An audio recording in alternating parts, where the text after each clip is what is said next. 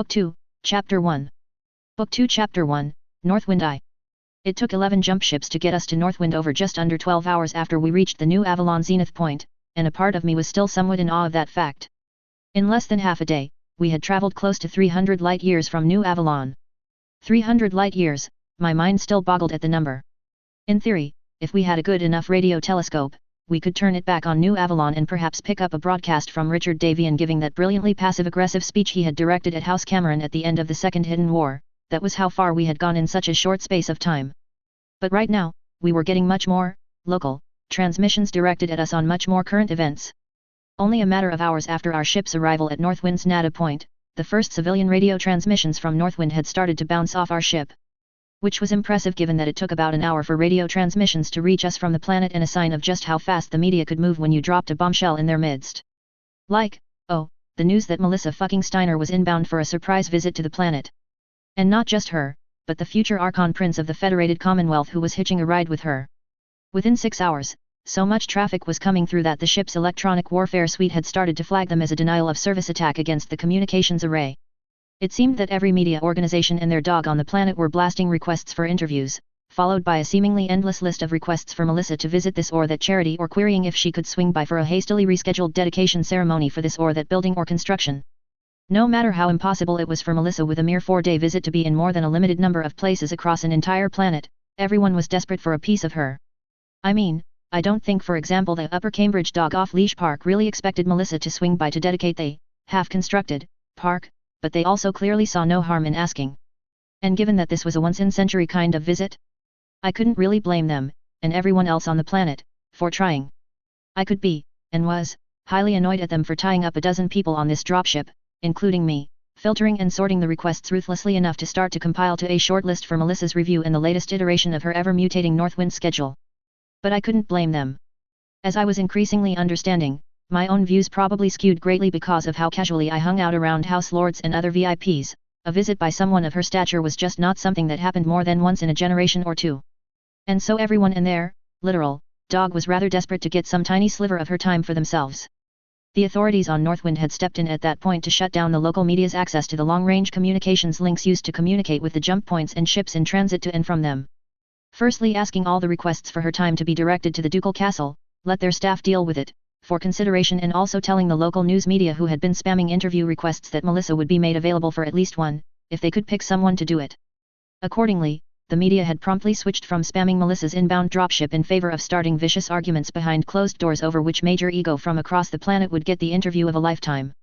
Comstar's news bureau had attempted to jump in front of everyone as the only neutral organization, but to my amusement and relief, had been shouted down pretty much universally without Melissa having to lift a finger. The local media were apparently grinding towards an agreed decision on who would do the interviews, and in the meantime the relative peace had provided plenty of time for Melissa to make her final preparations. And having watched her prep work since we blasted off from New Avalon, I didn't have the slightest doubt in her ability to pull this flying visit off. Asterisk. Asterisk.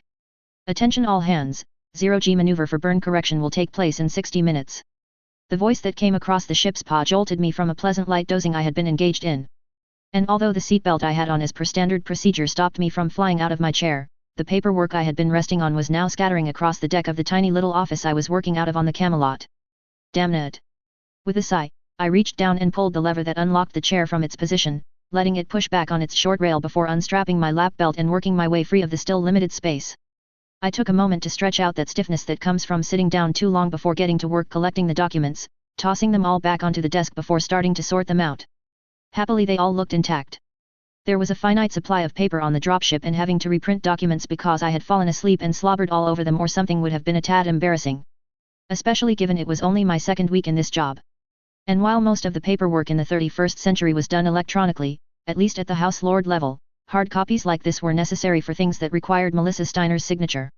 4 reasons. Okay. So here was the paperwork for the authorization of the random expenses accounts on Northwind, with the 1 million kronor budget for miscellaneous expenses.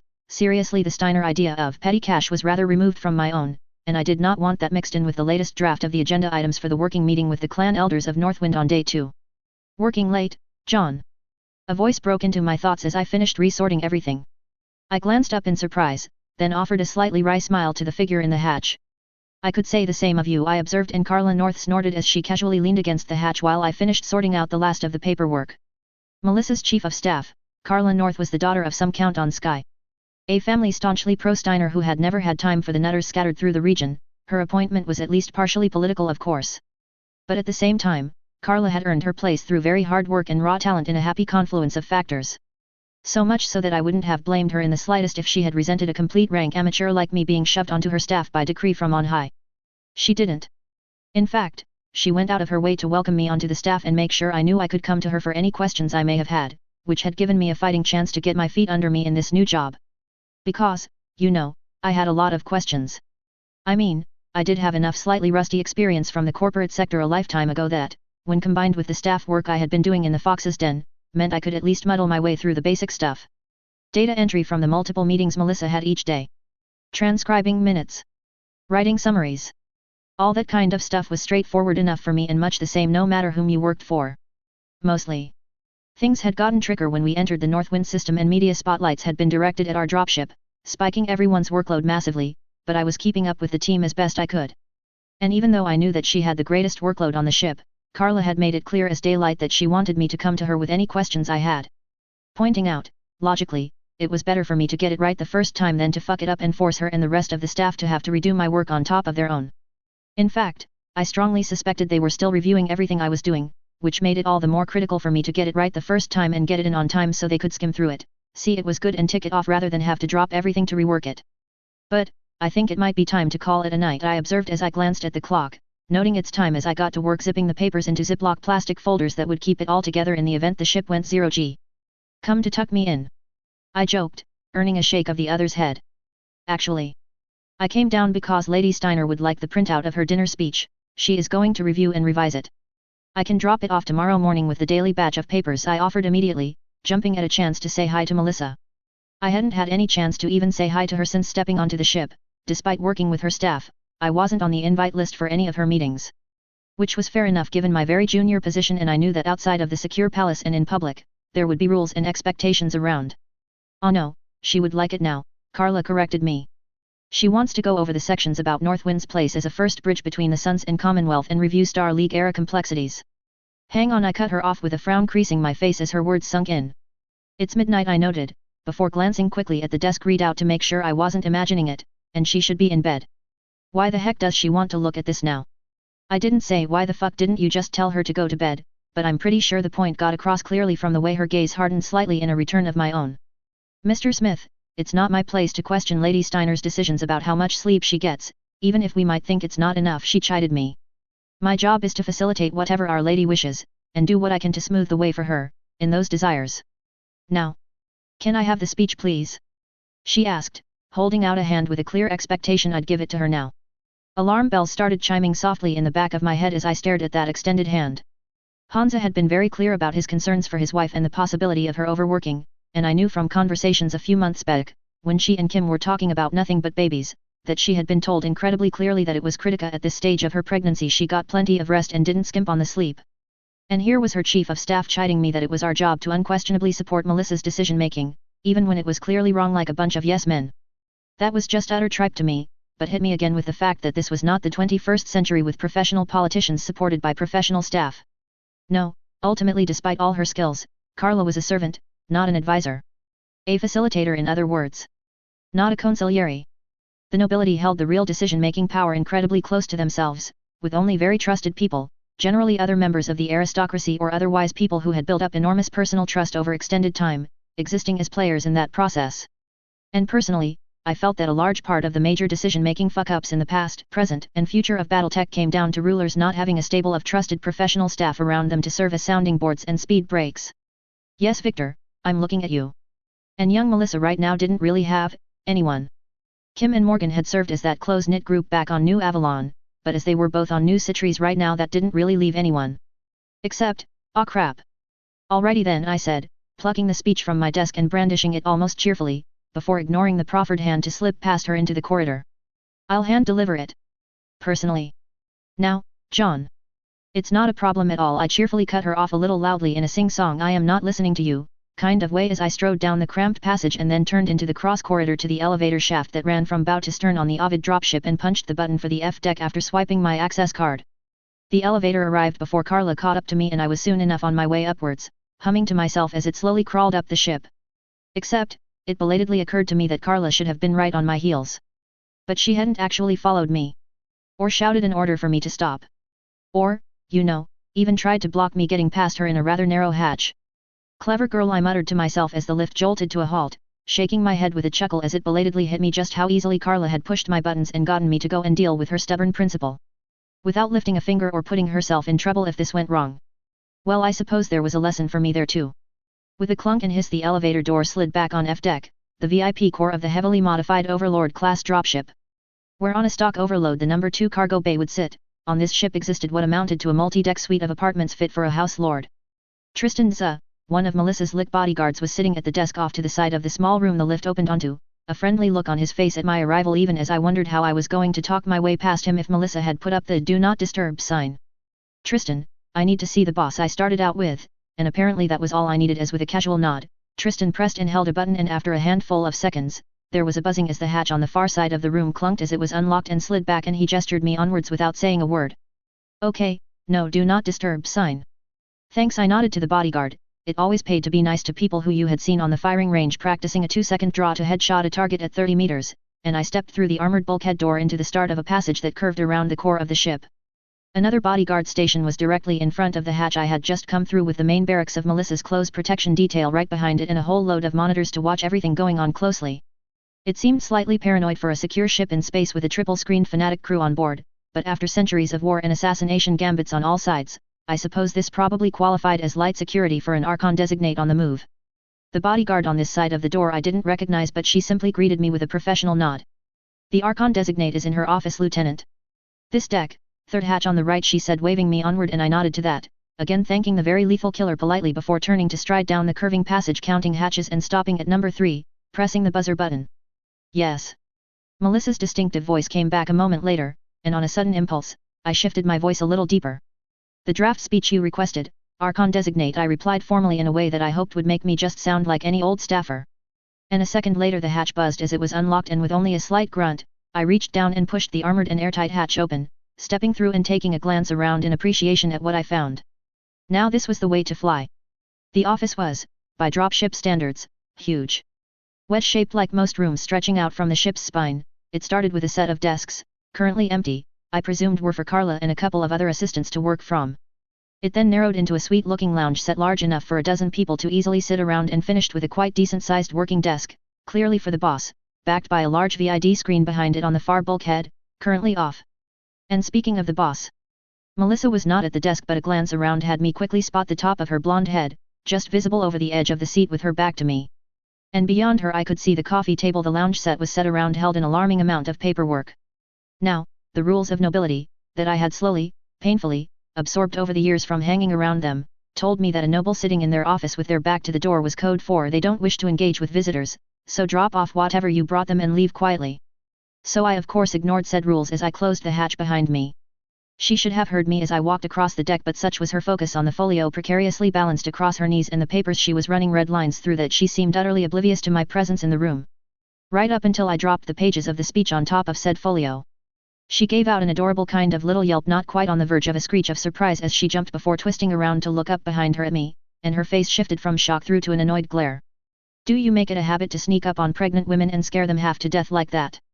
she demanded of me as she twisted back and started to sort back through the papers she had scattered atop her, kicking her feet off as she swiveled to face the table. Tilting my head slightly, I stepped around the lounge to get a better look at her, and I didn't like what I saw. At all. She's tired, she's nervous, even anxious. And even more worryingly, she clearly wasn't bothering to hide it like she normally would. "No.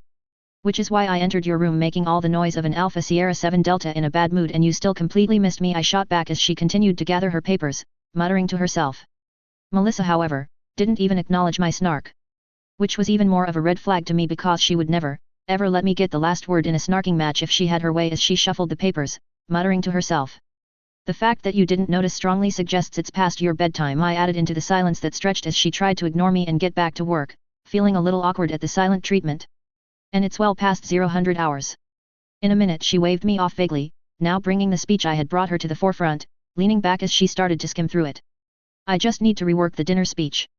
My eyes narrowed a little at that, watching as Melissa set aside whatever she had been working on to now get started on the speech, ripping the folder open and removing the pages therein. That was not the way she worked. Jumping from one half-finished project to another. You signed off on that speech this morning and your staff was happy with it, I reminded her carefully, probingly. It was perfectly fine, excellent even, so what are you doing? It could be better, it's my first speech, it needs to be better, she muttered as she now picked up a red pen and started to make notions and work through them, seemingly entirely lost to the world and determined to rewrite the damn thing from the very beginning, still ignoring me.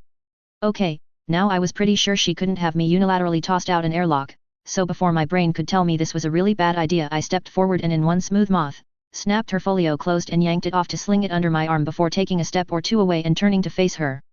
She stared charmingly at me for several long seconds. Her mouth hanging open in pure dumb shock while holding a pen in her frozen hand. Clearly taken completely aback by the fact anyone had the sheer gall to do something like that to her, Melissa Steiner. Which was kinda the ultimate red flag. Because of all people, she should know I was a person who would do such a thing. Then her grey eyes narrowed. Narrowed in what she probably thought was a dangerous, high nobility you are dancing on the edge of the most terrible kind of mistake warning way she had probably learned from her mother, but frankly she just looked adorable as she swung around and placed her feet on the deck, slowly coming to her feet and standing opposite me, her hands on her hips. Give it back. Give what back?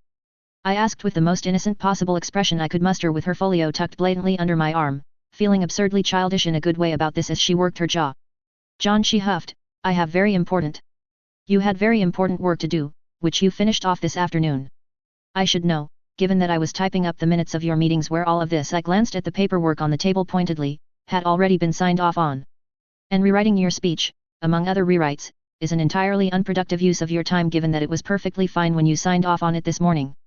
I let that stand for a second before taking a deep breath and trying to not sound so damn judgmental as the tension crackled between us in a way it never had before, neither of us wanting to back down. Feeling like I was blindly groping towards something here without a map. You're a lot smarter than this, Mel, I noted before lowering my voice and trying to not sound in any way accusing, just helpful as she stood there speechless. Second-guessing yourself like this? It's not you. Oh, you know that, do you? She didn't quite snarl, jerking her head up to glare at me with a heat that took me completely aback as she took a step forward, her hands clenched into fists. Because you read in your books that Melissa Steiner Davian was a perfect ruler? A woman who can do this kind of work in her sleep and never put a foot wrong to the public? Why else would everyone send me bouncing across the inner sphere to take on this work? She asked the universe, spinning to start pacing back and forth and started to gesticulate with her arms, if not for the fact that thanks to you they know that I am a natural at this. After all, it's just in my blood, right? And because she could do it, so can I? Just throw her off the cliff and watch her start flying through the air, because I'm sure she'll piece it together before she hits the ground. Okay, I thought quietly in the small part of my mind not frozen numb in shock. So, not quite speechless. I was so utterly taken aback that if Melissa had simply reached out then and yanked her work back before telling me to get the fuck out so she could get back to work, I would have probably just turned around and walked out then and there, deciding I needed to regroup and come up with a new plan tomorrow morning.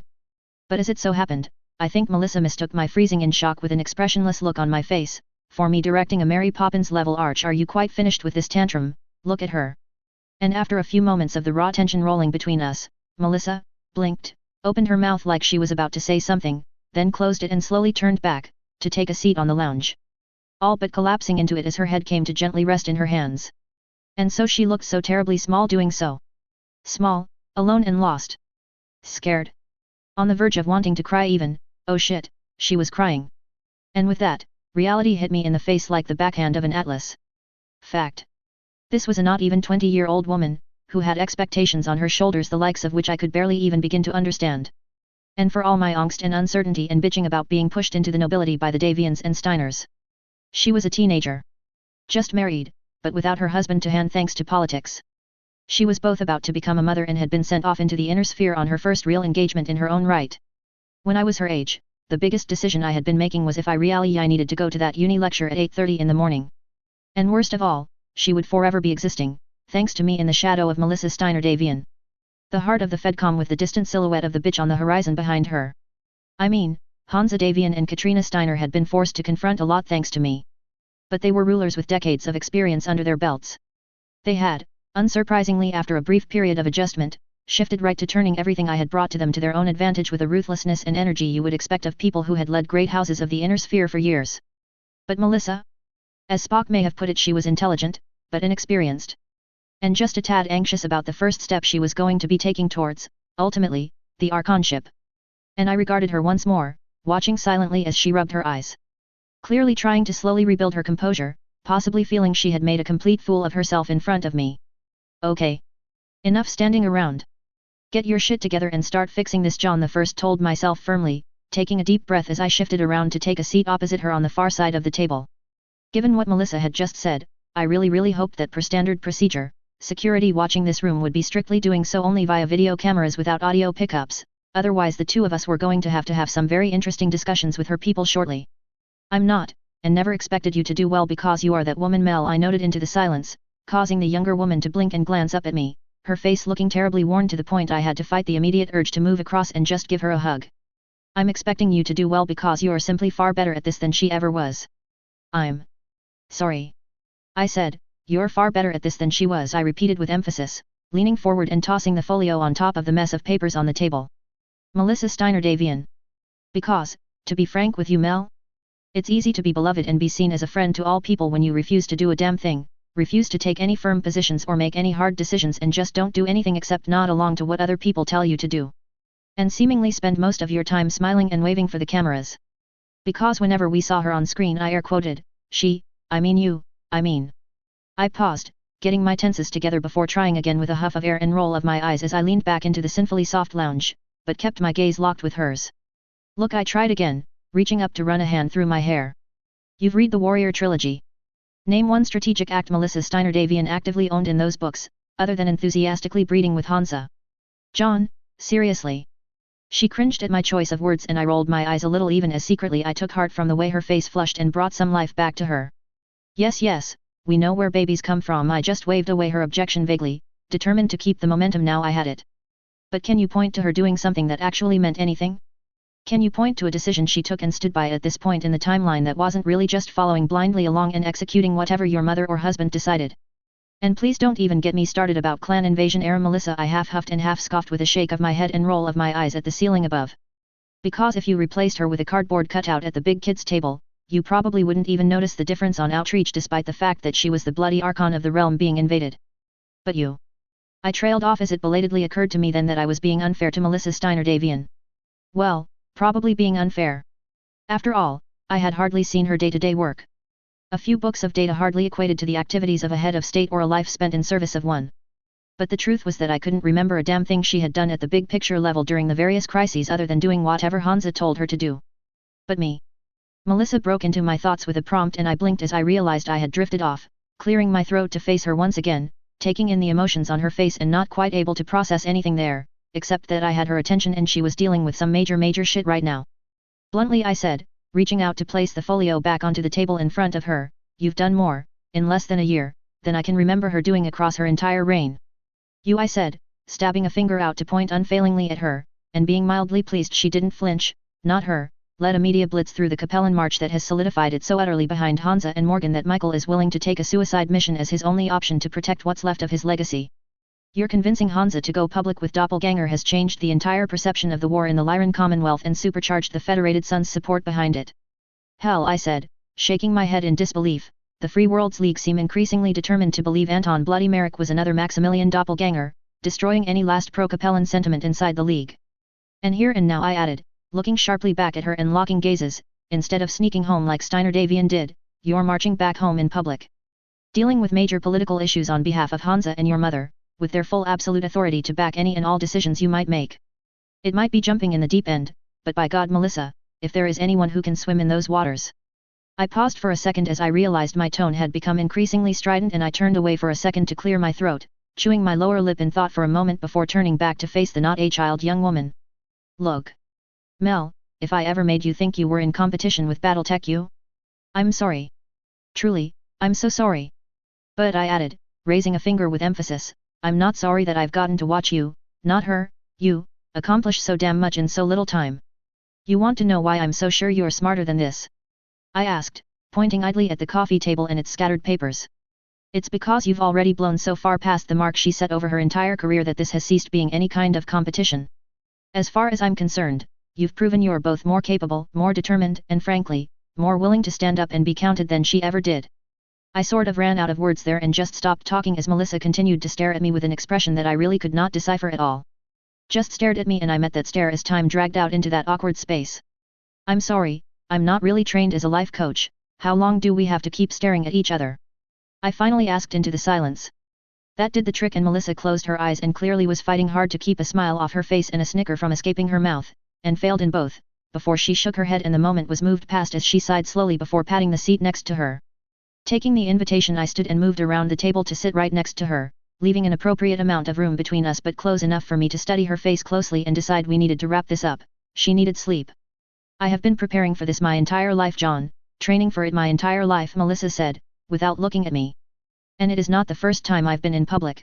I've given speeches and made appearances on behalf of my mother a few times, in front of all of their cat even. But John, the thought of being the one to make the decisions on their behalf? In front of the entire inner sphere? It's just a little terrifying to think of the consequences if I get it wrong. Well, I can understand that, I muttered. Melissa blinked, then turned to more fully face me with a raised eyebrow. Silently, with a very clear pointed question on her face. Well, not as such, no I can't, I corrected myself in response to her unspoken words, earning a soft, amused huff before my thoughts drifted back in time. But a few years ago on New Avalon I was out shopping one day. At the Pine Hills Shopping Center, nice place. You should really swing by it sometime when you're back, I added, earning a skeptical look from Melissa at the idea that she could casually go and visit a shopping center without half an RCT tagging along behind her. Because you never knew if there was an ISF agent hiding out in an orange juice stand. Anyway, I pressed on, shaking off the sudden image of ninjas jumping out of juice kiosks. I had stopped for lunch and was waiting in a line at the food court. And it just so happened that some kid behind me asked his father about why it was called fast food. And his father, or possibly his grandfather, told his son that it's because back in the Star League days, they were able to freeze meals perfectly at the time of cooking and put them into some kind of suspended animation. Then perfectly bring them back years later like they had just come out of the kitchen. And there I was, half listening in amusement at how phrases like fast food could mutate over centuries as I started to wonder if the Helm Corps might have that technology somewhere, and right then, at that thought, everything changed. I leaned back into the soft lounge at that, my gaze twisting to stare at the roof of the cabin, getting lost in the almost Damascus steel pattern in the alloy of the deck above us as my thoughts spun back in an echo of that moment. You know, it sounds a bit crazy in hindsight that I hadn't ever really thought about it. But it was only in line for a triple F burger that it hit me that the future wasn't simply an immutable bit of background fluff anymore. It hadn't been since I materialized at the NAIS one day. I was in Battletech. I wasn't reading it. Wasn't playing it. I was living it. Ergo, I could change it, my own actions could and would, change things. And the knowledge I had? Oh, the knowledge I had in my head could shake the inner sphere to pieces, or pave the road towards a new golden age. Or anything in between.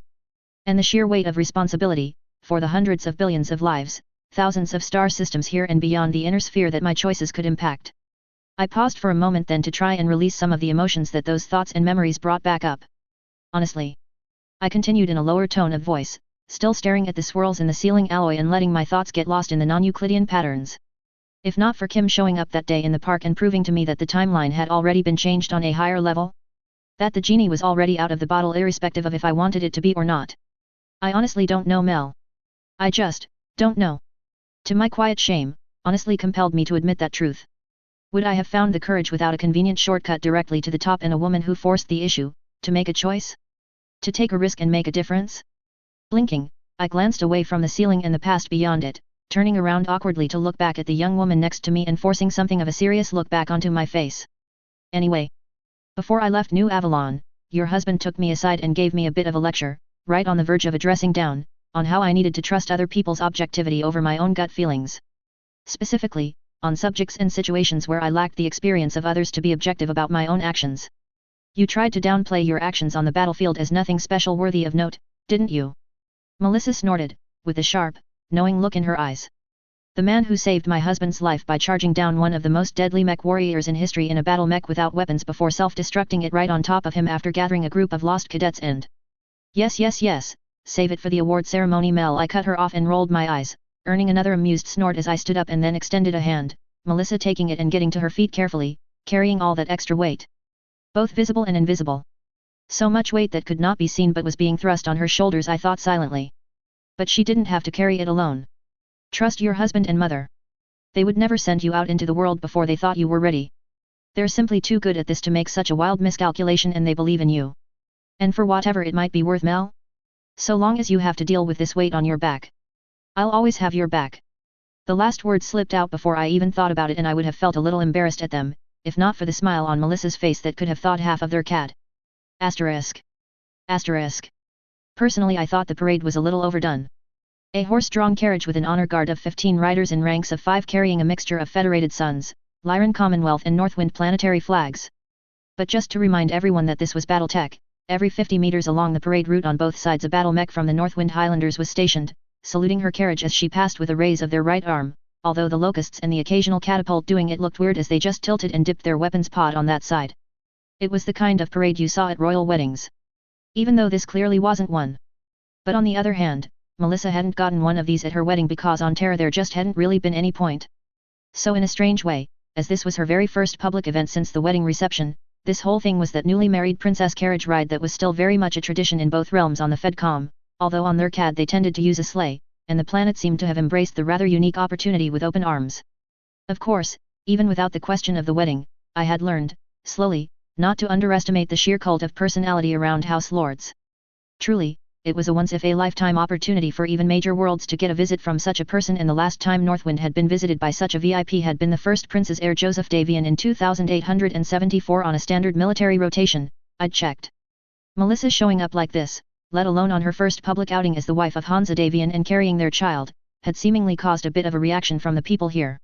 Even the return of the Northwind Highlanders home at the start of the year hadn't reached this level of insanity, although to be fair, that had been mixed in with a degree of, ironic, no true Scotsmen arguments. In canon they had returned just in time to kick a Combine invasion off the planet, and had taken quite a pounding from Yorinaga as he had covered the withdrawal, saving Team Bonsai from annihilation. Saving your planet from the Draconis Combine in war crimes mode generally earned you a lot of appreciation after all, and the Highlanders really couldn't have asked for a better big damn hero's moment to come home and be welcomed back with open arms. But this time? In this timeline they looked rather more like rats abandoning the sinking ship of state SS Confederation, after clinging onto it for centuries with a determination barnacles would have envied. Even as it steadily became a sick and twisted place that combined the very worst tropes of Stalin's Russia, Mao's China, and the occasional sprinkling of Pol Pot's Cambodia mixed in, despite theoretically being mercs who could pack up and leave anytime they wanted.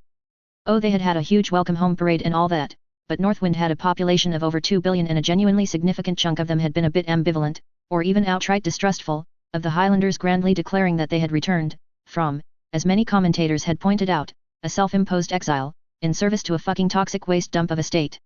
With some even going so far as to question their claim to be Northwind in the first place. Giving those people a standing ovation I knew Melissa would declare to be unhelpful. Still, the surprise revelation of the secret ties between the unit and clan elders sustained over centuries, and even I hadn't known about that, had caused the local naysayers to mostly concede to the position that the Highlanders at the very least deserved a fair and honest chance to show their loyalty to the world, its people, and the first prince, and had let it be. With an implied "but we will be watching and judging" left unsaid but heard loud and clear. So much so that part of me wondered if Hansa had played media games here to set expectations from the outset. Balancing out his incredibly generous deal with pump priming local expectations to ensure the Highlanders understand where their allegiances now sat. To integrate them and assimilate them much more tightly into the Federated Suns than their very loose association in the past and skin-deep loyalty from the original timeline. Anyway, comparing Melissa's arrival in comparison to the Highlanders' return? The whole damn system had gone fuck nuts, and I had never seen anything like it in my life. Melissa's carriage was open-topped, after a fashion. Covered in a ferro-crystal dome made of similar material to battle mech cockpits. It was somewhat weaker, a necessary trade-off for its transparency, but it still provided enough protection to shrug off a direct hit from an SRM if anyone had such a weapon to hand. Even so, it was far less than the standard of protection usually applied for someone of her stature, and her security people were probably angsting more than Romano Liao off her meds as she wound her way through the city. But, unlike back in my time where presidents and prime ministers were typically forced to do what they were told by their security people, in this time and place feudal lords gave instructions and minions obeyed, no matter how much they disagreed. And in a Steiner blue dress with a subtle tiara nestled in her golden locks, and I swear to Brob that the crystal glass was refracting the sunlight just right to cause a faint rainbow to hover around her, she looked every inch the royalty she was as she rolled through the city. Most striking on the close-ups, she was wearing face paint of all things. Like, this intricate blue star sort of design around her right eye and cheek that looked like some kind of huge tattoo? Yeah, apparently that was a thing in the Commonwealth nobility, at least for the women. I didn't get it, but from the surprisingly large number of young women in the crowd who had taken paint to their own faces in a similar sort of way, I guessed it was currently the in trend or something. God only knows I had only grown more bewildered the more I had learned about court protocol over the last week. People were hanging off every, and I mean every, possible vantage point to get a view. Including casually sitting on window ledges that made me feel a little nervous of one of them falling 10 stories onto the crowd under them, but I didn't hear any reports of that happening thus far. More than once I was treated to close-ups on the vid of crowds of young women, possibly high school students, waving frantically at her approach, and then breaking out into shrieking screams, jumping up and down clutching each other when Melissa did wave and smile back at them. Seriously. Katniss Everdeen in the tributes parade had nothing on the kind of reception Melissa was getting here or the reactions from her waves. Or the never-ending shower of confetti in red and green making the entire sky look like a tartan whirlwind. And all through it Melissa was just smiling and waving, perfectly. Not sure she could do this my fucking ass, I thought with a silent snort. Melissa seemed without even trying to have captured the hearts and souls of the people she rode past. Crowds screaming and jumping, as if she had connected to them on some very special personal level. I killed the video replay now knowing it would carry on for some time before she reached the town hall where the clan elders were waiting to receive her and turned back to my work, suddenly far happier to be stuck here doing paperwork than having to schmooze with the local politicians like she would be all afternoon. And, you know, there was a lot of paperwork. The local HPG had delivered a fuckload of messages almost as soon as we landed, and I had managed not to glare too much at the Comstar acolytes from an upper story window as they had handed off the sealed container with practiced smiles, and a chunk of them had been handed off to me from Carla. Including the Lyran Commonwealth, Draconis Combined Front Situation Report which I had been given the task of reviewing and summarizing down to a neat single page of bullet points for the boss. Looking anxiously through the pages for any sign that anything had changed over the last week. And finding, to my considerable relief, and suspicions, nothing had. The war broadly proceeded much as it had in the original timeline, at least at first glance. Although looking deeper I could start to see more of the changes to history that had been caused by my butterfly flapping, well, outside of Yorinaga Kurita going full Operation Tengo against New Avalon of course. The revised Gerder Demerung OP plan had placed a much higher emphasis on attacking DCMS units. Bypassing a number of worlds originally targeted, and guarded by nothing but militia, in favor of focusing down garrisoned worlds and taking on as much of the DCMS as they could in the first wave when they had surprise on their side. It was a self-belief in the capability of the LCAF unseen for a very long time, and even with my foreknowledge of just how hard the iron fist of the Commonwealth had smashed out the DCMS's teeth, seeing Katrina go for the throat like this was to a lot of people, at least to those who didn't know the woman, very shocking, to put it mildly. Melissa had been almost gleeful late last year as she had relayed the news from home. She and Jenna Clay had become pen pals, which was just weird, about how her mother had used the war to deal damn near as much damage to her internal political opponents as she had to her external military enemies. Specifically, some of Katrina Steiner's political enemies via friends in Lyran High Command had been leaked incredibly carefully selected footage and data from the front line. Footage that was 100% genuine, but allowed without any broader context only one conclusion about how the war was going to be drawn. That was to say, poorly, verging on a complete disaster if a radical shift wasn't made immediately. It was an engraved invitation for her enemies, and they had not wasted time sharing the news among themselves and launching into an information vacuum on their CAD, desperate for news as the high of the wedding coverage faded. Rallying the small, but annoyingly vocal, cluster of representatives in the Estates Generals who were still openly antagonistic over Katrina's rule and convinced, against all logical observation, that she was some kind of incompetent, egomaniacal usurper of an Archon who was going to destroy the Lyran Commonwealth. And as if someone had flicked a switch, a fucking brigade of ex-social generals and officers forced out under Katrina and Edward Regis had come squirming out of the woodwork to condemn the war. Loudly talking about how badly she had clearly screwed things up, smugly pointing out that her grand new Davian model army was proving to be a spectacular failure like they had tried to warn everyone it would be from the beginning. Not all of the media jumped onto the bandwagon, and the majority of the Estates General's members were circumspect, but tense would be an accurate word to use regarding the public's nervous wait for real information on what was going on as Katrina maintained the information blackout.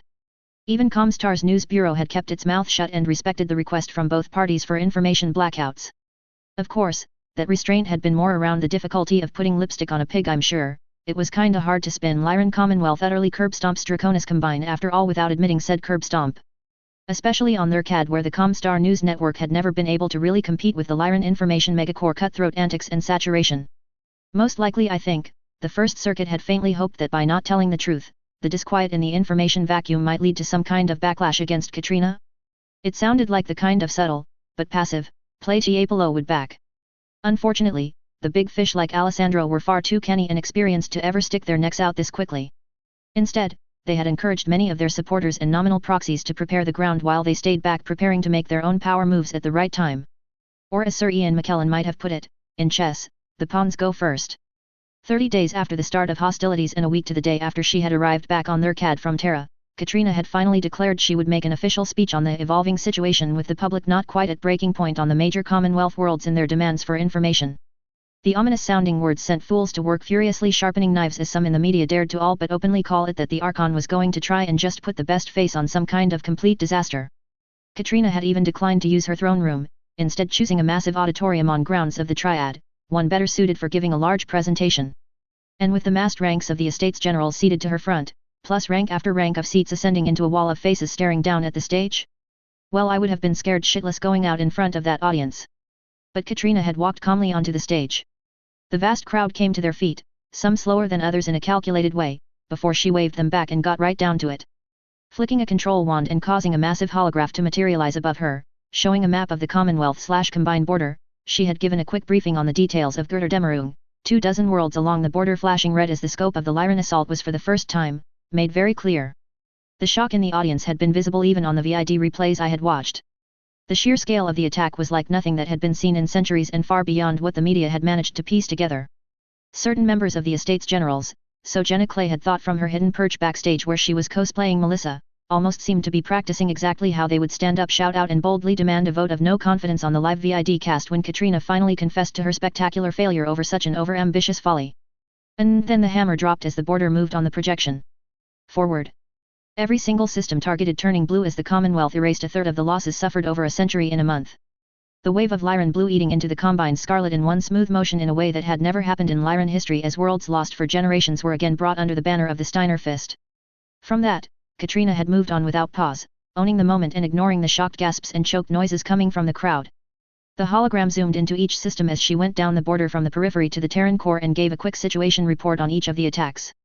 With graphs, pictures and silent small video clips drifting through the air above her to reinforce data points as she laid out the catastrophic losses the DCMS had taken against the, relatively, light losses to the LCAF. Plenty of pictures too of screaming delighted throngs of civilians celebrating their liberations from the brutal grip of the dragon, Buckminster getting perhaps the biggest gasps with the news the 2 Royal Guards RCTs and 10th Lyran Guards had beaten the second Sword of Light itself, like a drum, a quarter of the unit surviving only because they had run away faster than the LCAF could keep up. All the way down to Altair itself, where she magnanimously praised the Federated Sons armored cavalry who had made a guest appearance on this front in the name of solidarity to help smash the Diran regulars' garrison on the Combine's closest world to Terra, nominally cutting the Combine off from the home world of humanity as well as the Free Worlds League. And just because she was a ruthless woman who always made sure to double tap, Katrina Steiner had ended her presentation almost casually with the announcement that a second wave of attacks was already underway, with highly positive indicators so far. And oh, by the by, Theodore Kurita, the only known heir to the dragon, had been killed by Patrick Kell in said opening wave in a personal duel to the death. Honestly, I think the only reason she didn't mic drop as she turned and left the stage was that she had been using a tiny lapel mic. But the explosion of cheering and screaming and hugging through the massive crowd behind her had been most heartening, as were the almost white faces of some people in the crowd who looked like they were about to throw up as they realized just how far out on that thin tree branch they had been left standing. The consequences had not been long in coming. A half-dozen members of the Estates Generals had announced their retirement for personal reasons within 48 hours as the cutthroat Lyran information networks had flipped a switch without the slightest shame. Changing modes from friendly and useful ally for Katrina's political opponents to self-appointed judge, jury, and executioner of enemies of Katrina the Great in a way that would have had the Murdoch press in awe back on Earth. Another couple of dozen politicians, accounting for almost all of the rest of the anti-Katrina bloc now reduced to an inconsequential little clique, had been forced into gloriously humiliating public apologies to the Archon and LCAF that didn't quite reach the point of kowtowing in the snowdrifts lining the front of the Triad in an attempt to placate the media lynch mob. Formerly powerful and respected politicians, they were now fighting for their political lives as they desperately tried to find a door into Katrina's big tent before they froze to death in the cold. Even as in more than one case, back on their home worlds, the first calls for a recall of their representatives came through. Oh, and the so-called experts of retired social generals? Suffice to say the real experts had finally been let off the leash and were having a field day talking about how the morons had got it all so incredibly wrong.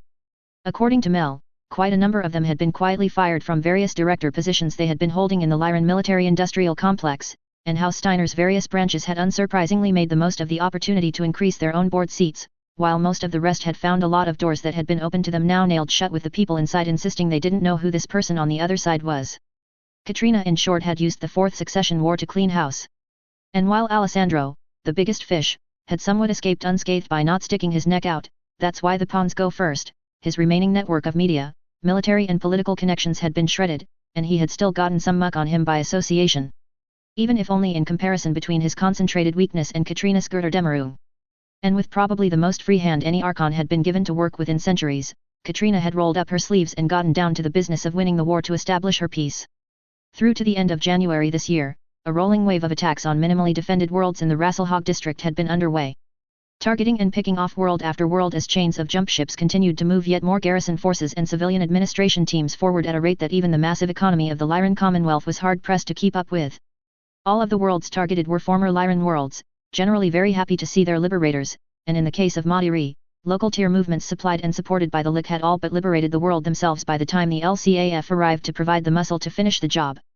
And all the while, units not on the offensive were receiving a steady trickle of TSM upgrade kits and the occasional freezer pack in addition to the normal shipments of gear as they settled in. Spending the time running training exercises and supporting the civilian outreach programs as Lyran authority was re-established over the worlds taken. It was rather expensive, but money was not something the Lyran Commonwealth was noticeably in short supply of. And while the Lyrans were flexing, the DCMS was sitting around in helpless fury watching as the gains of centuries were eroded before their eyes. Not counter-attacking with all the force they could muster surely must have burned in the warlords' throats like supercharged acid reflux. But the cold, hard truth was that they didn't have the pieces on the board to do anything so grand. Events on Luthien had left them with neither the logistics nor, more usefully, the unified will to coordinate and support a massive counter-attack as their border garrisons were obliterated or forced to fall back. Seriously? Takashi Kurita going into a coma? Now, that I had not seen coming. I knew there had been fan speculation, or perhaps it had been canon, I just couldn't remember no matter how much Quintus poked at me, back in the day that something had happened to his cardiovascular system around this time. And it was clear that the triple whammy of Hansa casually dropping the bombshell of Theodore's secret family, Jamie Wolf Dick slapping him even worse than canon and the death of his heir in the opening wave of attacks? Well, it had seemingly all been too much for the asshole-in-chief of the Draconis Combine, who had collapsed into a coma and opened the way for Marcus, and to my astonishment, Greek Sam's Nov as his star scream, heir. Gunji no Kanrei, to move in as his regent while Takashi sat on the golden throne guarded by the Adeptus Otomo. According to Lick, the other warlords seemed disinclined to do much in the way of obeying the imperial regent as Marcus had dubbed himself. Instead, they were all focusing inwards on their own districts and trying to ford up, which was rather problematic as Luthien had long engineered the Combine's strategic production and logistics to require intra-district cooperation under control of the capital, while also trying to deal with the Lyran monster knocking at their doors as best they could. Warlord Ivan Sorensen in Rasselhog had responded to events by pulling his damaged units back and calling what reserves he had forward, scraping the barrel for anything in his district to reinforce a line from Alshane to New Oslo just beyond the last of the historically Lyran worlds the Combine had sliced off over the centuries. Now, that was certainly a Korigauga's choice for a warlord of the Combine. Probably even the right call given his situation, strategically, but whoever ended up on top of the little tussle probably wouldn't be looking to reward him for losing the gains of centuries in mere months. Then again, he would be in good company because Warlord Hiroshi Shotogama in Benjamin had been even faster to withdraw from his tiny border with the Commonwealth after the Second Sword of Light had been wrecked on Buckminster. And even after the First and Second Royal Guards had left Buckminster to go on their merry raiding spree through Diran, he had not made any moves to try and reclaim the former prefecture capital, but had stayed very still indeed. Caught between the Lyrans on one side, the Davians on the other and Pesht on the third, he was clearly in no hurry to waste his limited forces or leave himself open to being stabbed in the back. Content for now to bide his time and prepare however he could. Much like the warlord of Diran, Vesely Cherenkov. A man who was keeping me awake an awful lot these nights. Northwind was within jump range of Diran and the units there, along with another 4 planets along the Federated Sun's border that also held battle mech regiments at the ready, were a constant worry to me. The remains of the Second Sword of Light had retreated to Diran after Roman Steiner beat them like a drum, and they had wasted no time in reassigning 3 companies of mech warriors from the 5th Sword of Light to their own unit, hopefully to the considerable anger of Palmer Conti, to bring them back up to something closer to half a line regiment. Yet neither Sword of Light unit had done anything since then. Which was worrying. But if anything was going to lure them out, surely Melissa Steiner carrying Hansa Davian's unborn child. A loud and obnoxious alarm screamed and I half jumped out of my seat before relaxing, recognizing it belatedly as a simple alarm clock rather than a planetary invasion alarm on my noteputer. I picked it up and killed the alarm before perking up considerably from my worrying as I saw the time. Hells yes. Happily pushing worries about all the DCMS units within one jump of Northwind to the side, I gathered all the classified contents I had scattered around and returned them to the annoyingly heavy armored briefcase. I triple-checked everything was accounted for, knowing the spooks would rightly crucify me if I was missing even a single piece of paper, before strolling down and out of the building and up through the quite stunning upper grounds of the ducal family estate as the sun slowly set on the horizon. I arrived soon enough at the nondescript, but heavily guarded, building the DMI advanced team had taken up residence in and signed the case back in, knowing the efficient gophers would deliver the contents where I had directed on their cover sheets, quick smart. And with that done, I was now officially and finally at liberty for the rest of the night.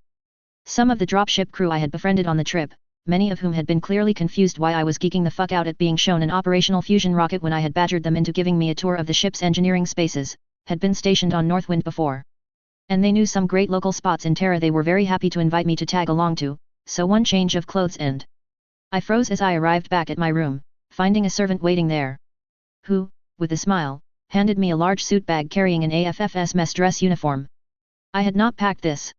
My dress uniform, sure. Not my mess dress uniform. And then as I was staring at this in confusion, the man dared to hand me an envelope, the handwriting with my name and rank on the outside recognizable instantly as that of Melissa Steiner, and it clicked. Doh. Asterisk. Asterisk. Seriously, how did I not see this coming? My presence on this whole road trip was, primarily, justified as getting a crash course in how to be an inner sphere noble. Or at least how to act enough like one to fool people at a glance. So why did I think Melissa Steiner was going to let me slip out of probably one of the biggest events and concentration of nobility that would take place in this entire trip?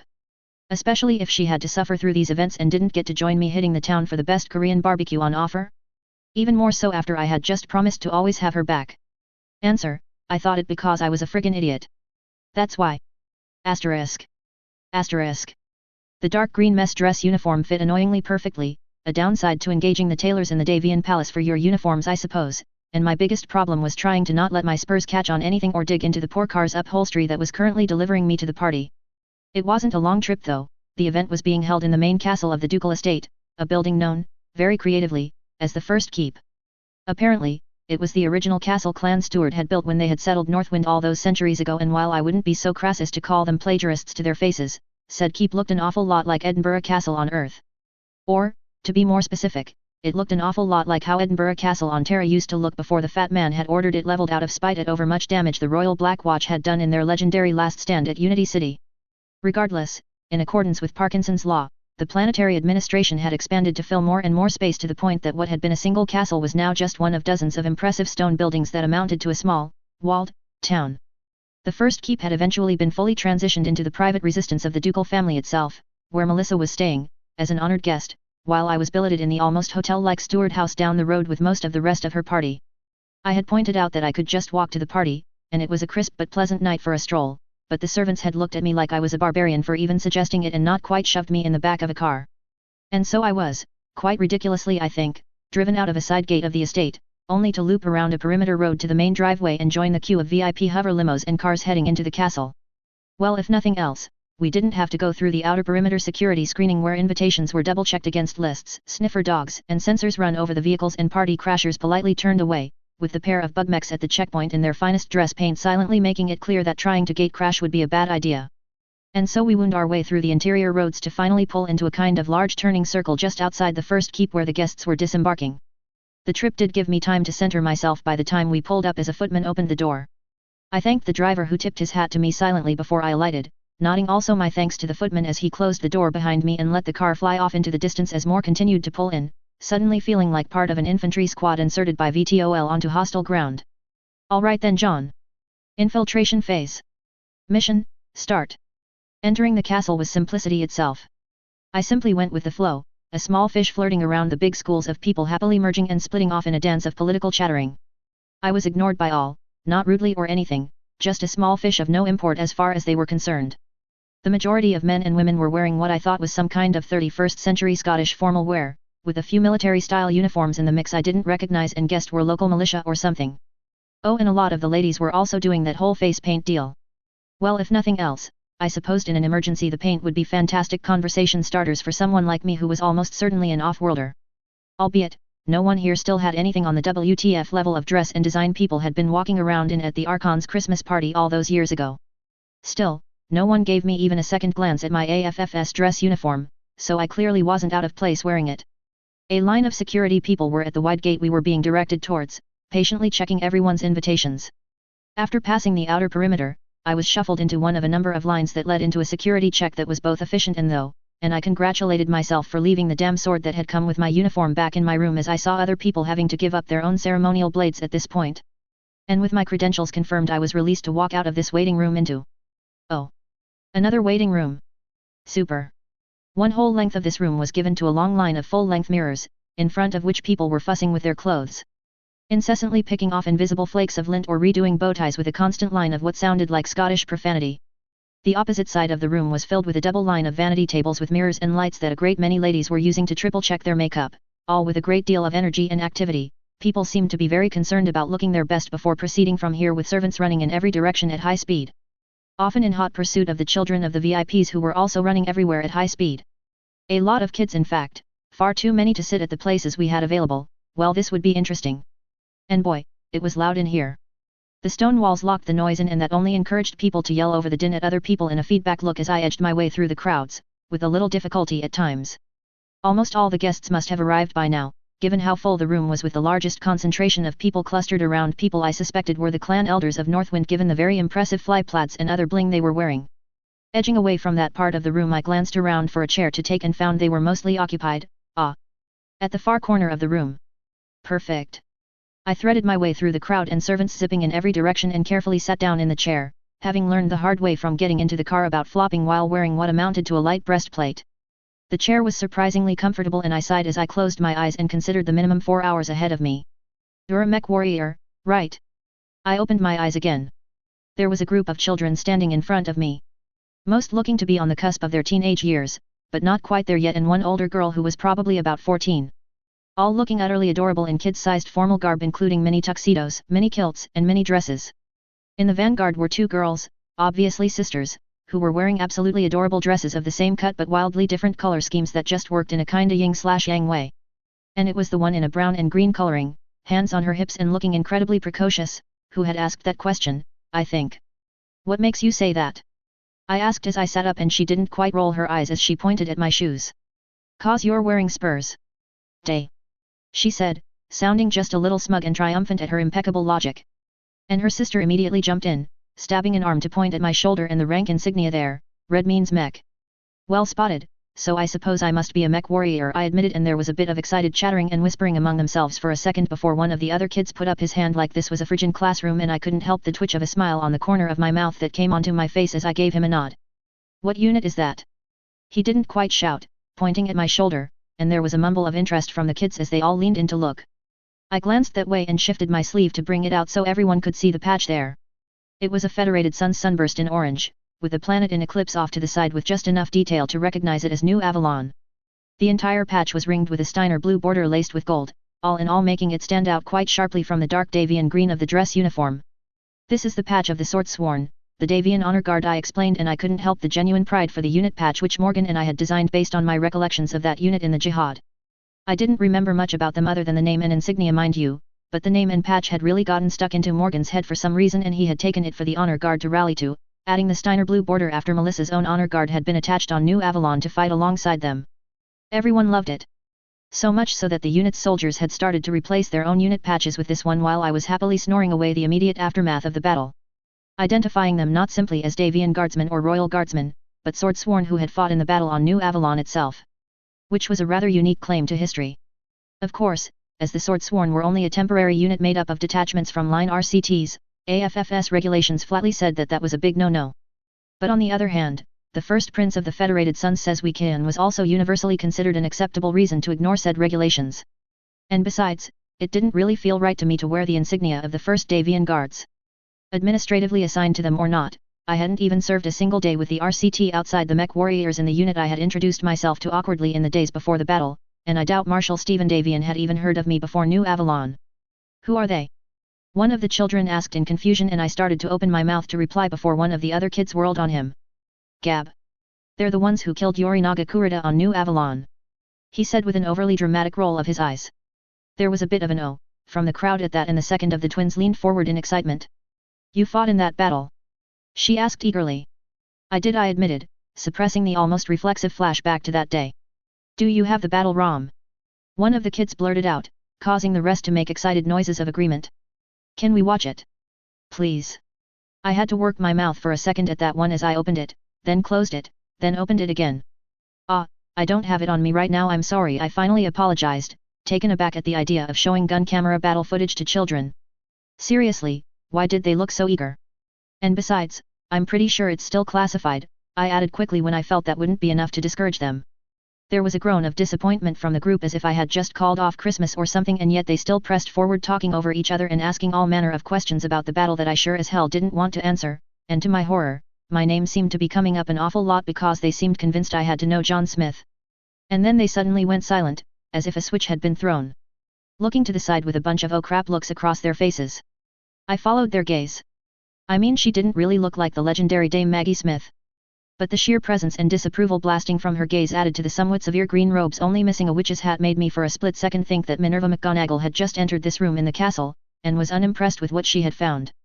Well, I do hope you are cognizant of this most serious lapse in judgment, Miss Hagen, the older woman said towards the eldest of the children, giving her a look that could have made a stone rhino stop dead and sort of look at its massive feet in embarrassment, let alone a 12-year-old kid. I believe you were supposed to be keeping these children with the others in the ballroom, not trying to sneak into an event you were expressly told you were not attending and accosting the guests. She said, with a sharp gesture at me. I'm sorry, Miss McNeil, the eldest of the group stuttered out.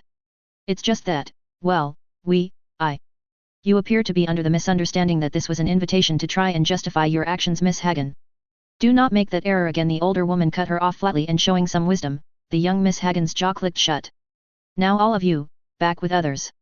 Come, quickly now, she insisted, and with only minimum fussing, the group shuffled off down to a nearby door, watched carefully all the way by the woman until they had vanished and her expression eased up. A very small amount. My apologies, Lieutenant, she said, turning back to face me, and I waved it away as I stood up. None required, they were just being kids, I said, trying to dismiss it gently, and got a harsh frown directed my way. This is neither the time nor place for that, she said, just a little sharply, almost to the point of being prim and shocked that I would excuse their behavior. Not with the Archon designate arriving shortly. If you will excuse me, she said, and without saying anything else, she spun and stalked after the children. I didn't know if I should be amused or afraid of her as she left the room, just feeling glad that I wasn't sitting at the kiddie table tonight.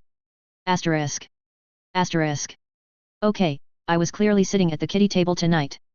I mean, not literally. The children of the VIPs were safely locked up in whatever part of the castle they were being stored for the night while their parents drained the castle's wine cellar. No one under the age of 18 was allowed into this event by standard rules that seemed to be fully enforced here. But it was clear there was an A group and a B group, and I was very definitely in the B group. The A group of VIPs had been rounded up by a very, very loud man with the title of Chief Page of the Duke, who I suspected was a former NCO with that kind of volume control. This group included the clan elders, who almost all held the noble rank of a count, their barons. Each clan had seemed to only have 2 or 3 on this planet as opposed to the dozens under every count on New Avalon, and a handful of other people apparently important enough to be sent into the formal receiving line. All up about 90 or 100 people, when you include their spouses and heirs, who would get the enormous honor to shake Melissa Steiner's hand as well as the Duke and Mayor of Terra City in front of the cameras. And after doing so, they'd join us here in the waiting courtyard, I suppose? There really seemed to be an awful lot of standing around and waiting I had noticed so far. On the other hand, it was a fully catered waiting courtyard with fresh air making it considerably quieter, so at least there was that to it. Swiping a flute of champagne and passing from a servant's tray, I followed the bulk of the group outside and wandered, glancing and sipping as I took in the lay of the land. It was a nice little cobblestone square, I suppose, with 3 walls extending out from the side of the castle itself. Many small groups of people were rapidly forming and chatting, all the kind of social activity you would expect taking place, all of which I had neither reason nor interest in engaging with, and a second gate which I supposed the real VIPs were entering from after shaking lots of hands in front of the vids, given the bling they were wearing. Still, I thought as I sipped my champagne and found the vintage pleasantly good, I should be perfectly safe here. After all, no one was just going to come up to me and... "Ah, Lieutenant Smith, I presume." A voice called behind me lightly. And once again, I learned the cost of taunting Murphy. Thankfully, facing away from said voice, I had time to swallow the sip of the drink I had just taken and set myself, going through the half-second mental exercises Kim Sorn-Ozen had painstakingly taught me to center myself in these kinds of events. Putting my best fake smile on my face, as ready as I could be for this, I turned. The fact that I didn't crack the crystal champagne flute into a shiv and then thrust it as hard as I could through the side of her neck was, I think, the single greatest moment of self-control I had exercised in my entire time in this universe. "I am John Smith," yes, I acknowledged the woman before me with a polite calmness, that I frankly found astonishing I was able to pull off, as I tilted my head with my best polite interest expression, trying to ignore the very distinct feeling that shoulder consequences had popped up and was furiously trying to force choke this woman, alas, without much success. "Can I help you, Miss Waterley?" Precentor Mendel Waterley of the Comstar First Circuit, the devil answered with a smile as she stepped casually closer towards me. My skin feeling like it was trying to pull around to my back to get as far from her as possible. "Yes, I thought it was you, the hero of New Avalon in the flesh, so to speak." "There were a great many heroes on New Avalon, Precentor," I parried somewhat automatically before taking a deep breath. Or trying to, but instead having to glance away and clear my throat with a cough behind a fist, finding it had swollen up with bile or something as my heart thudded before I painfully bit my lip behind the cover to ride the sharp stab of pain, bringing focus back. This was a scenario not exactly envisioned by Mio and Quintus Allard. But, Kim Sorensen had drilled me repeatedly on what to do in these kinds of situations after I had frozen at the NAIS in front of yet another Comstar Precentor. Tactic: go for a drink or food or find any excuse to break the rhythm and progress of the conversation if you need time to compose yourself. Don't let them dictate it from the outset. "Apologies," I said after a second with a smile, noisily clearing my throat. A bit of my champagne went down the wrong way. "Could I get you a drink?" I asked with a gesture at a servant passing close by. "Ah, no, thank you Mr. Smith, but it was kind of you to ask," she demurred easily, and not wasting a second, I turned away to the server to swap my empty flute for a glass of chilled water. Taking a not quite gulp to try and clear the throat while glaring at my hand as it trembled slightly with the water, not wanting to spill it all down my dress uniform. Although on reflection I decided to keep that in reserve, it would make a quick excuse to disengage and go and hide in the men's room or something. "A true shame about the events on New Avalon," Mendo continued her line of thought, undaunted by my actions as I turned back to face her. As the blessed Blake foretold with the fall of the Star League, war would rage. So many young bright people with so much potential lost in the futility of war for so many generations. And the damage to the NAIS? Tragic, truly. Hans Adavian's grand dream of rebuilding the inner sphere, in his image, dealt such a harsh setback, almost destroyed and burned to the ground. Okay. First impressions: clearly Precentor Mendel Waterley didn't engage in public speaking outside of the Comstar order very often. Her words were sort of regretful in a backhanded way, but clearly the thought of NAIS burning was leading to hints of her face. Oh God, get that image out of my mind. Yes. A shame indeed that the Draconis Combined shows, again, that it's perfectly willing to sink back into the worst of the first two succession wars and destroy mankind's best hope of climbing out of said darkness out of sheer spite, I replied, seizing my emotions against this woman and channeling them into what I hoped she would take as a raw hatred for the Draconis Combine. "You think the NAIS was the best hope for mankind?" she asked with a tilt of her head, clearly fighting off her need to throw polite and scornful amusement at that idea. "For recovering so much of what we have lost?" "Yes," I confirmed with a sharp nod of my head, choosing my words carefully. 3/4 of the Institute was dedicated to things like rediscovering things like the Star League's medical technology, terraforming technology, and the like. Why, there was even a prototype for a mass production example of a water purification system that could finally, start to address the lack of something as basic as clean water on far too many inner sphere worlds. Billions of people could have had their lives measurably improved with this technology, I said, letting my voice trail off as I focused my gaze distantly onto the far wall. 1 Mississippi, 2 Mississippi. And it was lost. Mendug prodded, her tone intent. Along with a great many other innovations, yes, I lied, making a little show of taking and letting out a deep breath as if I needed to calm myself, and I did, really, clenching my free hand into a fist just to make sure, taking the pain of my nails and clinging to it to focus as I turned my gaze back to her. This was not a game. This was as real as it got, and I needed to be incredibly fucking careful with my words, while not looking like I was being incredibly fucking careful with my words. So. You know, fly casual. It was a damn stupid error by the people in charge, I ground out. Everyone keeps saying that no one could have expected the so-called honorable, and I didn't quite spit that word out, Yorinaga Kurita would unleash his men with orders to burn everything to the ground. So no one bloody bothered to move or even back up much of the. I broke off then, glancing around and trying for my best sheepish sort of expression. Of course, I can't really talk about that, I added lamely, as if just realizing I was talking about things I shouldn't talk about. Comstar is firmly neutral in these conflicts with the great houses. Mendug pointed out kindly, but her eyes were dancing at the information I had just let slip, looking very much like a woman who had just been let in on the secret that Christmas was coming early this year but trying desperately not to let anyone else know. Yet, she really didn't do much work in public, did she? I suppose that made sense given how often she completely lost control of her emotions in the books even in front of her peers. But your secrets are safe with me, she finished with a conspiratorial wink that seemed to me edged with a hint that she now had a hold over me for giving her data I really should not have as she stepped closer. And perhaps, if you indulge a Comstar Precentor, her curiosity of the inner sphere she rarely sees, would you share with me the story of your trip to Helm and the Star League cache there? Despite myself, I couldn't help the full body twitch that occurred at that word as she moved into far more dangerous territory. And I knew from the way her smile broadened that she had caught it too as she stepped yet closer, dropping her voice in volume but sparing me with her gaze as I forced my head to incline slightly in an unasked question and prompted. She pushed on, her eyes so utterly focused they could have been used as laser lenses. A full cache of the Lost Star League itself? It is the kind of story I have dreamed about hearing all my years of service in Comstar. One of our goals is, as I am sure you well know Mr. Smith, to seek out and save technology of the Star League, to hold it for all mankind and the day we finally might drag ourselves from the abyss we hover over. And I've heard so many tall tales in the media, but to hear it from someone who was there? That would make a poor cross-eyed presenter's heart warm on this cold night if you could tell me all about it. Her tone, despite her words, was not that of a harmless woman trying for a story, it was a command of someone who would not be denied, and it was a fight to keep my face neutral as my heart thumped so loudly I was astonished she didn't hear it at this range. That Comstar knew I had been involved in Helm wasn't surprising. I had, after all, first publicly appeared on their CAD with the group of Davians who had come from Helm. Rom were neither blind nor idiots. And while it was incredibly unlikely they suspected me of being the mastermind, a nobody hanging with the most VIPs of VIPs after such a mission was a bit of a red flag in hindsight. And this woman had led in with the whole Hero of New Avalon thing, seemingly entirely to build up some kind of rapport, and then pivoted into pumping me for information about the Helm operation. Clever girl. Well, there isn't much to tell really, I said with as casual and uninterested shrug as I could make, taking another long sip of my water and silently trying to will my sweat glands to cut out that shit under the heavy jacket, but suddenly grateful that the half breastplate would hide any sweat stains. We got in, looted the place and got out. Most of the time I was just helping load up Star League era infantry kits into a dropship, and let me tell you, I said with a bit of a chuckle and shake of my head that I hoped didn't sound forced, those things are bloody heavy. She didn't laugh.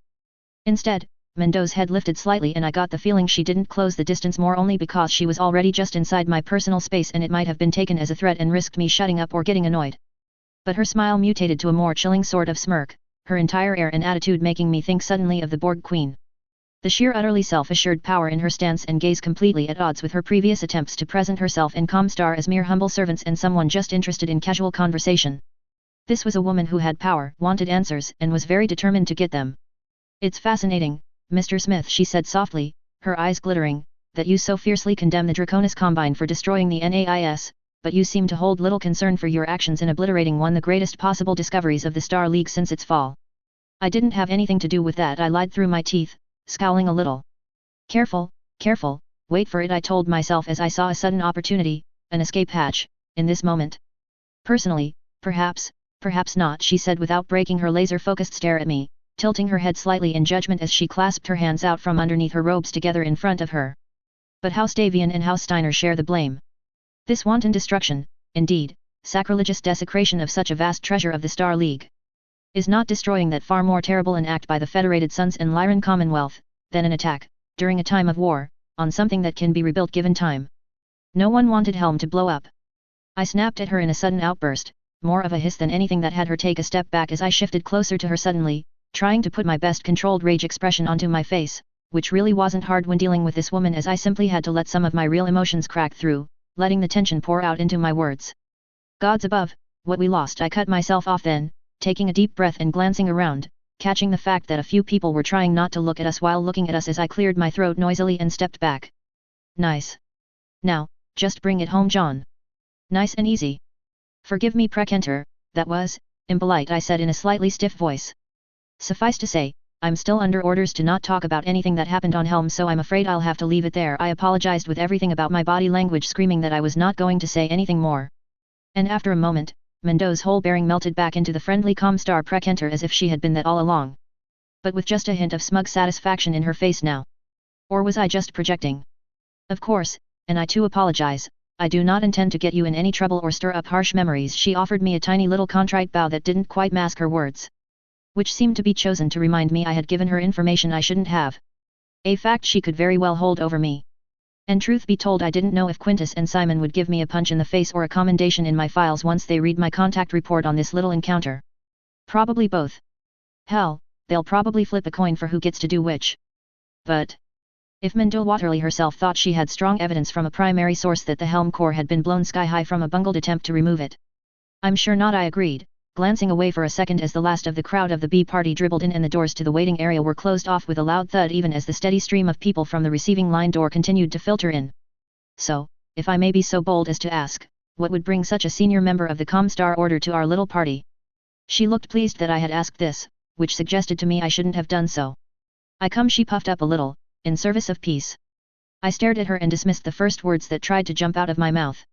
Well, you might want to leave now then, I suggested in a deadpan tone, because when enough Scots in close proximity get enough booze into them, things can turn very interesting, very quickly. Precentor Waterley actually laughed at that. Shockingly, it seemed that she had enjoyed that as a joke, rather than taking it as the helpful suggestion for her to leave as I had intended. The idea that she had a sense of humor was just wrong somehow. Droll, Mr. Smith. Very droll. But my goal is to engage with Lady Steiner. To try and convince her to engage with our mediation teams and work towards an immediate ceasefire on behalf of her husband and mother. After all, would it not be the greatest gift she could give to her child to bring them into an inner sphere at peace? It would be a great gift indeed, I agreed, earning a beatific smile back at my apparent agreement. Presuming, of course, I added in a rather more sarcastic tone, they don't get kidnapped on their 18th birthday and replaced by a body double out to usurp their throne. Or have their capital invaded. Or just an outright kidnapping attempt, trying to take her to Luthen as a guest of the coordinator or, you know, something like that, which seems to be all the rage in the enemies of the Federated Commonwealth states right now. There was just the smallest flicker in her bearing at that, and I felt a renewed surge of energy at her focus on me, and I mentally kicked myself in the balls for going there in a fit of nervous pique. One of these days I'd learn to stop reflexively snarking in defense using knowledge only I had, when pushed into a corner. Of all the things to fucking mention. In the original timeline it had been this woman who had accidentally let it slip to the Draconis Combine, the critical data point that led the ISF to extrapolate Melissa's presence on the Silver Eagle. Resulting in the ISF and DCMS sending a force to try and kidnap her. Waterley had been rebuked by the Primus for her actions, at least in the original timeline, given that they had come incredibly close to revealing Comstar's active hand in inner sphere matters to the Combine. But, she had managed to slip out of any further punishment thanks to sprouting enough Blakist doctrine at the First Circuit to get them to give her a pass. Presumably she had done much the same this time around too, given that the Combine had once again tried to grab the Silver Eagle. You don't particularly like me, Mr. Smith, do you? She asked with a kind of knowing half-smile that put me right on the edge of holding my composure, tilting her head at me in thought as my heart pounded. I must confess I do wonder why. Or is it the Comstar Order that you are not happy with, pray tell? Well, Mindu just returned my serve with one hell of a backhand, I'd grant her that. Luckily for me, I had a rather vicious forehand waiting at the baseline. My opinion of the order dropped somewhat, I admitted, looking her dead in the eye, after you tried to order all the mercs that the Combine were trying their very best to murder into binding arbitration so the Combine could keep killing them. That wiped the almost smirk of her face in an instant, and I had to really fight the urge to put one on mine. Game set Smith, motherfucker. One of the more interesting butterflies I had somehow set in motion was that Takashi Kurita's infamous death to mercenaries order had been supercharged far beyond anything seen in the original timeline. There, it had been, at least in theory, directed against Wolf's Dragoons after Jamie Wolf openly challenged Takashi at the Steiner-Davian wedding. It had spilled over to plenty of other units, and the wink and nudge approval of executing captured mercs on the spot rather than bothering with even the pretense of a trial had been clearly shown, which had helped to slowly dry up mercs as a source of troops for the Combine until the clan invasion era. But in this timeline? Here it had exploded into a complete clusterfuck for the Combine, seemingly out of control of the senior leadership. Even before the Fourth Succession War had kicked off, there had been attacks all over the Combine against Gadgeon merc units, leading to a great many firing off HPG messages to decree they were invoking emergency clauses to GTFO while they could. Which had led to a feedback loop of more and more merc units being looked at with hostility as the Combine overreacted to the outrageous actions and defaulted into atrocity mode in response. And in the middle of the growing storm, Mendel Waterley had quite firmly stepped in as the most senior Comstar member in the Draconis Combine, and ordered all merc units under contract to the Combine into emergency arbitration with the Combine, mediated by Comstar. Now from the secret Comstar viewpoint, a whole load of mercs abandoning the Combine in the middle of a war it was losing to the nascent Federated Commonwealth was clearly unacceptable. But Julian Tippolo was, probably, canny enough to know that any move to step in and salvage the situation would require the most subtle and careful touch. Oh, never mind, Mandu-chan decided, seemingly without approval from the First Circuit, again. To step in on her own and essentially order merc units fleeing for their lives to turn around to face the people trying to stab them in the face and hug it out. The end result hadn't been so much egg on Comstar's face as more of a fully loaded overlord crashing atop Terra's reputation in the merc community. I mean, Hansa and Katrina knew from me that Mendel Waterley was someone we could really do without and had done everything they practically could to fan the flames, helped I'm very sure by Wolfnet's best efforts. Across the Fedcom and even the FWL, Merc units had made it clear what they thought about Comstar's decree loudly, with more than a few Mercs even taking the time to openly protest outside of HPG stations. The Comstar News Bureau had not covered those protests, but the Davian and Steiner press had been more than happy to do so, probably prodded from on high, with gleefully snide comments over Comstar's information blackout when it came to negative news about them. The newsies clearly relishing Comstar's news service doing its best to also trash its reputation as a neutral broker of news. The Primus had stepped in barely 2 days later to repudiate the orders and publicly apologize, but the damage had been done. Which led to a rather pressing question: how the fuck had this woman politically survived 2 major fuck-ups like she had? And still kept her position on the First Circuit? Presently, however, Mendu's face actually flushed a tiny amount as she went right onto the defensive. Well, that was a miscalculation, she tried, but I wasn't having any of that shit. Because come to think of it, I continued over the top of her, tilting my head in sudden thought and reaching up to tap my chin in a slightly over-exaggerated way to get the point across that this wasn't something I had just come up with. You're the Precenter responsible for the Draconis Combine, aren't you? And I added with a tilt of my head and the slightest narrowing of my eyes as a thought had just occurred to me, you're from the Combine, correct? The not-quite accusation hung in the air between us, heavily. What, may I ask, are you implying, Lieutenant? She said, managing a civil tone with just a hint of stress on my rather low rank, but oh man, that red shade was deepening now, and if her eyes were naval lasers, she'd have vaporized me, and blown a trench clean through the castle complex out the other side of the hill. Only that the loyalty of our youth and birth nations can be hard to overcome even in a position as illustrious as a member of the First Circuit, I said, shrugging every so slowly even as I held her molten gaze. And, seeing the Combine being utterly clobbered by the Commonwealth? With all those mercenaries abandoning it when it needs every mech it can get its hand on? Well, I could, hypothetically of course, at least understand the temptation to try and find a way to force those mercs to fall in line. The expression on her face was priceless. I really wish I had a camera right now. Even more for the fact that it was an entirely bullshit accusation that I didn't actually believe for even a nanosecond. Mendu Waterly was Comstar through and through. A zealot who made the rest of the First Circuit as of now look almost rational.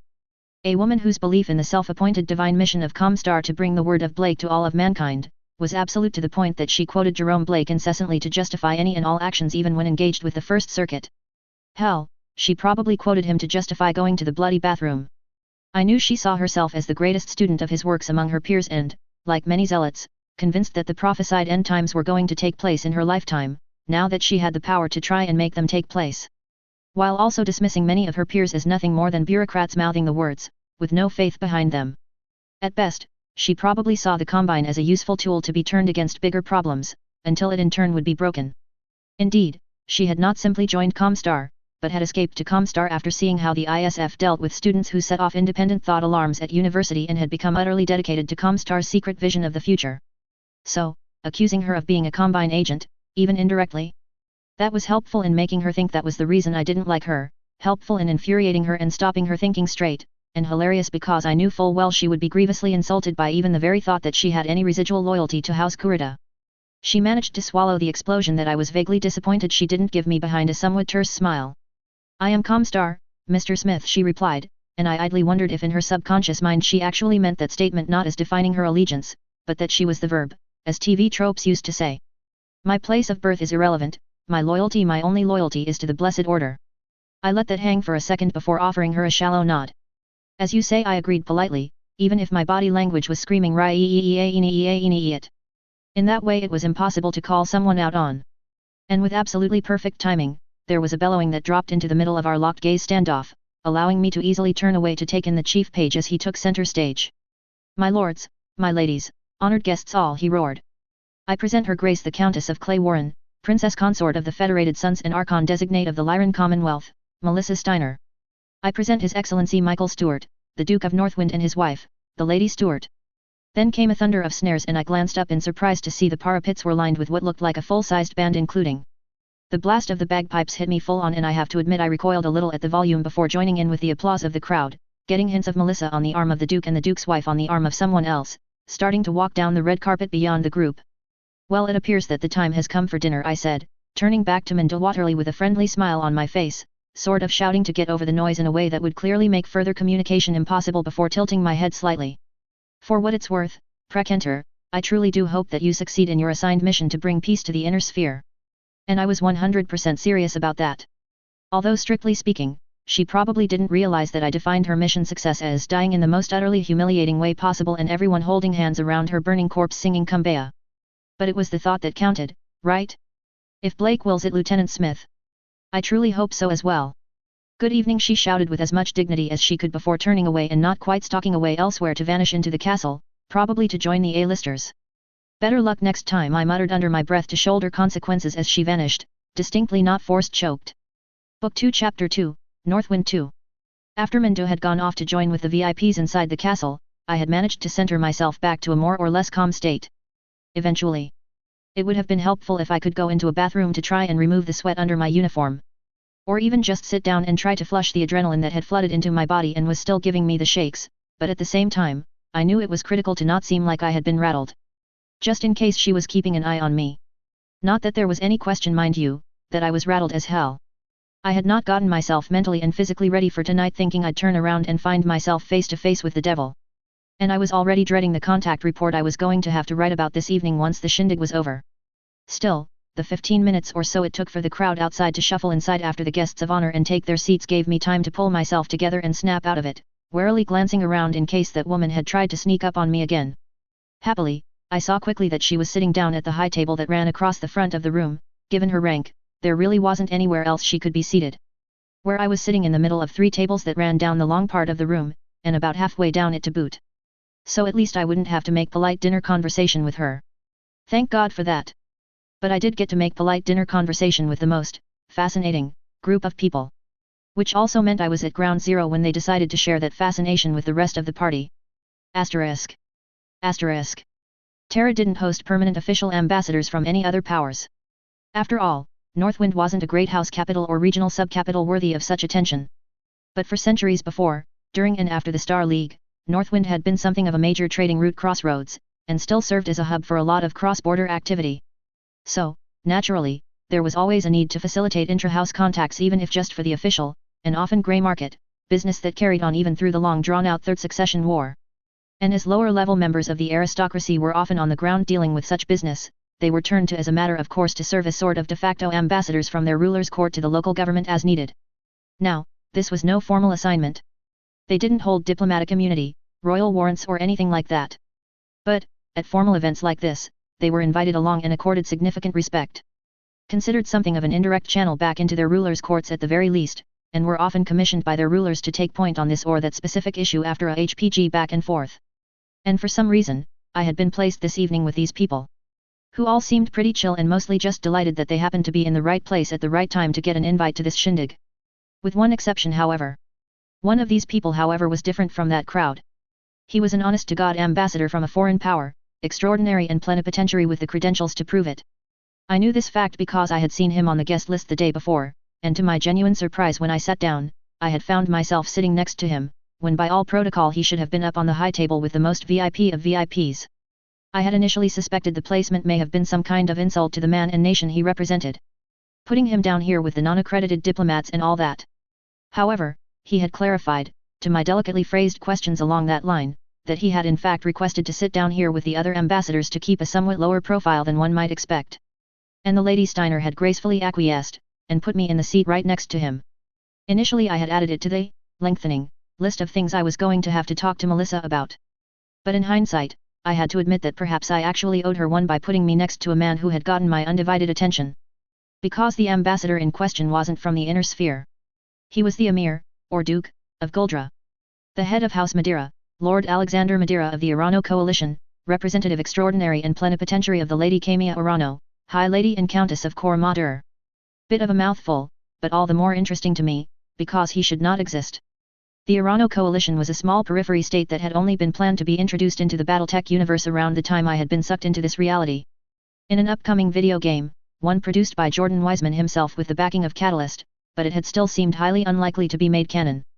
Especially given the problems of integrating it into the future timelines without enormous numbers of retcons given its location. And yet, here sat the very ambassador to the Oregon Coalition. On invitation from Melissa Steiner no less. The metaphysical implications alone were strongly suggesting that I should reach for the wine. On the other hand, I was still shaken enough from my earlier encounter with the devil that I wasn't that tempted to get on the booze.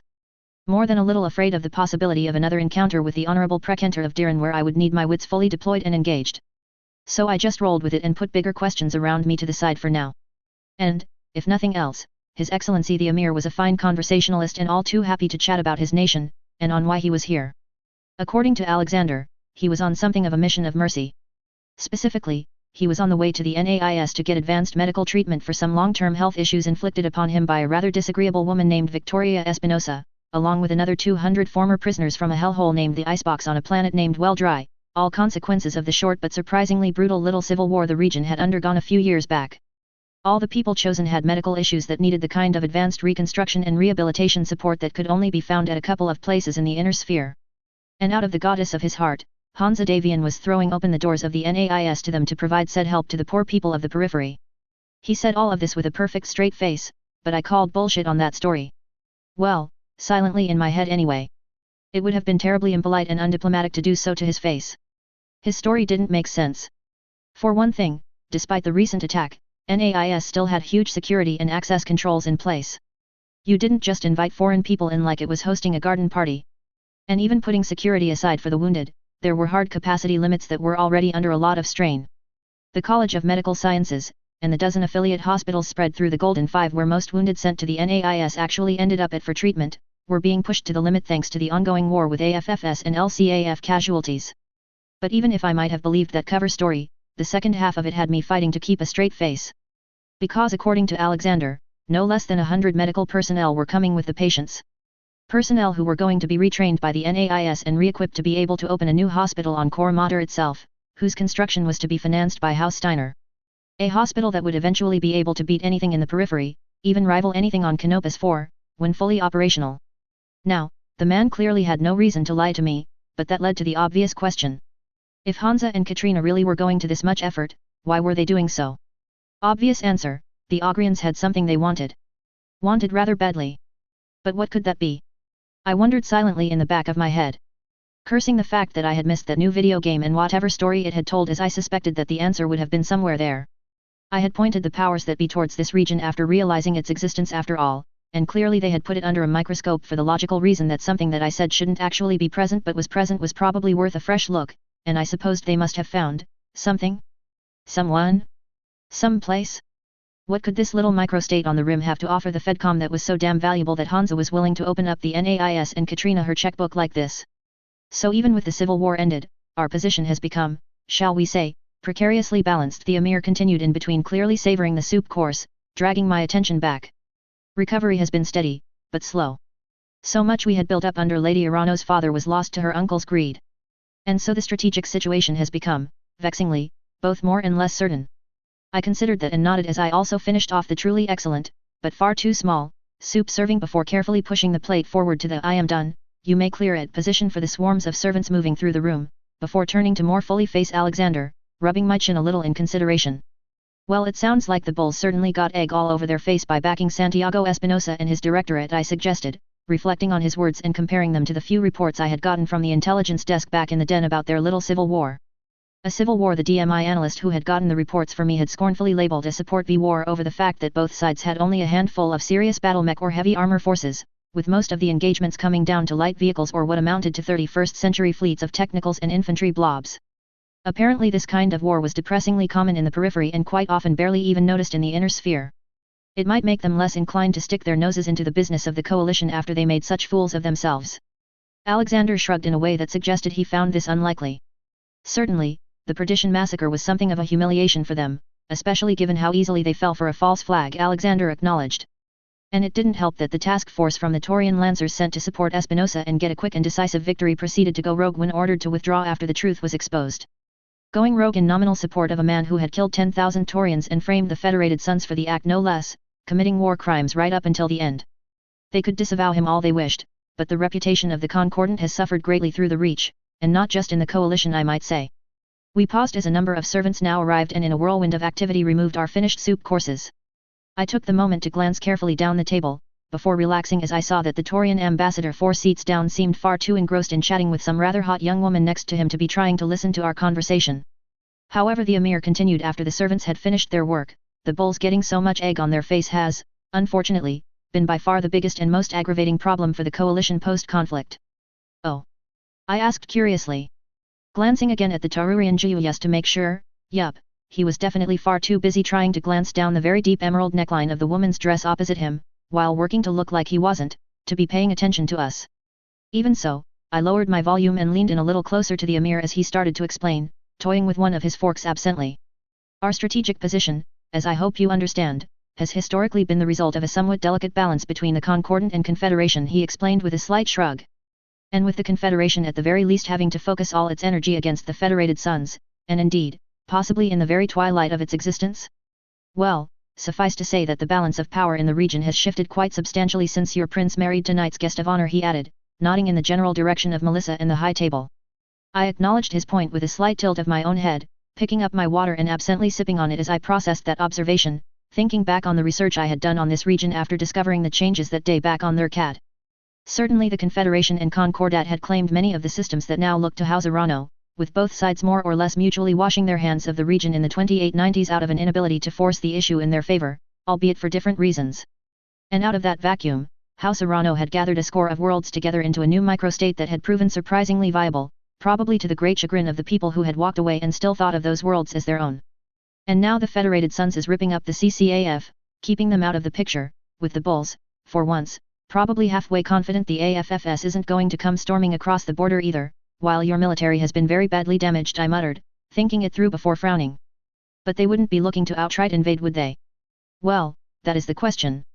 We have some friends on Canopus who have passed on intelligence that an invasion, although I'm sure they would call it a liberation, of several worlds is being discussed at the very highest levels around the Protector, he continued in a more sotto voce, and I kept my expression even, sipping again from my glass of water as I listened very carefully, feeling he was watching me for a reaction. Clearly the man knew, or at least strongly suspected, that I was in the inner circle with the powers that be and had some influence with them. But I had no intention of giving anything more away tonight, so I simply waited politely until he continued.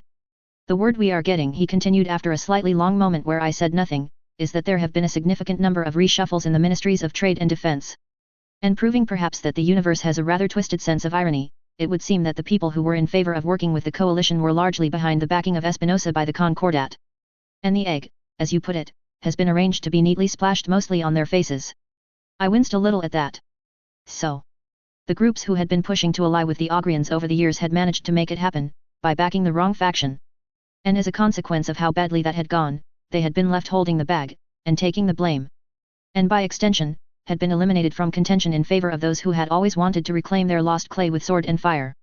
I mean, the Bulls now seemingly being ready to turn on the Ogrians after they had backed the wrong faction and outright committed war crimes seemed morally abhorrent, but the periphery really wasn't a place where nice people tended to finish first on the sheer power of a moral victory. Of course, the inner sphere often wasn't any better when you really got down to it, if I was being honest with myself. And irrespective of it wasn't a very nice thing to do, if the Bulls saw that this was a once-in-a-century chance to redraw the maps in their favor. So the Bulls are measuring the odds of moving before the inner sphere is able to care too much about this region again, I muttered before a thought occurred. But if so, I added, raising an eyebrow, wouldn't engaging with the Federated Commonwealth publicly like this only entice them to strike as soon as? To my slight annoyance, there was a clear ding ding ding, from the front of the room as Duke Stewart stood and in that ancient tradition, tapped cutlery against his glass, the sound carrying remarkably well across the room and quickly silencing conversation as if a switch had been thrown, including my own. And whatever Alexander was going to say in exchange was lost as he twisted around in his chair to face the front of the room with everyone else as the Duke went through his rather jovial introductions, getting a lot of cheers and laughs from the crowd with surprising self-effacing humor. I didn't really pay much attention to it though, my mind being focused much more on the information I had just been given and trying to figure out what it meant. Katrina was hardly going to be paying for a top-level hospital in the periphery rather than her own realm, not even she had unlimited resources. And Hansa allowing access to the NAIS to train staff for it made little sense if the Bulls were likely to take the region for themselves. And while opening diplomatic relations like this was all well and good on paper, the thought of the Federated Suns gaining a flank ally against them really sounded like it was going to just encourage the Taurians to send in the Taurian guards first thing in the morning to seize Cor Mater. But if even I could see it, Hansa and Katrina couldn't possibly have missed that. Which had to mean they already had plans in place, assuming they were looking to keep this little microstate in play and make the Bulls think twice, probably. But, I suppose that if I have a need to know, I'd be told at some point, I mentally shrugged as I pushed the thoughts away in favor of joining the very loud applause as the Duke sat and Melissa stood in his place, beaming out to the audience. Drawing my attention back to the kid as the spotlight literally, and figuratively, fell on her as the hall went silent in anticipation. Asterisk. Asterisk. Couldn't do it my fucking ass. She didn't even need the damn speech on paper in front of her. She did it entirely from memory, the freak. Entirely in line with my expectations, Melissa had nailed it. Nailed it to such a degree in fact that she had earned an immediate and extended standing ovation when she finished with leading the crowd in an exuberant toast to Northwind, the Federated Sons and the Federated Commonwealth. And not just a polite "we are expected to stand and clap" round of applause, but a genuinely enthusiastic one filled with a lot of very loud cheering and looks of delight and awe on everyone's faces in the room as they saw the young woman in front of them become something great. This went on for quite some time. Even Mindil Waterley managed a sort of benign neutral smile on her face from her position on the far edge of the high table as she stood, only, I'm sure, because otherwise she would have been the only person in the room refusing to get to her feet, and politely applauded, for as short a time as she could get away with. Her eyes however beyond the smile were focused intently on Melissa in a way that probably would have had me putting a laser bolt through her forehead if I had been allowed to bring my sidearm with me to dinner. Clearly, she had realized just how good Melissa was as a politician, and that she was going to be a huge asset to the Federated Commonwealth. And conversely, a major threat to Comstar and its, well at least her, plans for the inner sphere. That would be a problem, especially given the women's tendency like a poker machine addict to try and double down on big flashy moves, hoping for a big jackpot to get herself out of the hole she had dug herself into. And I had a very bad feeling she was in a bit of a political hole right now, here because she was looking for just one big jackpot to get her out of it. But that was also happily a problem for other people suited to fighting that particular war. Dinner resumed at that point, and I now lost the opportunity to interrogate Lord Madeira any further. After the speech by some unwritten rule there had been a bit of a run for the local bathrooms followed at the lower table by a bewildering and random shuffling of many seats I had not seen coming, Lord Madeira among them, shifting a few seats down and onto the other side of the table. At a bit of a loss for the protocol here, I held my position, as many other people also did, with a bit of a nod to my new neighbor but with no time for more than that as the main course was served. A quartet of women, with quite stunning voices, then got to work, performing a number of songs. Supposedly from ancient Scotland with what sounded like Celtic harmonies and a subtle backing band somewhere that drove all conversation from the great hall as we all ate and just enjoyed their performance. At least it gave me time to think. Why were Hansa and Katrina being so accommodating of the Ogrians? They both had far bigger fish to fry. It was genuinely disappointing that the Taurians were being giant dicks, but I was at a loss for why the First Prince and Archon were so determined to get involved when we were already fighting a massive war on two fronts. And for that matter, why had Melissa put me here to chat with Ambassador Madeira exactly? Was it some kind of test? Or did she need something from me? Life would be so much easier if people actually let me in on what they expected from me. Anyway, my line of thought was terminated however as the final song by the band was finished and after a round of applause, the horde of servants re-emerged to start collecting the main course plates, causing conversation to pick right back up. And almost immediately, my new neighbor on my left turned to face me, a broad smile on his face that put me right on guard. So, Mr. John Smith, he said with a grin, the man looking slightly ridiculous in my opinion for the fact that he was wearing a cape to dinner and had sat down with it still on, flung over the back of his chair. At last, a chance to talk with the hero of the hour. Indeed another voice cut right in and I switched my gaze to the seat on the other side of the table from my neighbor, to take in the man across from him in a garish purple and white suit, smiling across at me too, albeit with something about his eyes that put me on guard. The hero of Helm unless I'm mistaken. Thankfully after Mindil Waterley had thrown Helm in my face earlier in the night and nearly given me a heart attack, I actually felt surprisingly relaxed about someone else throwing it at me like this. Probably because if Comstar knew I had been there, honestly, it really couldn't make much difference if anyone else did, could it? With that said, as my contact report to the powers that be about all these events was getting longer with every one of the 7 courses of the meal that was being served, I'd probably be grumpy as fuck about it all later tonight. And the way that conversation around me stilled and a lot of heads turned my way probably wasn't a good thing either. I'm sorry sir, I'm afraid you have me at a disadvantage. I responded politely, picking up a glass of water to take a slow sip, perking up a little as down the table I saw servants moving in to deploy what looked suspiciously like coffee and cake to the table. Of course, my apologies. The more distant man smirked a little at me, like a used car salesman finding a mark. The first thought dryly. I am Baron Matthew Sloven, CEO of Inner Circle Shipping of Stuart, he said, giving a small sort of flourish cum wave that I think was the table manners equivalent of a shallow bow while you were sitting down. And we have heard of you on Stuart, the hero of Helm indeed, in the flesh. And I am his honorable competitor of course. The man next to me cut in suddenly, to a clear, if brief, flash of annoyance in the eyes of Baron Sloven. Baron Domanic Lombardi of Sirius Import/Export Ltd at your service, he announced, offering a nod that was almost a shallow bow in my direction. And I must say that it is certainly an unexpected honor to have the latest hero of the Federated Sons here to talk with.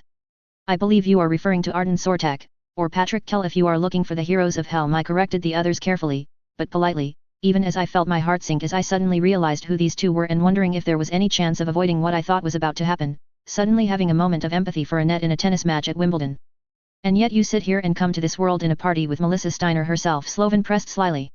Amir, if you will of course forgive the word mere, lieutenant in the AFFS, rubbing shoulders with the nobility and on the Archon designates personal staff? Surely there must be a reason, and much done on Helm to earn you such a prestigious place. Okay.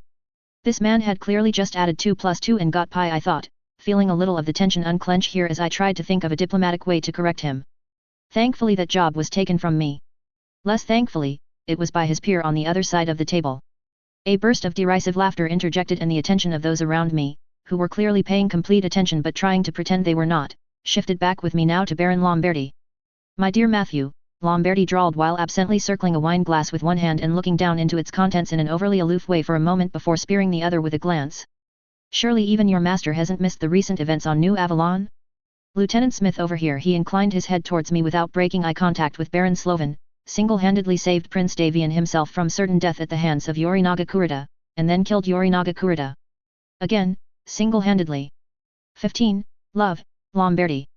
Hardly single-handedly I cut back into the conversation, trying very hard to short-circuit these two going at it, and also trying to ignore the considerable number of double takes I had gotten from everyone in hearing distance at that revelation as more and more people's attention was drawn in. And the last thing Melissa needed tonight was these two going at it, so. Prince Davian was doing a rather splendid job of ripping the Tai Sa's mech to pieces when your Ringa's son, Akira, intervened and shot the prince in the back. I instead continued my story, hoping to distract them with the tale, and certainly the people around were listening to me rather raptly. If not for that, the odds were excellent that their duel would have ended with a Battlemaster fist in Yorinaga's cockpit. Plus I had a number of cadets keeping Akira distracted as I moved to engage his father, or else I wouldn't have been able to really do much of anything. Fair enough, he held up one hand idly in surrender on that point. But he then added, lowering said hand into a finger pointed squarely at me, as I understand it, it was you alone who scored the first direct weapons hits on his battle mech, yes? And then you eliminated him by crashing your mech into his and self-destructing. The Baron pressed, lifting his wine glass to take a sniff of it, all without looking away from me. I fought back a sigh. You are correct, more or less, I finally admitted, getting a flurry of interested whispers from the peanut gallery as the servants started to sweep through, depositing what looked like a half-dozen tiny square cakes, and coffee cups along with coffee pots that I quickly went for, pouring myself a generous cup. Although it wasn't quite as dramatic as I'm sure the holovid will make it out to be either. My weapons were disabled. My arms were sheared off or disabled, and I didn't really have any other cards to play. Kurita had managed to overheat himself firing at me and had a crippled foot joint thanks to Prince Davian, so he couldn't either shoot me with his heavy guns or evade. So I just rammed him, hit the self-destruct and punched out. Yes. Punched out of a Helm recovered SLDF Royal Command battle mech as I understand. He added with a gleam in his that screamed to me, you didn't fucking get that for nothing, who exactly are you? He paused for a moment at that to take a sip of his wine and let a silence hold over the crowd for a moment before sighing in appreciation for the vintage, putting the empty glass down. Still. Modest and talented Lieutenant Smith, a combination I must admit I would never be if I had accomplished even half of what you have, Baron Lombardi suggested, with a glance around the table that earned him some chuckles and smiles. Your loyalty to your prince does you enormous credit. Indeed it does. Baron Slovan re-entered the conversation with a nod at me, my eyes flicking back across the table to where he had been watching with barely hidden irritation, I thought, directed squarely at Lombardi. Loyalty to one's superiors is the entire foundation of our societies after all, bound by oaths and debts. Such loyalty should, indeed, must be rewarded, as I see now the good price and perhaps even the Archon have seen fit to do. As much, of course, as exceptional disloyalty to our rulers should be punished. At that, there was a kind of ripple through this part of the room I think best described as, oh, you did not just go there, did you? And I froze with the first piece of cake halfway to my mouth, slowly returning it to the plate as my attempt to keep these two from going at it started to collapse into a pit. Please don't go there, please don't go there, please don't. True words.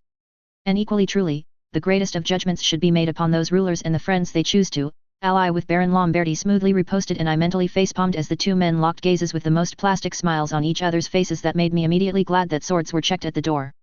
While wondering idly if the hormones were getting to Melissa after all, given that she had invited matter and antimatter to sit right next to each other, with only the smallest jolt needed to get them to touch. Happily at that exact moment, one of the castle's servants, a more senior one and not part of the army working on the food I think, suddenly materialized behind me and stepped up to Baron Lamberti's shoulder, leaning down to softly mutter something in his ear and hand him a note. I wasn't sure what this was about, but the interjection broke the moment and the tension in the area started to fade away as people turned away. I slowly exhaled in relief, feeling that I had just dodged a very close bullet as Baron Slovan turned to make conversation with the woman next to him, taking a sip of the coffee, and finding it astonishingly strong almost to the point of being too bitter to drink, but appreciating the caffeine I figured it was loaded with as I tried to focus my thoughts and figure out what in the fuck Melissa had been thinking inviting both of these people to tonight, and seating them right next to each other. Baron Matthew Slovan, the head of Inner Circle Shipping CO, and Baron Domenic Lombardi of Sirius Import/Export Ltd were the Free Worlds League's ambassadors to this little party and two of the major import/export agents into the Sun/FWL grey markets. And I used the plural for their position because while both were landed barons, it just so happened that the former was a landed baron sworn indirectly to the Duke of Regulus, a close ally of Captain General Janos Merrick, and the later was a baron directly sworn to Duke Garth Merrick of Irion. Politics in the Free Worlds League had gotten a lot more complicated than it used to be thanks to my impact on events over the last few years, and that was saying something. The snowball had started after the looting of the Helm cache years before those events had played out in the original timeline. A timeline in which Duke Garth Merrick would have been used as a patsy by Comstar to try and open the Helm cache.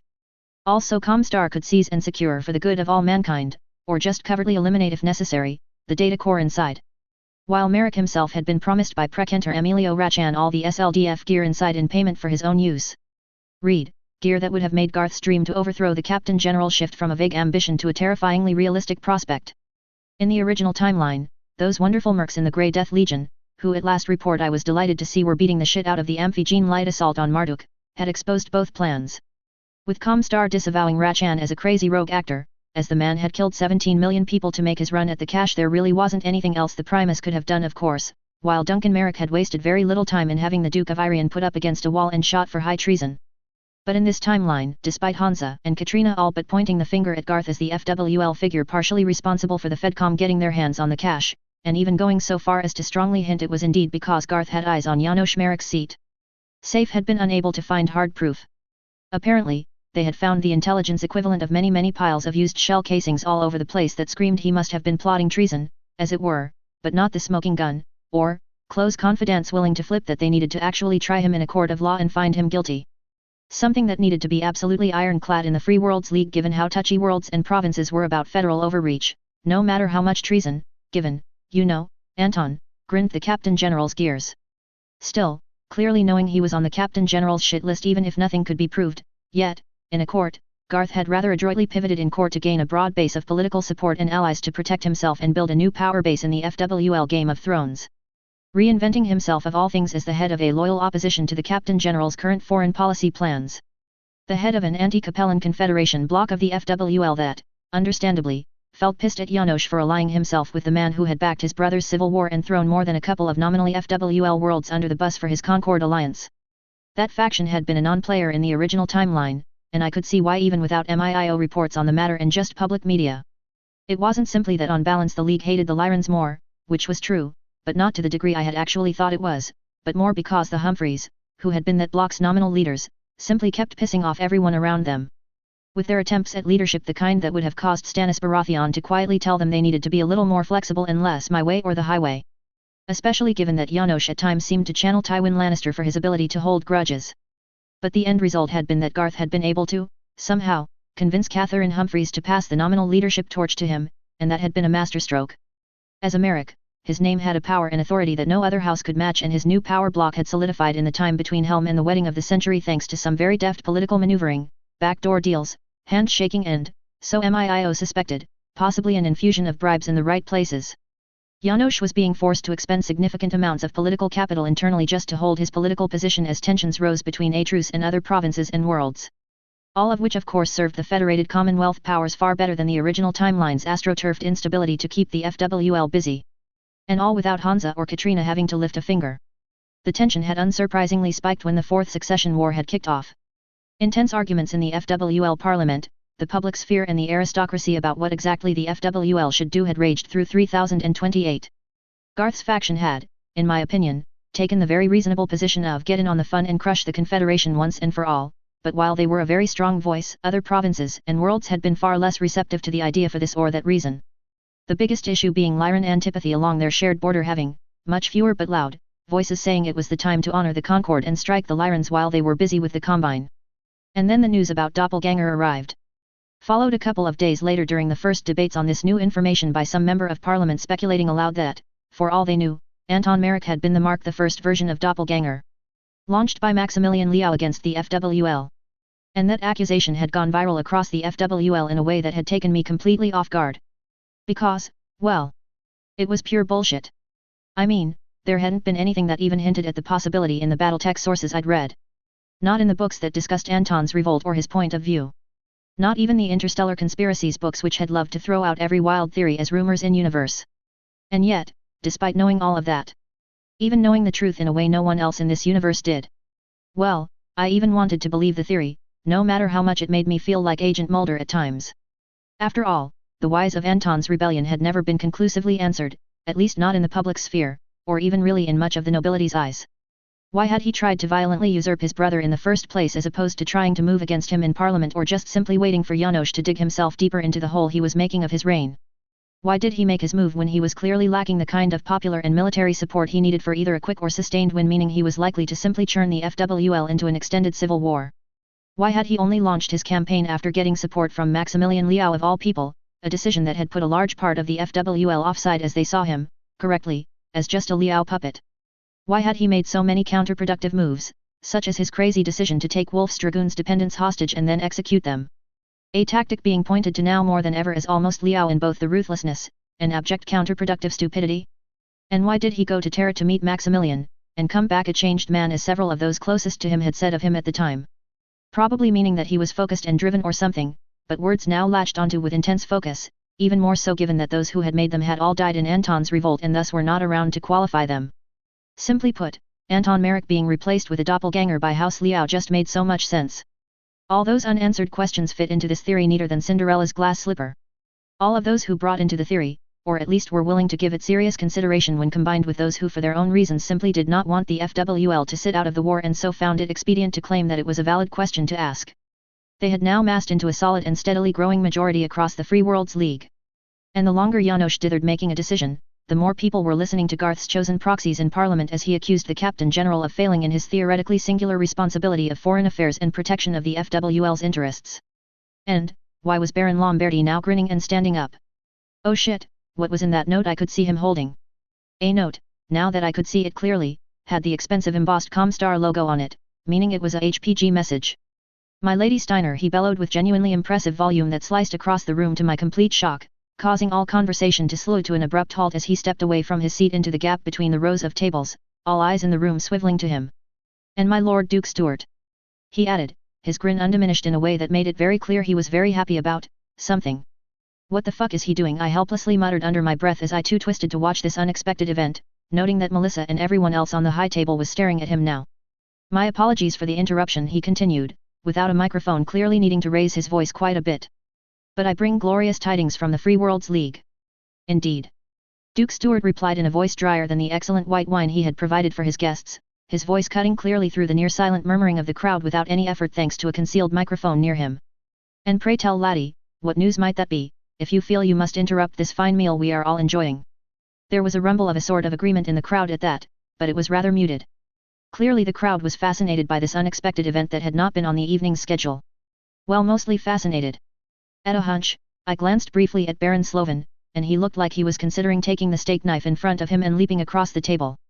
I glanced back at Lombardy and then, and upped my threat estimate of the man considerably as it finally hit me that his presence here and now at this dinner was not in any way down to chance. It was by design. But is that design his boss's? I thought before shooting a glance at Melissa and studied her face intently for a moment, but saw nothing but a perfect expression of confused surprise there that told me nothing. Or is it my boss playing games here? I bring word from my lord, the Duke Garth Merrick of Irian, and for those most loyal patriots who stand with him on this day. He yelled as he continued to slowly stride down towards the front, watched like a hawk, I saw, by the guards discreetly placed around the room, as he held up that bit of paper high above him with a slow turn so the entire room could see it, and probably the large Comstar logo on the back of it too. Mark this day well. For on the 8th of April 3029, the Syrian Lancers have been unleashed to reclaim their stolen home world from the Capellan Confederation. There was a distinct intake of breath that could only be described as a collective gasp of shock at that claim. And after a second I realized I had been a part of the noise, my jaw hanging loosely as my head spun with the implications, but the man was not finished, not one bit. Further, he continued, the noble 1st, 2nd, and 4th defenders of Andurian crossed the border to commence the liberation of Beetlejuice. This time there was actually a smattering of applause through the vast room that the Baron modestly held up a hand in acknowledgement of, waiting for a moment for it to fade out. Further, Lombardy continued again, clearly relishing the maximum ham moment. The noble 3rd and 5th defenders of Andurian have strike at Sigma Mare and Latice, looking to liberate those worlds too from the grip of Maximilian Liao. The applause was definitely much louder this time, and once again the smiling Baron held up a hand as he swung his beaming gaze around the room that was clearly warming to this rather unexpected twist this evening. Further, the following League worlds have also committed the following forces into the attack. As I listed, in no small amount of stunned shock, with the increasing applause and cheering from the room rippling over me in a sort of distant thunder way as my mind spun in circles at a very high RPM, as the Baron listed off another 6 separate Capellan Confederation worlds being attacked by a mixture of provincial forces and mercenary units. 8. That was 8 key Capellan worlds under attack by the Free Worlds League. 8. I felt a little faint for a moment from the sheer shock before shaking it off and starting to thii quickly, realizing that the units he was calling out did not include even one federal unit or traditional Merrick unit, which said without saying that this assault was not something the Captain General had ordered, and probably not even been informed of, let alone authorized. And it all added up to an inescapable conclusion. Garth Merrick is forcing the Captain General's hand. Forcing it in a very big, very dangerous way.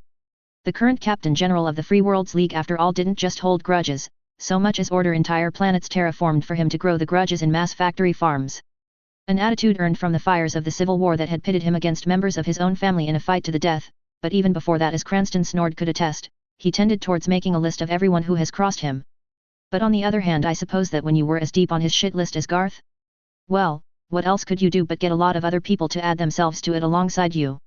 It sounded like, save for Orient, every damn province and world of note along the Capellan border had thrown its units across it into the Confederation, a nation at least nominally still allied with the Free Worlds League. And that left Janosch in one hell of a political dilemma. Trying to get the political support in Parliament to stop this was probably pointless, and the Home Defence Act was still in full force, meaning the provinces still had great leeway to use their own troops as they saw fit.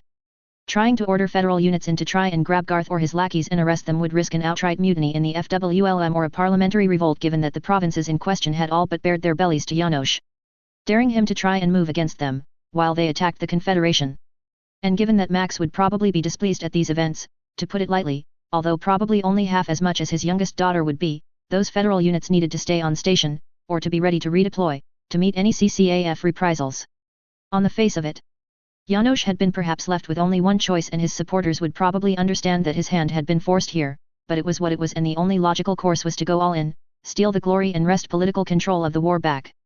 On the other hand, Janosch Merrick had never struck me as the kind of guy who tolerated being told what to do. I shook my head slightly to try and clear the shock out and tried to get back on task, glancing around the table and refocusing myself to try and get a read on the room. Baron Sloven looked like he wanted to throw up the first 5 courses of dinner right now, with his face having gone from red to white in record time. And at that very moment his expression tightened some more, and he abruptly stood and stalked down to the side exit out of the dining hall, probably heading for the HPG station, I would guess, to send a WTF message back home. So too, probably, I guessed, was Minda Waterley, who had vanished from the high table and was nowhere to be seen, when I made a quick glance about and failed to spot her. Perhaps thinking she might get some minor political benefit if she got the word to Terra fastest? Whatever the reason, the fact that she was no longer in close proximity I took as probably good news, turning back as the latest applause for the Baron Lombardi finally ended. This, Lombardi continued as soon as the clapping stopped. This will be a day long remembered. He all but roared to the hall, who were raptly watching him as he made a final turn with his cape looking rather spectacular, and in one smooth move, swiped his wine glass and presented it towards the VIPs as he completed the turn. And thus, I give you, my lords and ladies, honorable soldiers and honored guests, a toast. A toast to the glorious new day rising across the inner sphere. The new dawn. Seriously, Brian Blessed would have been grudgingly impressed by this man's ham, but damn could he yell. Energized by the gesture, and force of volume perhaps, the locals didn't seem to hesitate in grabbing their booze and brandishing it right back at him. The new dawn. They yelled back before drinking, and then breaking out into a final round of applause once more. It was a good toast, I admitted as I sipped my water with a bit of a grim smirk. If inside the Federated Suns you raised a glass and linked anything back to the sunburst, well, you generally were guaranteed a rowdy response. Well, this war just got interesting. Side stories. Canon sidestory. Wait, how much money? Speaking of prompts, Chris O'Farrell has graciously allowed me to write out the Grey Death Legion prompt, along with giving me some hints as to the actual details of the deal going down. And I just finished it. Marauder Bill's Bar. Galatea, Lyran Commonwealth. December 28, 3027. As time moved to close with the New Year's, Captain Grayson Death Carlyle accepted his third drink. He wasn't drowning his sorrows, per se. The mercenary commander took a pull from the ice water, a drink which had jokingly become his regular here, as he watched the mercenaries of the Grey Death Legion kill time at Marauder Bill's bar. Davis McCall's Scouse accent was cutting through the din as he took the lead in a game of darts with Jessica Hastings, while his executive officer Laurie Kalmar sat quietly in the corner furthest away from the fireplace that kept the room warm. Grayson had left this bar years before with just a little under 200 mercenaries at his command, infantrymen, techs, drivers, mech warriors, and all. Now he had come back with nearly triple that number, and dependents besides. The Vert Handy campaign had unfolded into a disorganized series of guerrilla battles and knife-edge clashes which had pushed the fledgling mercenary command to its limits. Even though he'd lost so much over the course of that campaign, they had gained much from Vert Handy, not just personnel swelling his ranks with experienced, blooded troops but also with warm actions, his recently acquired Marauder for one, formerly a weapon of terror wielded by the Draconis Combine, now one of the heaviest mechs in his rosters. Meanwhile, Laurie had picked up his Shadow Hawk, and while the rest tended to be lights, even the Wasps and Stingers he had liberated from the Draco forces were a welcome sight to the growing mercenary unit, once they had properly painted over the dragon iconography. More than that, the parts, salvage, and acquisitions earned on Vert Handy had seeded the growth of the Legion even further once he had returned to Galatea, the unit's toe swelling to finally fill out a full company of mechs and nearly a company more. In truth there were enough mech warriors signing on with him that he'd nearly have a full battalion if every competent pilot could be partnered with a machine to match, though that was easier said than done. His other forces, meanwhile, would fill out the roster for an entire mixed regiment, between just over 2 infantry companies captained by Ramage and the recently acquired armor company headed by Baron. The unit would have qualified as a short regiment if they had been able to take the profits of the Merrick contract and use it to hire on even more recruits. If that line of thought brought Grayson back to his current predicament, after the success of Vert Handy, the Grey Death Legion had cooled their heels ever since their return to the mercenary star of Galatea, repairing, training, hiring as Grayson had gone from embassy to office, rumor mill to upscale bar in search of a new job. Clients were consulted, stool pigeons shaken, and bribes were paid. With his larger force and the foundations of a solid reputation, it hadn't taken more than a few months before he had lined up a nice contract with the Free Worlds League, away from the borders of the Draconis Combine. An extended contract for sure, years of raiding and garrison duty was ahead of him, but there was the promise of a landhold at the end of it. Helm, the same planet that had been on the Holovid casts. Blake's Beard, they had a Star League cache there. The Christmas party at the Triad had been broadcast almost all throughout the Lyran Commonwealth and no doubt the Federated Suns too. To most mercs, it was simply the blue bloods showing off their wealth. For Grayson, it had been the final piece of the puzzle, explaining so much about why he had suddenly lost contact with the League hiring hall, and why his contact's secretary had politely pretended that she had no idea who the Lyran-born mercenary was, despite the fact that she had slipped him her contact number a week ago. A bloody Castle Brian. It had almost driven him to, actual, drink as he watched a military analysis of the cache's size. Speculation had ran rampant as one of the channels described the number and size of the dropships that had been diverted to the Victoria Steiner Military Reserve. Regiments of equipment had landed in addition to the mentioned Kellhounds and Avian Heavy Guards. Of course, the prospect of finding, and more importantly, keeping, that particular pile of loose tech would have propelled him up to the same lofty heights as the Wolf's Dragoons, Eridani Light Horse or, wait, why had the bar suddenly gone quiet? Grayson. The Merc only knew one man who would call him that outside of the Grey Death Legion. Many negotiators had styled themselves as part of the militaries they represented, while a rare breed, like the man currently in the room, preferred to take a more civilian approach. Peter Simmons was, by all appearances, an impeccable businessman. The Sun's representative had cultivated his reputation as a negotiator of the highest caliber with his flawlessly tailored suits, subdued colors, and his ever-present leather briefcase, which many had openly speculated to have some kind of low-tech devices inside. There was little doubt that he was well connected among the AFFS, who often sought him out as their middleman.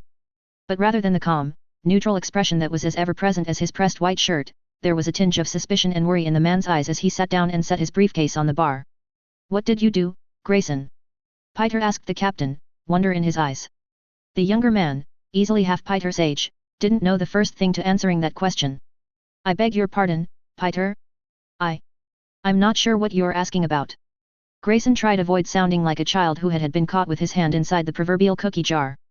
"I hire people, Grayson," Peter explained, thumb moving to the archaic, and deceptively simple, combination lock on his briefcase. "Usually, I am given a broad understanding of the size, composition, and disposition of the mercenaries that I am tasked to hire. Then I'm to seek out and hire those same mercenaries." Click click. The two metal snap locks popped free. Now, imagine my surprise when I am given a contract for a defensive garrison posting, along with quite extraordinary requirements for the mercenary unit to fulfill it. Extraordinarily specific requirements. Peter produced a small glasses case and opened them up, settling the thin, black-framed reading glasses on his nose as he began to read. I was sent a request for a mercenary command, of a battle mech regimental strength and mixed composition. Defensive garrison posting, standard contract otherwise, with payment in the form of a landhold and title to go with it. Not an uncommon sight on Galatea, Grayson thought, yet his interest perked at the offer of a landhold. Well, perked was something of an understatement, poker face be damned, it was the one thing short of being offered the lives of his men and women back that really drew his interest, a landhold. A home. It was a dream that his father had chased, that he in turn inherited once he had made himself a mercenary. Grayson was familiar with the nomadic lifestyle of a soldier for hire. Hell, it was pretty much the only one he knew. The regiment was your home. But to be able to settle down and have a home for the regiment? Peter smiled, the man was well aware of Grayson's goals. The unit's history of service to include both defensive and offensive operations, with an emphasis in combined arms and guerrilla warfare. Which was the Grey Death Legion's history in summary. And, most importantly, commanded by one Grayson Carlyle. That is non-negotiable, I'm afraid. What? Grayson leaned over to read, manners forgotten, but Peter was more than happy to flip the page and hand it to him. Someone had singled him out. Grayson scanned the document. It even included the Grey Death Legion's emblem. A landhold contract, with garrison duty rather than having to go out and claim said landhold. This can't be real. He murmured. A prank was far beyond Peter's sensibilities, no matter how fake they may have been. I assure you it very much is. I asked for double authentication to make sure of that. Peter nodded. Which makes me wonder, Grayson, what your unit did to deserve such attention. Grayson racked his brains for who might possibly want him for? Who in the Federated Sons would? Blakesbeard, Peter, am I seeing what I think that is? Yes, that is the seal of House Davian. Not a baron with a moon mining operation. Not a planetary duke. Not a March Lord. Hence my rudeness earlier, for which I do hope you'll forgive me. The man nodded. It's rather rare that House Davian asks for my services so directly. Grayson shook his head slowly. Peter, I have no idea what this is about. I'd imagine so. Impressive as the Verdhandi insurgency was, I doubt that report would have swayed the First Prince's opinion of your unit. Yet here we are. The Merc agreed. While I'm not one to look a gift horse in the mouth, I do have to ask. I'm glad to hear that. I don't doubt the horse's pedigree, mind you, but she's still in the stables, so to speak. Let's bring her out for a trot. Peter smiled, amused and unoffended, as he pulled out more paperwork. Grayson accepted the papers and began to read them. His jaw slowly slid down the front of his shirt. Generous didn't begin to describe the terms of this contract, the pay for making raids into Draco space weren't stellar, but that was the only complaint he could put forward, especially compared to the downright predatory terms Merrick had been offering him. Mercenaries of all stripes would kill for this sheet of paper, to be the one that claimed the contract, if only it hadn't specified Grayson and his unit. He checked the posting and his breath hitched. Marduk, that's a world on the Draconis March. Yes, the AFFS liberated the world in 2818. It's currently held by the Marduk militia, they're experienced but under strength, so House Davian has put up an extraordinarily specific contract that you are, uniquely, qualified to handle. Both Trelwan and Verdhandi had showed him the brutality the Draconis Combine was willing, and more than eager, to inflict upon a planet's population. His hatred of them had simmered from the heat it once was, he wasn't eager to begin a crusade against the Dracos, but to be able to deny them the opportunities to raid a world? Several worlds? Grayson read on. The garrison contract is only part of the parcel, but the most extensive. It will be a 5-year rolling contract with options to renegotiate postings after the first 3 years. There are also clauses for raiding or defensive actions within a 2-jump radius of Marduk and Hoth. Additional clauses allow for independent actions as long as I have enough forces staying to maintain a defensive posture on my primary posting. A defensive force of at least 2 battle mech battalions. Grayson read. I'll have to recruit. Peter nodded. The contract does provide a signing-on bonus of 500,000 C-bills to cover transportation to Marduk. I imagine some of that may be used to hire on additional contractors. Payment will be in quarterly installments and standard 50-50 salvage agreements with the option to sell or purchase, as well as in the form of a land hold on Hoth, while not the entire planet itself, but your holdings will be adjacent to the Fryden Aerospace Park and, I can reassure you, well outside of its usual testing ranges. I am at liberty to say that there used to be a battle mech storage and repair facility in that area that's been included in the land hold. With the demi-battalion of techs you have, I'm sure your unit could make use of it as part of their holdings. Not to mention make a secondary income from repairing others' equipment there.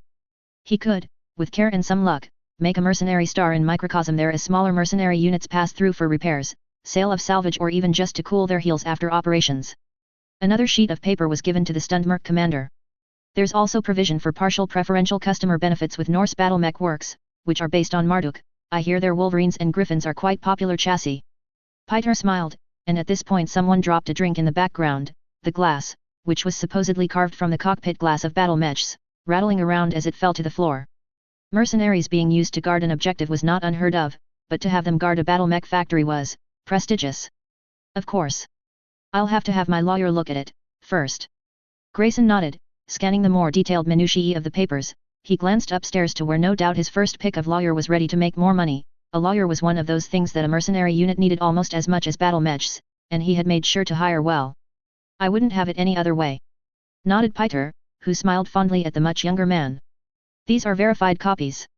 I'll have the originals in my office, you know where I am, so simply tell Alice to send you through and we'll finalize things there. Grayson nodded mutely, still rereading the outline of the contract. A landhold. A home. I must thank you for this, Grayson.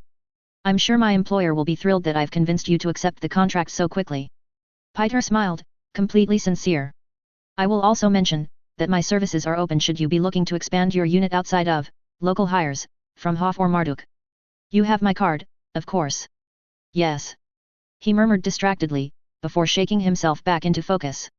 Thank you for the offer, Peter. I'll make sure to stay in touch. Glad to hear it, Grayson. Peter smiled much like the fox he represented. Thank you for seeing me on such short notice. Grayson watched as Peter methodically, to the point of ritual, packed up his briefcase, picked up his hat and walked out into the evening with a brief Happy New Year's. He turned to see that all of the room's eyes were on him. Even more were peeking from the stairs end. Grayson looked upwards, through the floorboards of the silent bar. Captain. Davis Scott's Terran accent was the first to break the silence. What have ya done, and can ya do I more often? Side story. You may use the garden. Unity Palace, Imperial City, Luthien. Pesht Military District, Draconis Combine. August 28, 3027. Alone on the balcony of his palace, with only the whispers of the night wind to keep him company, the coordinator of the Draconis Combine could pretend he was simply Takashi Kurita. For a time.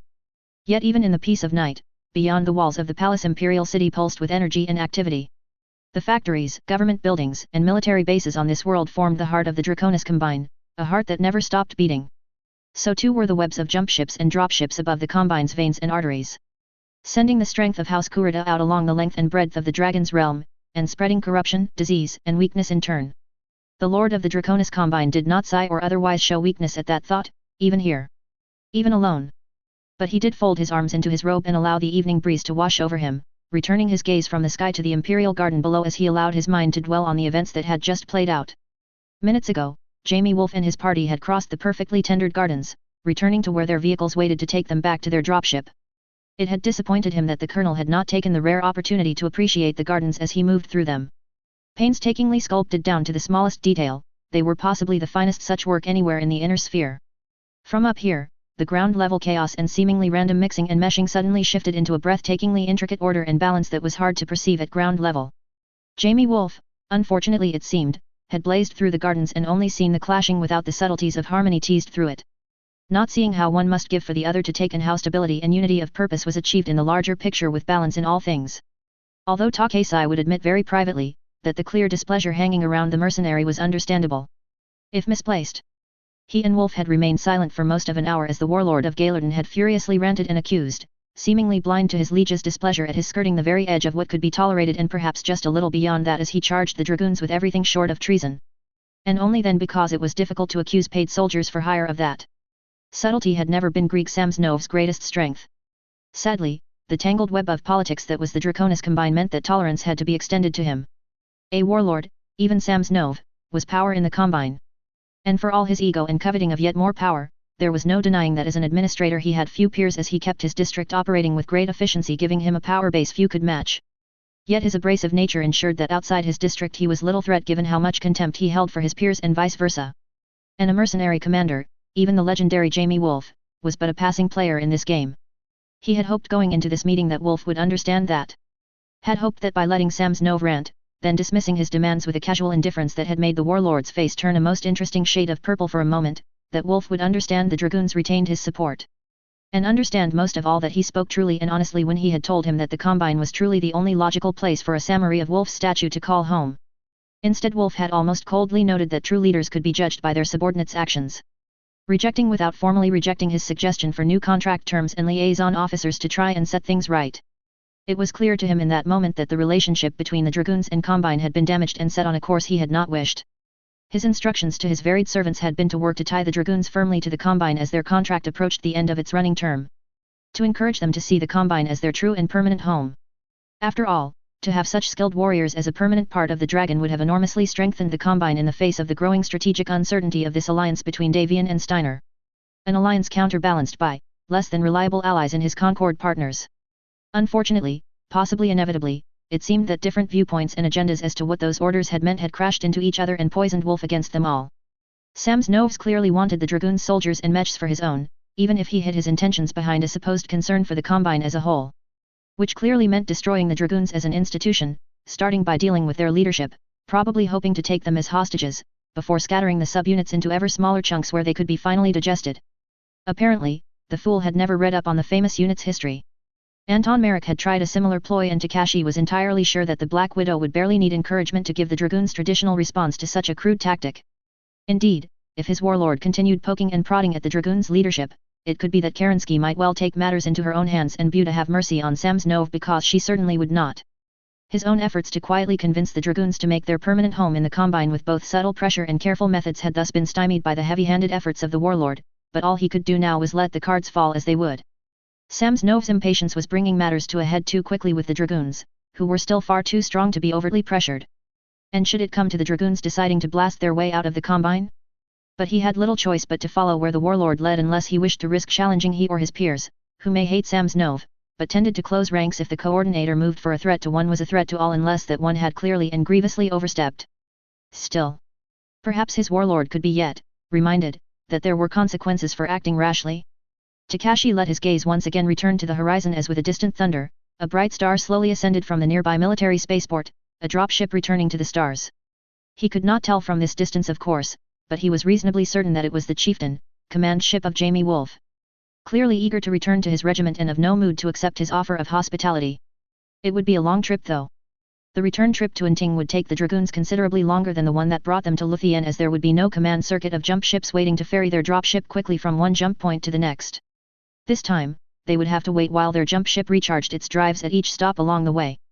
Messages via HPG, however, were considerably faster, taking days instead of weeks to cross such distances, which gave time for messages to pass from Luthien to Inting and the situation to be shaped before Jamie Wolf returned. Soka. What would that situation be? Again, the age-old conflict, Ninjo or Giri.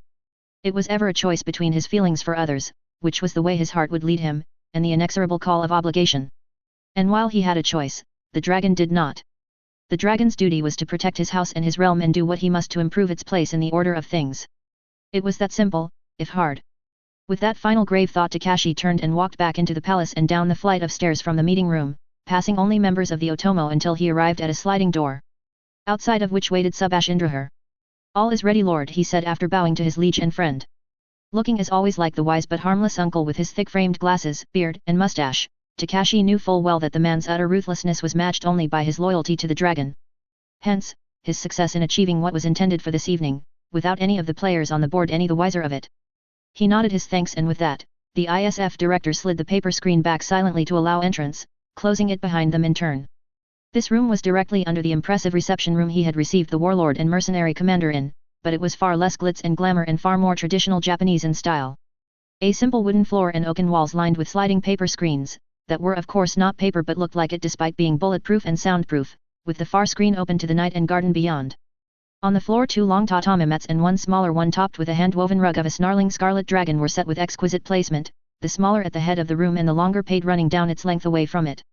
The coordinator moved to and calmly knelt on the dragon, Subash taking position on the edge of the tatami behind and slightly to his right with not even a whisper of sound.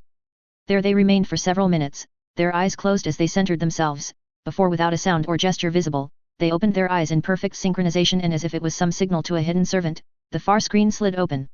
Greek Samsonov had managed to calm himself down somewhat from his fury to the point that he almost looked calm. He entered the room on edge, however, with his face something of a mask, having no Gajian present to excuse his rage. Having stormed out the meeting to return home, he had been bid to wait then to enter this room, and now found himself again face to face with his liege, and the ISF director.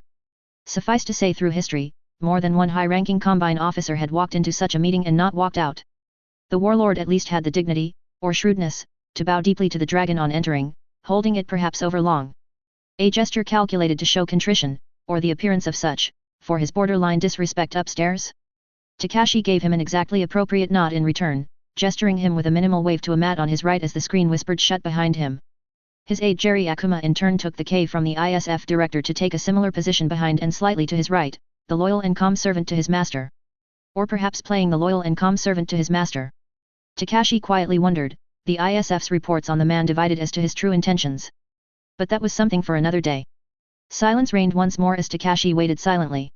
He could tell from the impatient twitching on his body that this inaction grated upon the warlord, but not even Samsonov would dare speak before the coordinator did without being invited to do so, clearly thinking this was some kind of test or punishment. Which left him clearly surprised when the same screen Takashi had used to enter the room now opened up without warning, and Hiroshi Shotogama entered the room, followed by his own aide. Takashi easily perceived the shock both men tried to hide as they were confronted with each other's unexpected presence before Shotogama quickly recovered and bowed deeply to his liege. Takashi again returned the bow and gestured to his left, and the warlord of Benjamin took his place. Forced, by sitting directly opposite Shotogama to stare at him as he stared back, Samsonov's contempt for the newest warlord was subtle but quite clear to him, while Shotogama merely waited for his coordinator's pleasure to begin. But again, Takashi merely sat in silence. An appropriate time later the first screen opened once more and now Vasily Cherenkov entered. Once again, there was that subtle shock, and once again after paying homage to their liege, the warlord and his aide took their places. Followed soon after by Kester Seunchi, warlord of Pesht, and his aide, each man in turn clearly not expecting his peers to be present. Each wondering how they had been gathered without their own intelligence networks picking up on it, each wondering what this unannounced meeting of the most powerful men in the inner sphere was about. Finally, Ivan Sorensen entered. He took his place next to Samsonov. Alone of the warlords here, he knew why they were here and thus why of all his close aides, he brought with him the man sitting behind him. Takashi then closed his eyes and remained in perfect stillness for several minutes, giving absolutely no indication of his thoughts as he felt the currents flowing through the room. The bombastic impatience of Samsonov, the cool calculation of Shotogama, the curiosity and concern of the rest, and the hint of fear from the man sitting behind Sorensen as he rubbed his fingers together under the sleeves of his robes. It was time. I have called you all here this evening to discuss recent events in the Davian-Steiner alliance. Takashi started finally as he opened his eyes, causing all attention to instantly draw to him. I am sure you have all seen the broadcast regarding the Helm affair. There were nods around the room at that. Which was unsurprising given that the Fox had broadcasted his gloating across the inner sphere alongside Steiner.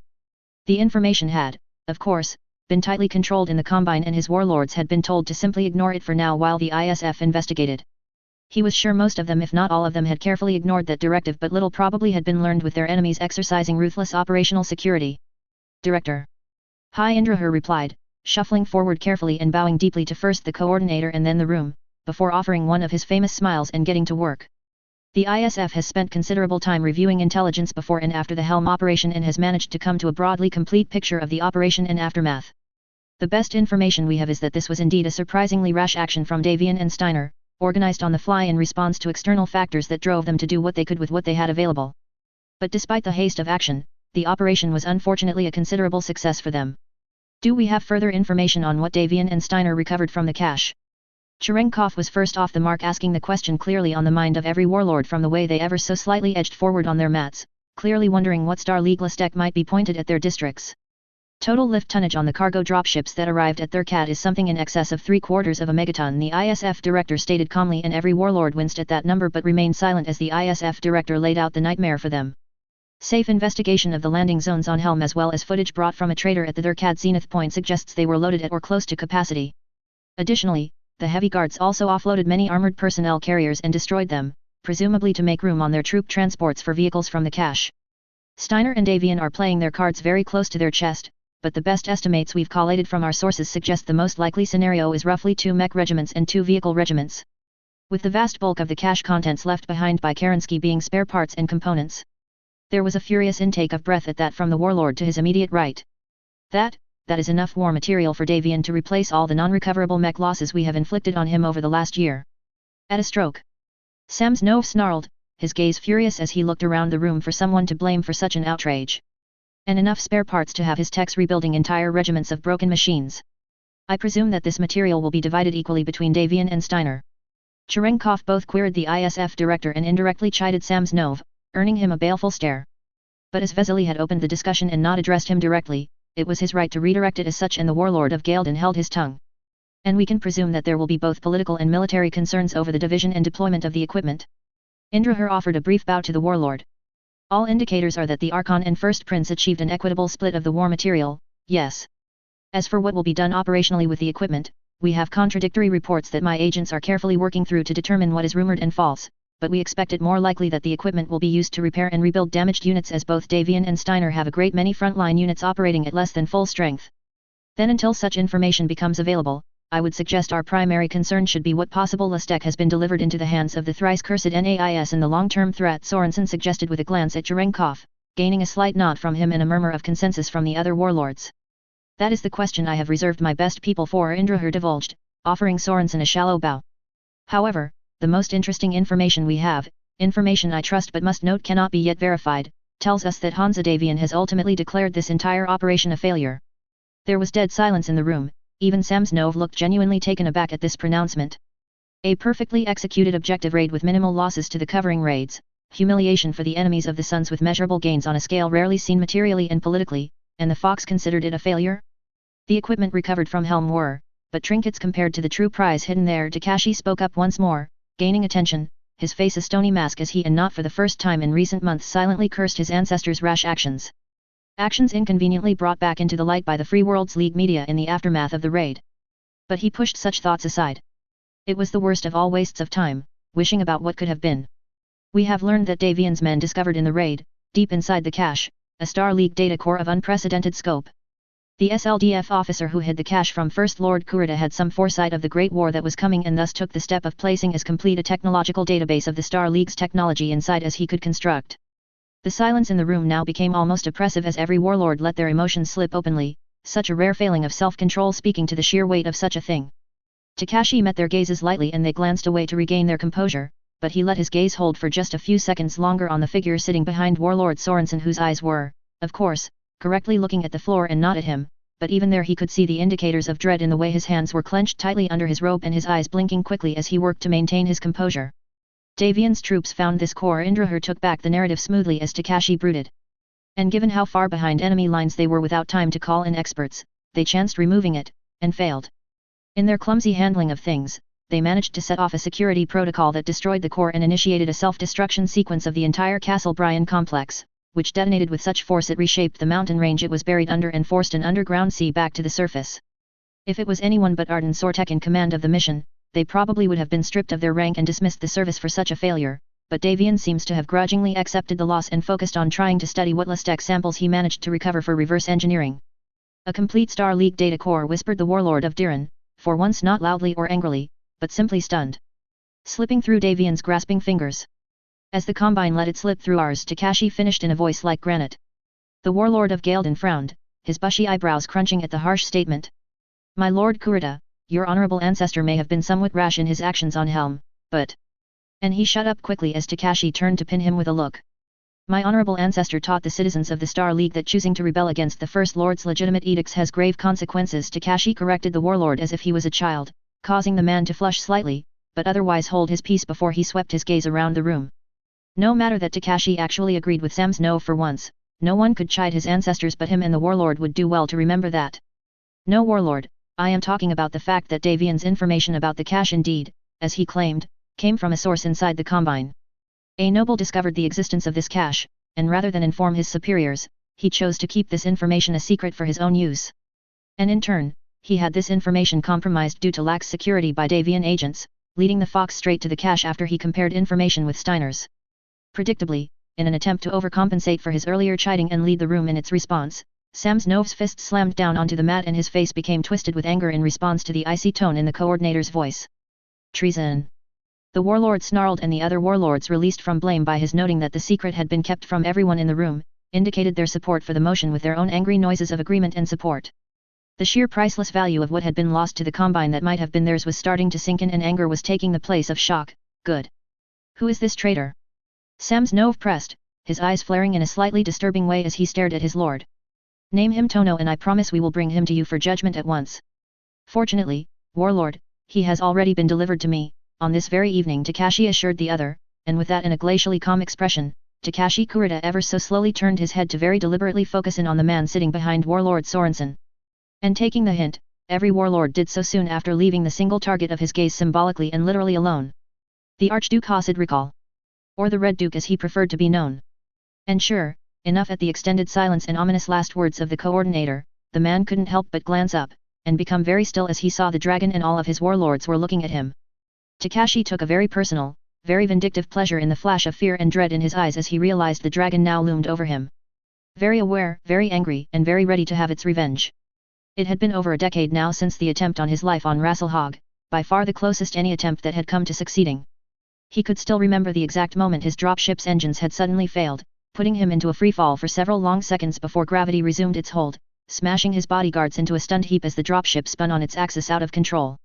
The interior becoming a randomly reorienting mess as the 15,000-ton projectile plunged towards the ground with power lost across the ship, and for just a moment he had thought that it would be the end of him.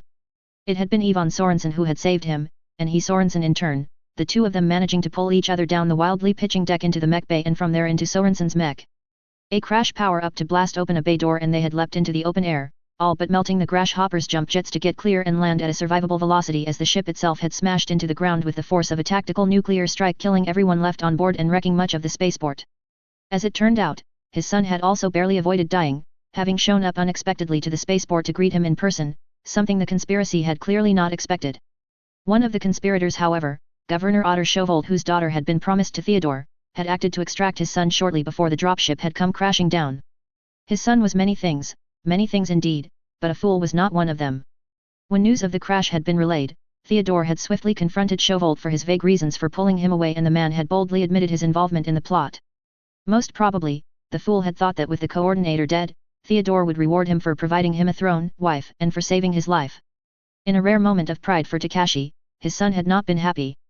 And seeing death rather than elevation coming for him from the enraged heir, the governor had tried to attack him with a concealed weapon, only to be killed by Hasid Recall sitting next to him before he could strike, or so the ISF reports said. Of course, the ISF had been highly suspicious of Recall for killing their only confirmed link to the high levels of the conspiracy, but they found no evidence he was involved in it. Especially given that the man had been at the starport with Theodore in the line of fire as it were. And despite an extensive check, no proof of complicity had been found, and so Recall had been declared a hero who had unfortunately needed to eliminate the only known ringleader to save the heir of the Draconis Combine. Until now, Takashi didn't know what displeased the ISF head sitting behind him more. That MIIO and DMI had compromised Recall's security and obtained the key to the Helm cache from it without the ISF knowing either about Recall's activities or MIIO's penetration, or that it was O5P who found out their failures? Or, even worse, that O5P had done so by compromising Maximilian Liao's spy network. No small achievement at all, and the ISF had been ignorant of that as well. As amusing as it had been to see his spymaster for once at a loss for words, Constance's report was quite fascinating. Hansa Davian clearly and rightfully distrusted his brother-in-law. But it seemed even the fox didn't appreciate the depths of his brother's perfidy. But then, in what sane universe would the leader of the vehemently anti-Liao Capellan March be conspiring with Maximilian Liao against his prince? In any event, O5P had quite recently managed to subvert part of the Mascarovka chain from the new Certus to Xi'an. From that they had gotten the primer report Davian had sent out to his two March lords before departing for their CAD.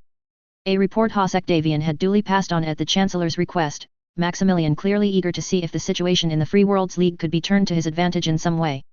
Far more pertinent, the fact that Liao had not passed said report on to him despite his politely worded requests to share all information on the raid. Sending back only a few dribbles of media reports and dim-witted speculation, as if trying to make himself look the fool to one ally while plotting to see if he could take advantage of the other. The fox wins Katrina Steiner for an ally, and the dragon must deal with such as these? But irrespective of if Constance was having perhaps too much fun tweaking Indrahar's nose, the report had made for fascinating reading. Davian's efficient MIIO had apparently identified Recall as one head of a multifaceted conspiracy determined to set itself against him, although Davian's Quintus Allard seemed sure that the Archduke and his fellow traitors held contradictory goals. Some members of it he suspected were backing Theodore to replace him, others his cousin Marcus.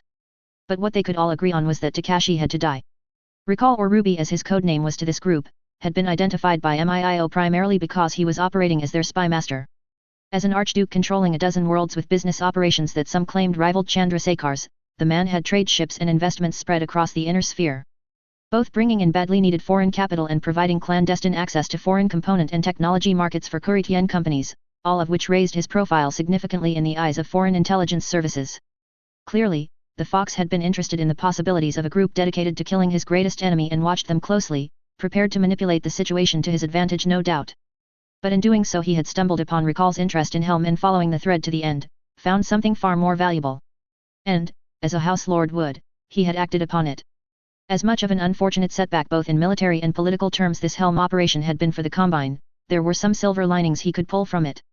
One of which was that 5 different sources inside the Federated Sun's higher levels had all tried to present very carefully constructed and painstakingly leaked pieces of a puzzle that pointed to his son as the source of the Helm leak in the Combine. Not directly of course and barely even indirectly, the Federated Sun's Ministry of Information, Intelligence, and Operations had put considerable work into laying out just enough data points for the ISF to follow up on. Which, after painstaking analysis, would lead the ISF to draw but a single conclusion. Unfortunately for MIIO's hard work, 3 of the agents had already been under suspicion of being turned or made by their enemy to deliver false information without them knowing. The 4th and 5th had not been, but now were now known to have been compromised, a fact which might save a great deal of pain later for the Combine. Yet without the dossier from Michael Hosek Davian, it was entirely possible that credence would have been given to such claims, causing friction between he and Theodore that the realm did not need at all. Well, did not need more than usual anyway. It thus amused Talkish that the Fox's attempt to protect the conspiracy against the coordinator of the Draconis Combine and turn father against son had been defeated, if unknowingly, by a conspiracy against the first prince of the Federated Sons led by his brother-in-law. Karma was a strange thing, to be sure. Of course, Takashi was not a fool. He would never act solely off information from House Davian, no matter how reliable it was thought to be by Maximilian Liao. But it was enough for him to give directions to the ISF. And with great focus and personal supervision from Subash Indrahar, the Sons of the Dragon had fanned out searched for proof of what Davian's dossier claimed, made surprisingly easy by the way the clearly panicked Recall after Davian's announcement at Christmas, had been thoroughly investigating his own internal security and operations. Clearly the man was clueless as to how Davian had penetrated him so deeply and in his broad efforts to conceal his crimes he had only helped direct the ISF team straight to them. Most damning of which being his attempt to reach out to a half-dozen senior nobles through covered means to demand they in turn check their own internal security. Through code names and cutouts of course, but Subash Indrahar was very patient as he worked his way to follow the links of the chain to see where they led and untangled the attempts to obfuscate the identities of his fellow conspirators. He strongly suspected one of the chains would lead straight to his cousin, Marcus Kurita, but that was an issue for another day. All in all it was enough to confirm the data from O5P and in the same stroke, discredit Davian's attempt to drive a wedge between father and son. A cunning stratagem indeed, but thanks to Michael Hosek Davian and O5P he had sidestepped it, and perhaps, could even be considered to have come out ahead? A few regiments of battle mechs and tanks with a few Lastek trinkets was a trifle of a price to pay for ripping out such a deep-rooted and powerful conspiracy against House Kurita. He would have to find a way to thank the Fox for his efforts, but for now, he had a problem. He could tell his warlords none of this, would tell them nothing about it. Admitting such a conspiracy existed, even if all in the room probably suspected such a thing existed in one form or another, would be a grave loss of face, and encouragement. That this group had so boldly attempted to kill him, and almost kill his only heir, and had escaped justice for this long? Who knows what they might read into that? And yet, for a man as powerful as Recall ordering his death because of the Helm situation alone was equally problematic. While certainly more than within his powers, for that matter he didn't need any reason to order a death of anyone in the Combine but only a fool of a coordinator would ever be so coarse, it would be a politically fraught course as many nobles would no doubt decry such an action, especially his many political allies and backers. As always with the garden, it came back to balance. Upset it in too large a way and the ripples would flow out, spreading disharmony through the growth that would in time cause his problems to multiply. Especially as the expected consequences for attempting to kill the coordinator were, of course, the harshest not simply to the person but to their family and house. No. He would need to be a little more subtle. But of course, even if he could not openly accuse Recall of the attempt on his life, it did not mean that he couldn't use that fact. Duke Recall he called the other forward with a curt gesture, wanting to get this over with. The Duke gathered himself and walked bent over from his place to a position directly opposite him, flanked by the double line of warlords and aides on both sides and all eyes in the room glaring at him. Kneeling once more, he wasted no time in prostrating himself and not moving a muscle until finally Takashi tapped on the floor and he slowly, almost unwillingly, rose to face the coordinator. It was the composed look of a man facing his death and trying to hold himself together, even as he desperately thought and schemed to try and stay alive. It pains me to see you here having made such a misjudgment, Duke Recall Takashi stated in a matter-of-fact way. I remember well on that dark day so many years ago, when a conspiracy attempted to kill both I and my son, you saved his life. I remember it too, Tono, the other agreed with another bow. Your actions on that day were quite remarkable, he said slowly but carefully. Every word, every inflection chosen for maximum impact. Few people know the truth of what you did on that day, and that is a pity, Takashi continued, and as the Red Duke's eyes met his for a second, Takashi let flow the full force of his rage out for just a moment, and he saw it have the desired effect. The man recoiled physically with a shiver across his body, and Takashi knew then the man understood. The coordinator knew he had been part of a plot to kill him. Even as the rest of the room thought he was talking about his noble actions saving his son's life. As with so many conversations in the Combine, this one was as much about what was said as what was not said. I fear that there will be little chance that the memory of that day will be spoken of now, he now added, reinforcing the impression in the minds of those in the room, but saying something quite different to the Archduke. We must concern ourselves only, he stressed, with the actions of the here and now. Now Recall blinked and started to regain some composure, glancing around the room for a moment before bowing deeply once more as he understood the message. My lord.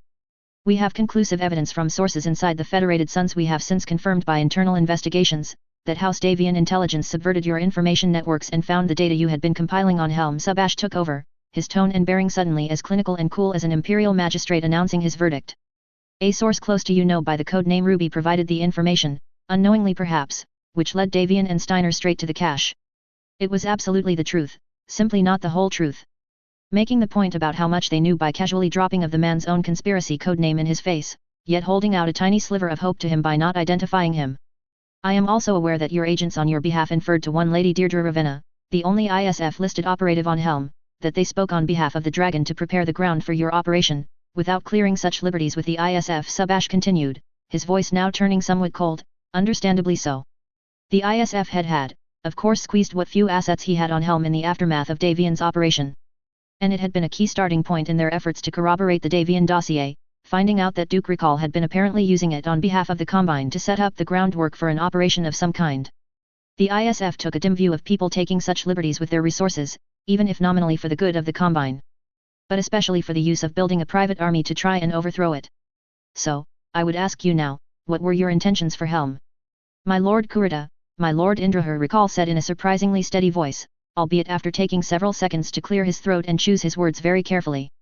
My intentions on Helm were, as you suggested, to recover the cache, for the glory of the Combine.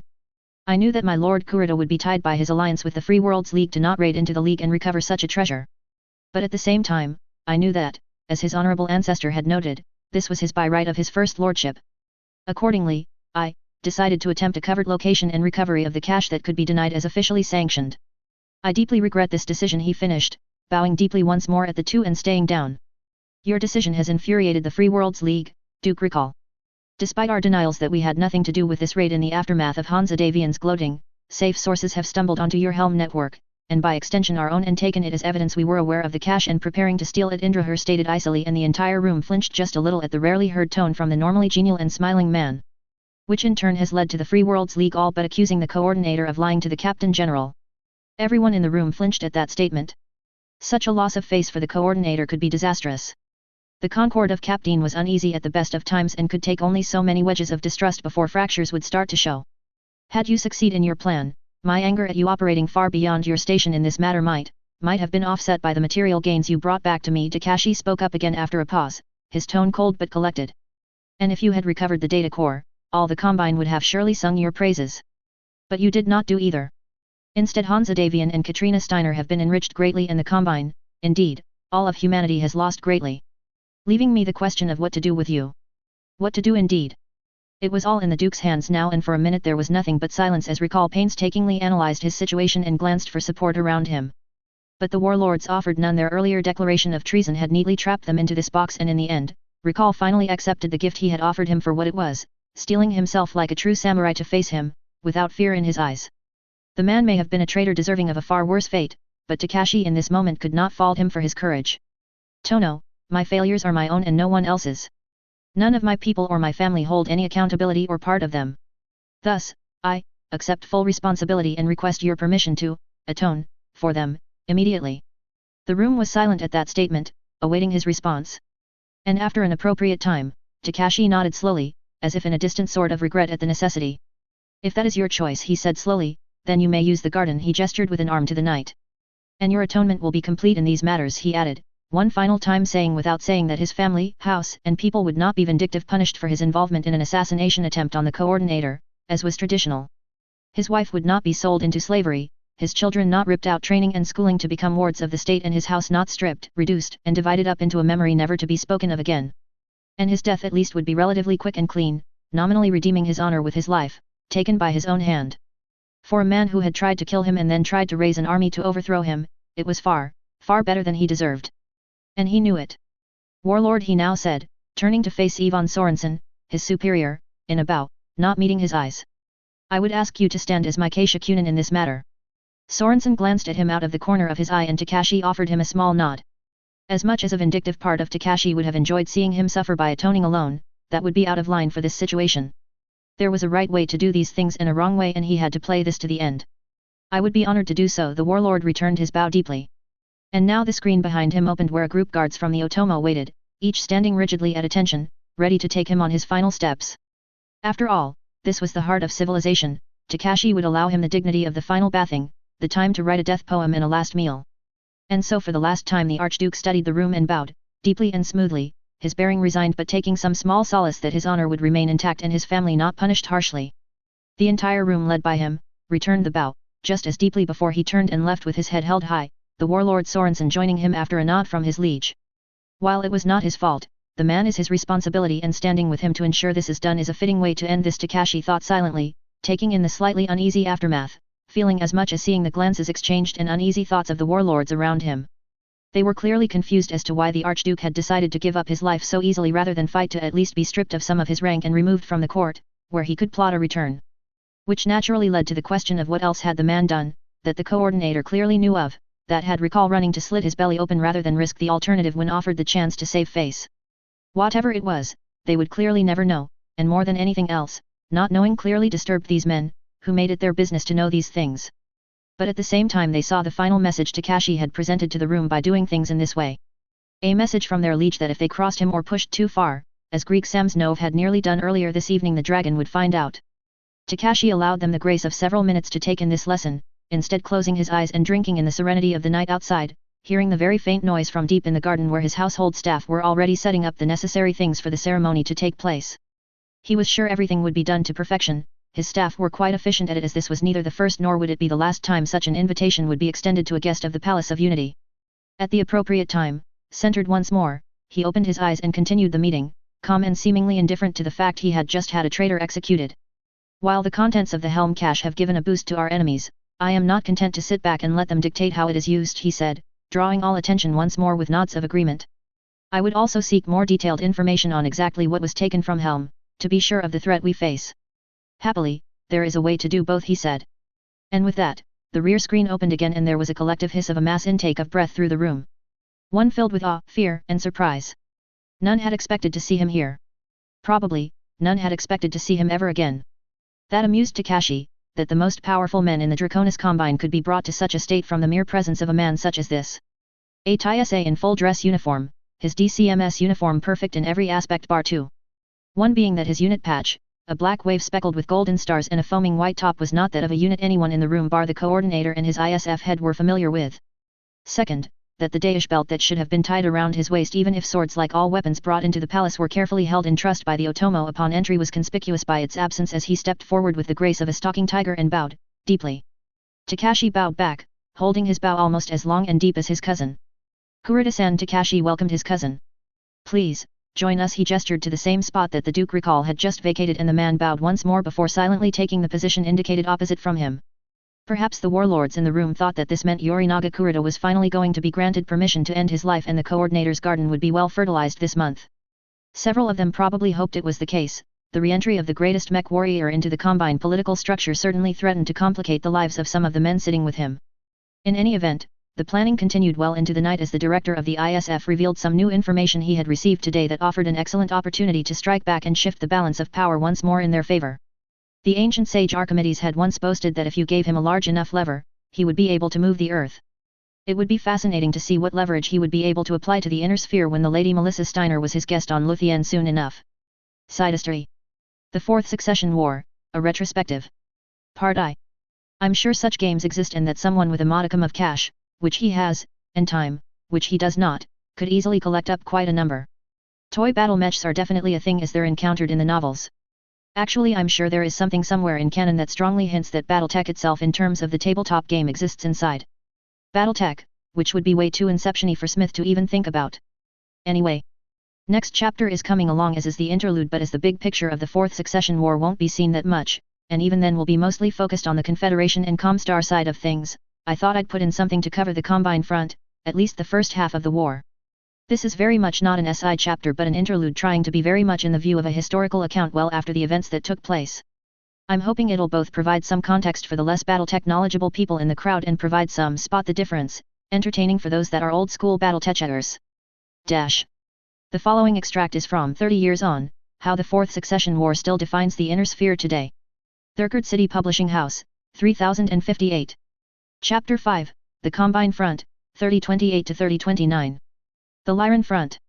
Prelude to War. A German translation of Ragnarok, Götterdämmerung was the name given by Lyran High Command to their surprise attack against the Draconis Combine that, alongside the overwhelming invasion of the Capellan Confederation by the Federated Sons, defined the Fourth Succession War launched famously by Hans Adavian with a toast to his new wife. The Norse concept of the end of days and destruction of the old word for the birth of the new, it turned out to be a very fitting name. However, recently released papers by the AFFC make it unquestionable that the original goals of the Lyran operation were vastly more conservative. The original concept of Götterdämmerung seems to have very much been as a support act to Hans Adavian's plan to crush the Capellan Confederation. The primary goal being to hold down the DCMS, and success metrics would be the number of units who were fighting the LCAF and not attacking the lightly defended Federated Sons border, and, perhaps, if a dozen worlds could be taken, or more accurately, retaken from the Combine, the operation would have done its job. The point at which Katrina Steiner changed her mind around the intent and expected outcomes of Götterdämmerung is surprisingly easy to lock in, New Year's Day 3027. With Hans Adavian having departed with his victorious heavy guard in tow from the friendly war games he and Katrina had just held, if being a very good sport about Katrina Steiner shooting him out of his Battlemaster and the mostly good-natured ribbing he received in the Lyran media, the Archon had called her generals in and had them heavily rework the original plan with far more ambitious strategic goals. Seemingly no longer content to simply be used to hold the DCMS in place, the goals now set seemed to be driven by an emphatic certainty that the LCAF was much more capable than generally thought or the DCMS would significantly underperform. While it might be hard to imagine by the youth of today who see the Draconis Combine mustered soldiery as something of a bad joke barely holding the line against the Smoke Jaguars and Jade Falcons with the help of what's left of the Com Guards, it is undeniable that in 3027 the DCMS were considered to be the first or second most powerful armed force in known human space. Since the fall of the Star League, the frontier between the Commonwealth and Combine had only shifted away from Luthien and towards Thurkad, where any reverses in that trend were but temporary setbacks that the DCMS soon corrected. The idea that the LCAF could reverse this trend so thoroughly in one go was considered ludicrous by many staff officers, but they dutifully prepared plans for bringing supplies forward and setting up for second and third stage movements with jump ships, as opposed to the long slugfests on a static front that would need units to be supported and rotated through that was originally anticipated. As easy as it is to pinpoint when Katrina changed her mind on Götterdämmerung's goals, the why is far harder to figure out and, to this day, is the subject of intense speculation. Many have pointed the finger at Hans Adavian given the timing, and while he surely played a part given how tightly he and Katrina worked together, it also seems highly unlikely he convinced her, having been on record in military communications as thinking the original operation was right at the limit of LCAF capabilities as late as early 3026. It seems exceedingly unlikely that Hans Adavian of all people would be eager to risk his allies, who in effect were covering for his grand offensive plan with their lives, overreaching in this first, critical test of the Federated Commonwealth.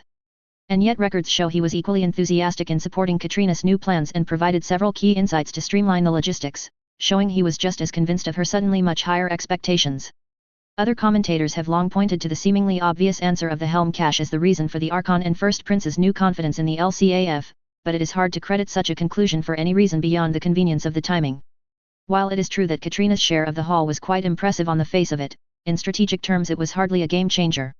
Most of her war material after all was kept back to become the core of the 4th Royal Guards RCT, who played no part in the campaign until they were unleashed on Dairon alongside the Dragon's Bane in September of 3029. And while the situations with the Wolf's Dragoons feud, Takashi Kurita's political house cleaning on Luthien, the Black Dragon's poorly, or ideally depending on your point of view, timed coup attempt in January 3029 and the Day Zero elimination of Heir Theodore Kurita surely tilted things in the favor of the Fedcom powers. These were things that could not have been banked on or anticipated with anything like enough certainty to bet the farm as it were. It may well be that the true reasons behind Katrina Steiner's change of mind will never be known, or at least not determined for some time. But whatever the why, there can be absolutely no doubt that the staggering results of Katrina Steiner's aggressive rethink of Götterdämmerung stand as a matter-of-fact testament to her genius and vision. Operation Thor. The first publicly visible Lyran moves towards war took place in 3027 when Katrina Steiner undertook Operation Thor as an extension and expansion of House Davian's Galahad II exercises. The Combine, clearly dismissive of the threat from the Commonwealth, but not blind to dangers either, put key strategic units, jump ships, and planets on alert in response, but stood them down when it became clear that the LCAF truly was running a large war game and fighting itself. Perhaps helping lull the dragon into a false sense of security was the fact that considerable operational snarls and issues were made glaringly apparent in the movement of the units behind the glossy and impressive media releases. Indeed, recently declassified MIIO papers seized on Diran from the Dragon's Roost complex suggest that the ISF and DCMS felt more amused than threatened by the LCAF attempts to match Davian's sweeping theatrics. The leaked video of Lance Commander Thomas Hogarth managing somehow to mistake a golf course 100 kilometers downrange of his LZ for his dropship's targeted zone while the local Duke of Freedom was holding a charity golf day on a live VID stream, for example, seems to have been very widely shared by DCMS officers and cited as an example of Lyran competence, among a number of other, similar events. In hindsight, it would appear that the Combine had by now largely dismissed the exercises as, of all things, a sign of weakness. Which is even more striking, given that the captured documents also confirm they had correctly identified that the exercises had been building specifically to this moment, the wedding of Davian and Steiner. The ISF, however, were fixated on the conclusion that it was entirely defensive in nature. That while the wedding was underway on Terra, the bulk of AFFS and LCAF strategic commanders, many critical field commanders and almost every political figure of note, would be present on Terra and out of any position to respond to an attack. Ergo, having the AFFS and LCAF fully in the field on the borders like this would mean rapid responses could be made against any incursions, giving time for senior officers and leadership to return to their posts. Or, as the unintentionally ironic briefing paper sent to DCMS regimental commanders 1 week before the wedding toast to end all wedding toasts stated. The Internal Security Force therefore concludes that House Steiner's Thor II exercises are proceeding precisely along their scheduled timelines. Public media coverage, Comstar media coverage and Humnet sources confirm little to no divergences taking place. We can expect that within 36 hours the last of units from the Wave 3 exercise will be spaceborne and moving to their jump ships, ready to attack the final wave of planets along the Lyran frontier. The complete lack of any alteration from the official schedule and timeline has resulted in several directly observed cases of LCAF clearly units phoning in the results of simulated engagements to keep on their schedule and make their jump ships, resulting in often dubious exercises with little to no real training value for the more senior officers running them. This is taken as confirming evidence, seen Appendix 3-6, that these exercises are less intended to impart useful training as much as to try and intimidate the dragon into not acting while the wedding is underway. Much as the Fugu intimidates more powerful enemies by inflating itself to greater size, so too is LCAF running around our borders making much noise to discourage any adventurism during the critical weeks. Senior commanders will be absent to give critical strategic direction. The ISF never seemed to have caught on to the fact that many of the more public and high-profile embarrassing incidents in Thor I were staged for the sake of known combined spy rings. Notably, Lieutenant Thomas Hogarth's incident was not staged but seems to have been included as a useful art by accident outcome by Lick. Although there were genuine logistic issues that needed considerable work to straighten out, the exercise served its purpose of both proving that the logistics were possible and of pre-positioning forces and supplies inconusely to their jumping-off positions for next year.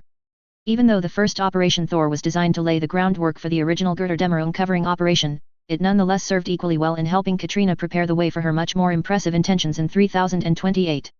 Hard work between the two exercises by Nandi Steiner and her staff, enriched with her sister's political capital in the Estates Generals following the stunning success of the Helm operation, cleared up most of the rear area problems, and by 3028 Thor II was ready to go in conjunction with Galahad III. And so as Hansa Davian and Melissa Steiner proceeded through their social events in the lead up to their wedding on Terra, broad media coverage showed the shifting of LCAF units exactly as advertised to their jump-off points to invade border systems protected by the other half of the units involved in the exercises. Then, on the morning of August 27, commanders were ordered to open sealed orders delivered personally by fanatically loyal and vetted Lick couriers embedded in their commands. And on the 28th, 1 hour before the start of the wedding ceremony on Terra, Operation Thor concluded and Operation Götterdämmerung commenced. Death to mercenaries. The Draconis Combine's forces on the Lyran frontier were not in the best of shape when Operation Götterdämmerung kicked off. That was not an atypical situation, historically speaking. The Lyran border had long been seen as a lesser theatre compared to the far more threatening, and glorious, Davian front in the mind of the DCMS. Accordingly it had as a rule, with the exception of Wolf's Dragoon's few other units, been the primary home of mercenary units used in front-line positions by the Combine. A very distant second in the supply chain in the best of times, now the region was pushed back even more in the desperate attempts to rebuild the massive losses of material, munitions, and spare parts in Gaelden thanks to the actions of the Wolf's Dragoons and Eridani Light Horse, which also drew sharply on some of the strategic stockpiles from Diran and Benjamin.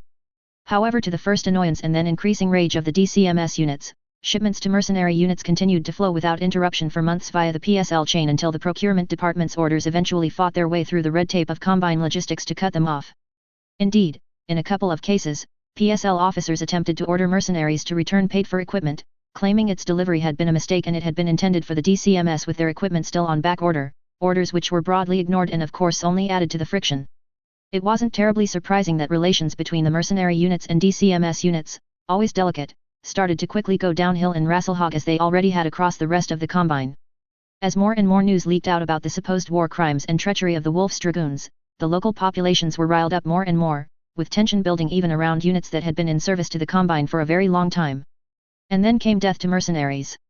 Broadcast via Priority HPG from Terra the day before the wedding of Hansa Davian and Melissa Steiner, after Takeshita Kurita's legendary confrontation with Colonel Jamie Wolfe, it was like a match thrown into a puddle of high-octane fuel. Officially, of course, death to mercenaries was only directed at the Wolf's Dragoons, Eridani Light Horse and Kellhounds.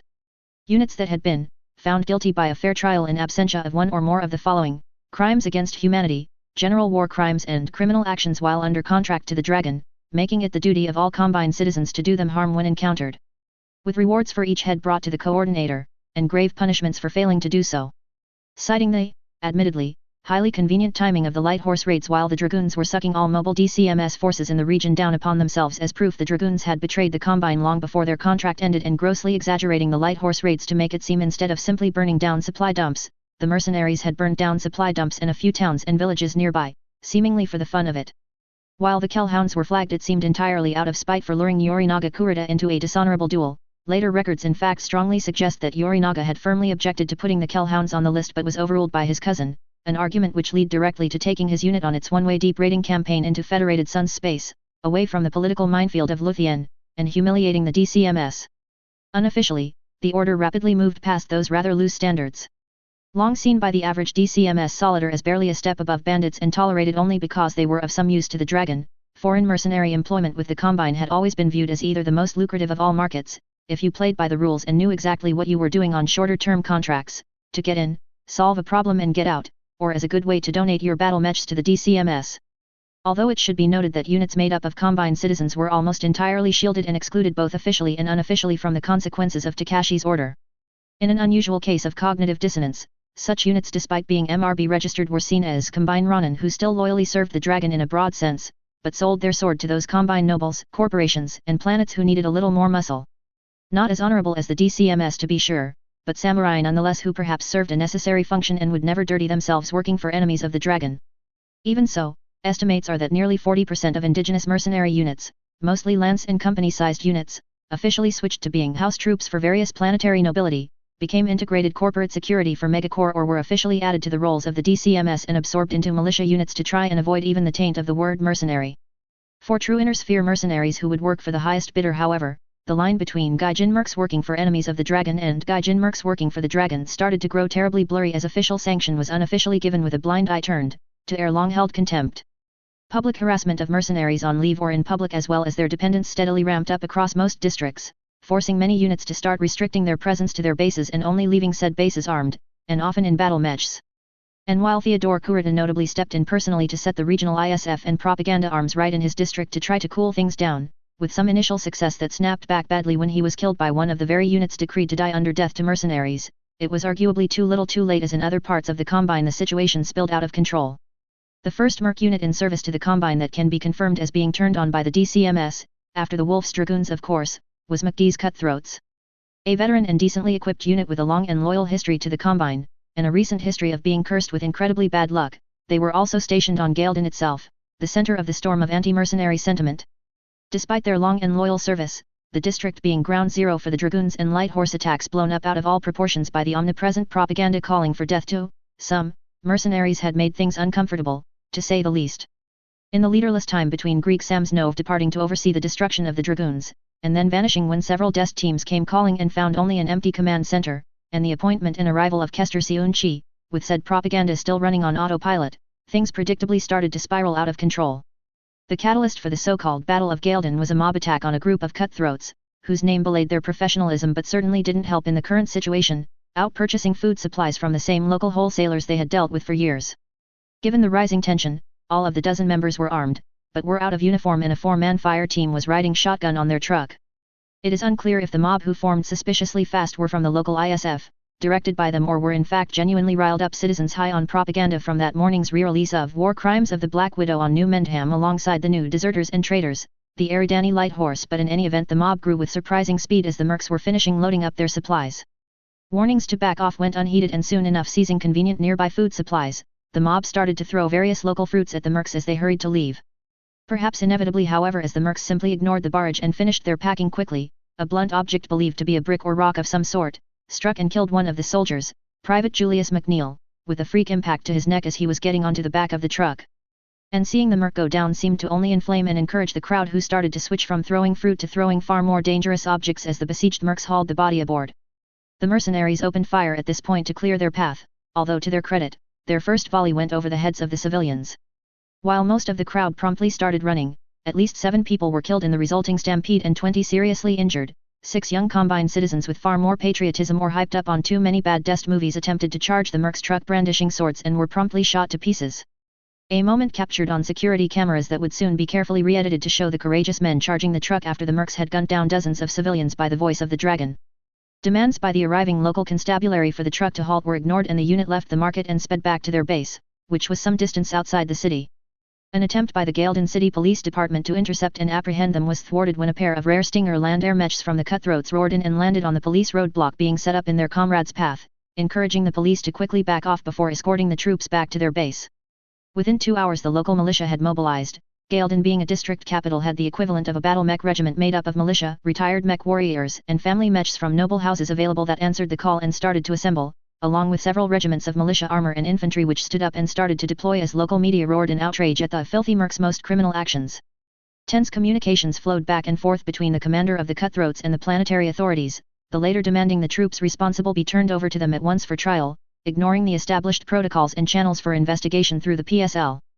Colonel Andrew McGee, who had remained perhaps naively confident that this was simply local hotheads and as soon as a new warlord arrived, their long service history and the truth of events would calm things down, insisted that negotiations continue, but his men, with Combine battle mechs clearly assembling and tanks rolling towards them, disagreed. A short but violent fight resulted in the colonel, his XO, and 2 other officers being shot by a faction led by the now infamous Matthew Simonson, who rallied the unit behind him with sharp words about the incoming enemies and marched his forces out to face the Combine attack. The relatively green militia spearheads, who were still on approach march in neat columns down the highway, had no chance. Taken completely by surprise and having not expected that the veteran mercs would dare strike first at the dragon, they lost most of a regiment of infantry and armor before the survivors pulled back. The chaos brought more than enough time for the mercs and their dependents to hurriedly load up onto their dropships before falling back in advance of the battle mechs now racing for them in considerable disorder, boosting for orbit and making it out with 0 casualties. Yet another slap in the face to the dragon by mercs that would be broadcast far and wide. Before leaving, the mercs also took the time to contact the local Class A HPG station. Note that neither the GCPD, ISF, or PSL had bothered to kill the VID lines into the base for some reason, and lodged an official MRB contract breach and break notice. Astonishingly, it took days before the Combine responded to it despite considerable prodding from the MRB, something that can mostly be put down to a great deal of buck passing. Attaching all evidence of the Combine's harassment that had been carefully gathered as well as the hollow footage from the body cams several of the mercs had been wearing during the incident at the markets, they also paid a premium in C-bills to have the same information forwarded to their lawyers on Galatea. Who, as it turned out, was a Wolfnet contact of Jamie Wolf, which many people suspect that Simonson also knew full well.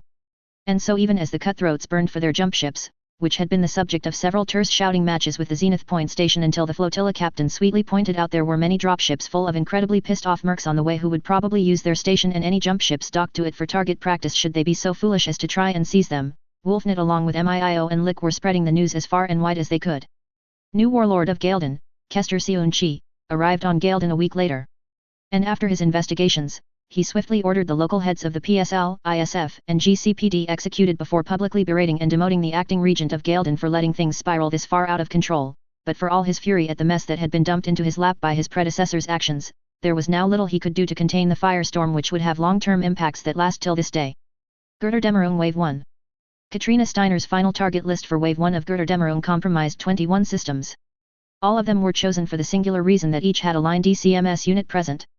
The overall plan was to strip the Combine border of mobile offensive-capable units or to at least cripple them sufficiently to force them to pull back. The second wave was to then secure and sweep up the undefended worlds to consolidate a new border in the aftermath. While the third wave would concentrate new strikes against the DCMS survivors of the initial attacks and whatever planets they had pulled back onto. The perhaps over-optimistic hope was that the initial waves would, with strategic surprise and their TSM upgrades, see Chapter 2, Technological Superiority for more information, be able to prevent strategic withdrawals of most defending units. And while by and large they were not successful in this, with a few key exceptions, it is undeniable that the units who pulled out did so with considerably fewer troops evacuated than they would have hoped and expected to be able to pull out. The systems attacked on the day of the wedding were Altair, Basiliano, Buckminster, Camlan, Diost, Dive, Gunsberg, Harvest, Hyperion, Jabuka, Candace, Karbala, Kessel, Kirchbach, Marfik, Moritz, New Caledonia, Sabik, Volders, Weingarten Wheel. The units assigned to the attacks included a broad mix of house and mercenary units, the later of whom often generated impressive rage at their mere presence, which several commanders quickly turned to their advantage to goad the enemy into kill boxes. This was also the first combat test of several selected LCAF units upgraded to full regimental combat teams, who would be compared and contrasted against the more traditional approach of attaching supporting forces to battle mech regiments on an as-needed basis. Unsurprisingly, the RCT units, both commanded by people Katrina Steiner had handpicked as combined arms innovators and trained by Davian advisors, proved to be vastly superior to the ad hoc organizations. Although it did push even Lyran jump ship logistics to the limit, and one of the key takeaways, on both sides of the FedCom, in post-war analysis and future planning, was that production of much bigger combined forces transports and logistical support ships were going to be necessary to maximize jump ship throw weight as units converted to RCTs. A discussion that would lead to the Peerless Colossus II and Starbarge class ships rolling off newly upgraded production lines at Galax and their CAD by 3041. Most of the worlds that were attacked in Wave 1 were targeted because they had a line DCMS unit on the planet that needed to be destroyed, an objective that was broadly accomplished with every world targeted taken and their defenders at the very least driven off with considerable damage at worst, destroyed outright at best, or even switching sides in the case of several mercenary units. See Appendix 2 for all planetary battle listings. However, 3 worlds were selected for an attack for specific strategic reasons beyond their line units, which will be examined in depth. Marfik. Katrina Steiner clearly wanted to take no chances when it came to Theodore Kurita. All intelligence reports suggested that he was a far more canny and flexible commander than his father, one who had been exiled to the legions of Vega, and had promptly taken the opportunity with both hands to first whip them into shape and then turn the dumping ground of miserable failures into a corps of troops hungry for the chance to prove themselves in battle. The Tainted Legion was allowing Theodore to step away from the rigid interpretations of Bushido that dominated combined tactical doctrine, and his troops, who had embraced him as one of their own, were learning quickly. Lick observations indicated that the Legion was experimenting with tactical doctrines most DCMS units wouldn't ever consider, even unashamedly borrowing from AFFS and Capellan doctrine, mixed in with that of the Ryakan and Geneosha. The thought of Theodore coming to power and reforming the entire DCMS or even a large chunk of it along these lines was not a happy one to Steiner and Davian. And Theodore being deployed to Marfik, one of the most frontline posts on the Steiner border, meant there could be no doubt he was a perfectly legitimate target. Indeed, much thinking after the Fourth Succession War suggested he was almost too much of a target. As if his father had not simply exiled his son but was hoping by putting him there that much like Henry II someone would rid him of his turbulent son without the slightest care for the future consequences of the Combine. Which would indeed be considerable. In any event, the 2nd Donegal Guards RCT under Caesar Steiner plus another 8 supporting regiments handpicked by both he and the Archon for this mission were dispatched, with the support of the Kellhounds under Patrick Kell, which had just reached regimental size for the first time since the defection. These units arrived via a pirate point 2 hours ahead of any other units jumping into the Combine and had landed uncontested, the minimal aerospace assets of the DCMS defenders in a very un-Kuritan way being carefully conserved for a better time rather than wasted in a futile but glorious interception attempt. A sign that what was being done here needed to be nipped in the bud before the entire DCMS learned that bonsai charges had gone out of style as early as 1945. The reinforced Donegal Guards landed, and Caesar Steiner, who was still a relative unknown outside of being officially promoted less than a year ago to lead the RCT and whose name screamed nepotism, immediately moved out in the fashion of the very worst kind of old-school Lyran general. Leaving his supporting units far behind in reserve as he moved his mechs forward like a giant wrecking ball, straight towards the city where Theodore had bunkered down the bulk of his forces. Seemingly confident Theodore was going to sit there like a good snake and take his frontal attack head-on with his, on paper, much weaker mech force, in the best traditions of Bushido, mech vs mech.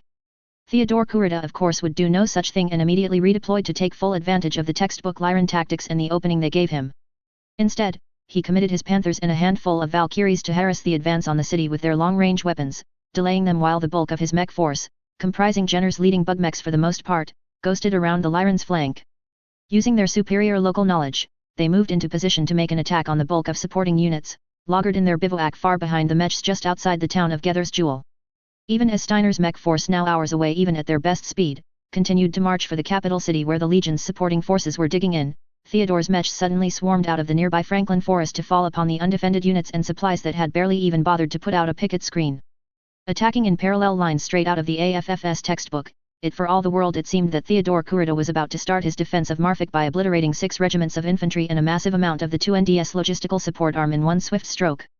Taking a page out of his namesake's tactics from the Battle of Pharsalis, however, the shipping containers forming the makeshift outer wall of the Lyran bivouac suddenly fell open as Theodore's flanking cavalry charge moved into the killbox. An entire regiment of von Luckner tanks which had been delivered to the battlefield inside said cargo containers rolled out, already having been assigned targets by their general, who had to his credit chosen to ride in a command APC at the bivouac rather than with his mechs. Hand-picked veterans to a tanker who were, secretly, to be transferred to the 4th Royal Guards after this final team-building exercise. It took, on average, less than 5 seconds for the 455th Donegal Armored to break cover, lock their assigned targets and open fire. 2 companies' worth of mechs died instantly.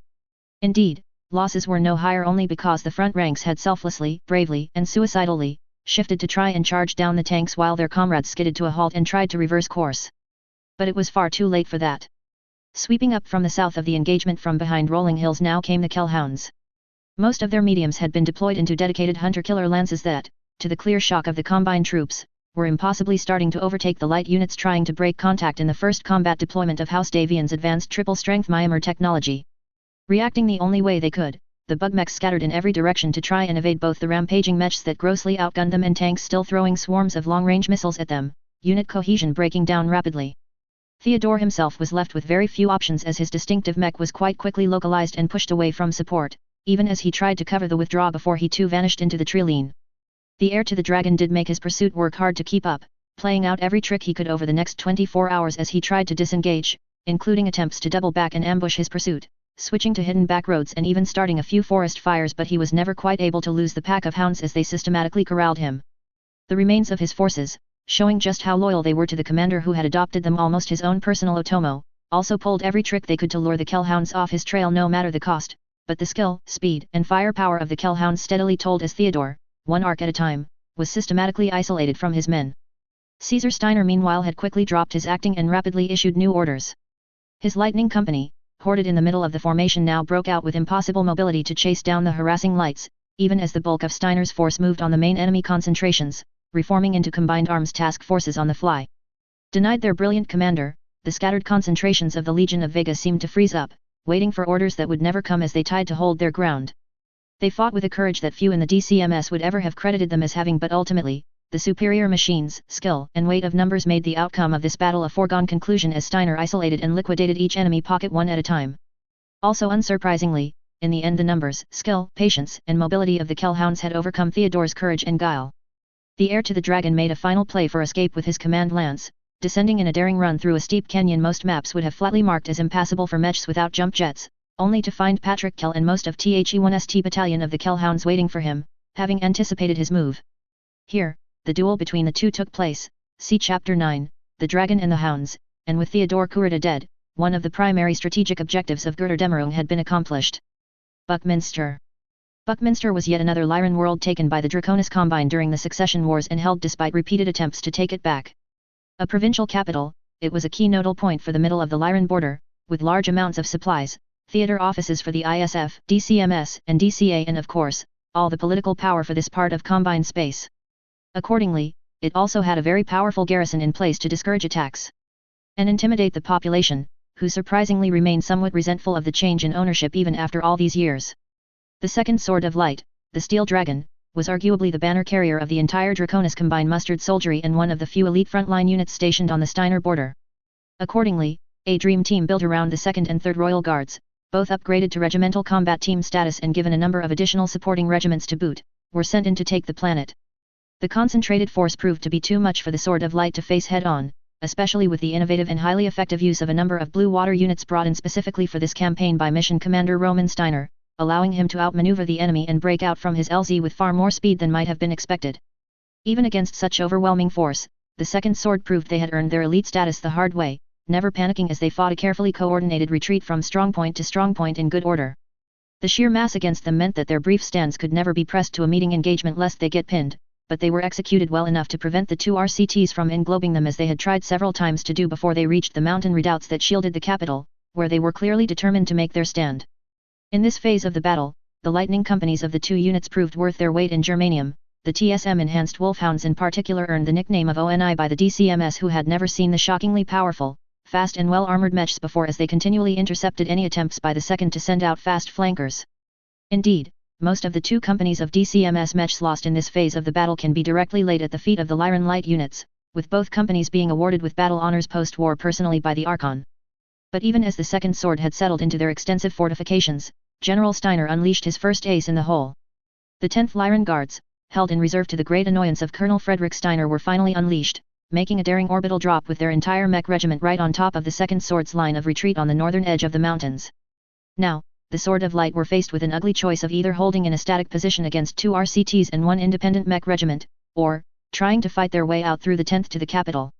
Probing attacks against the 10th were launched through the night but not pressed terribly hard, seemingly testing the perimeter and confirming that the 10th had all the routes out blocked.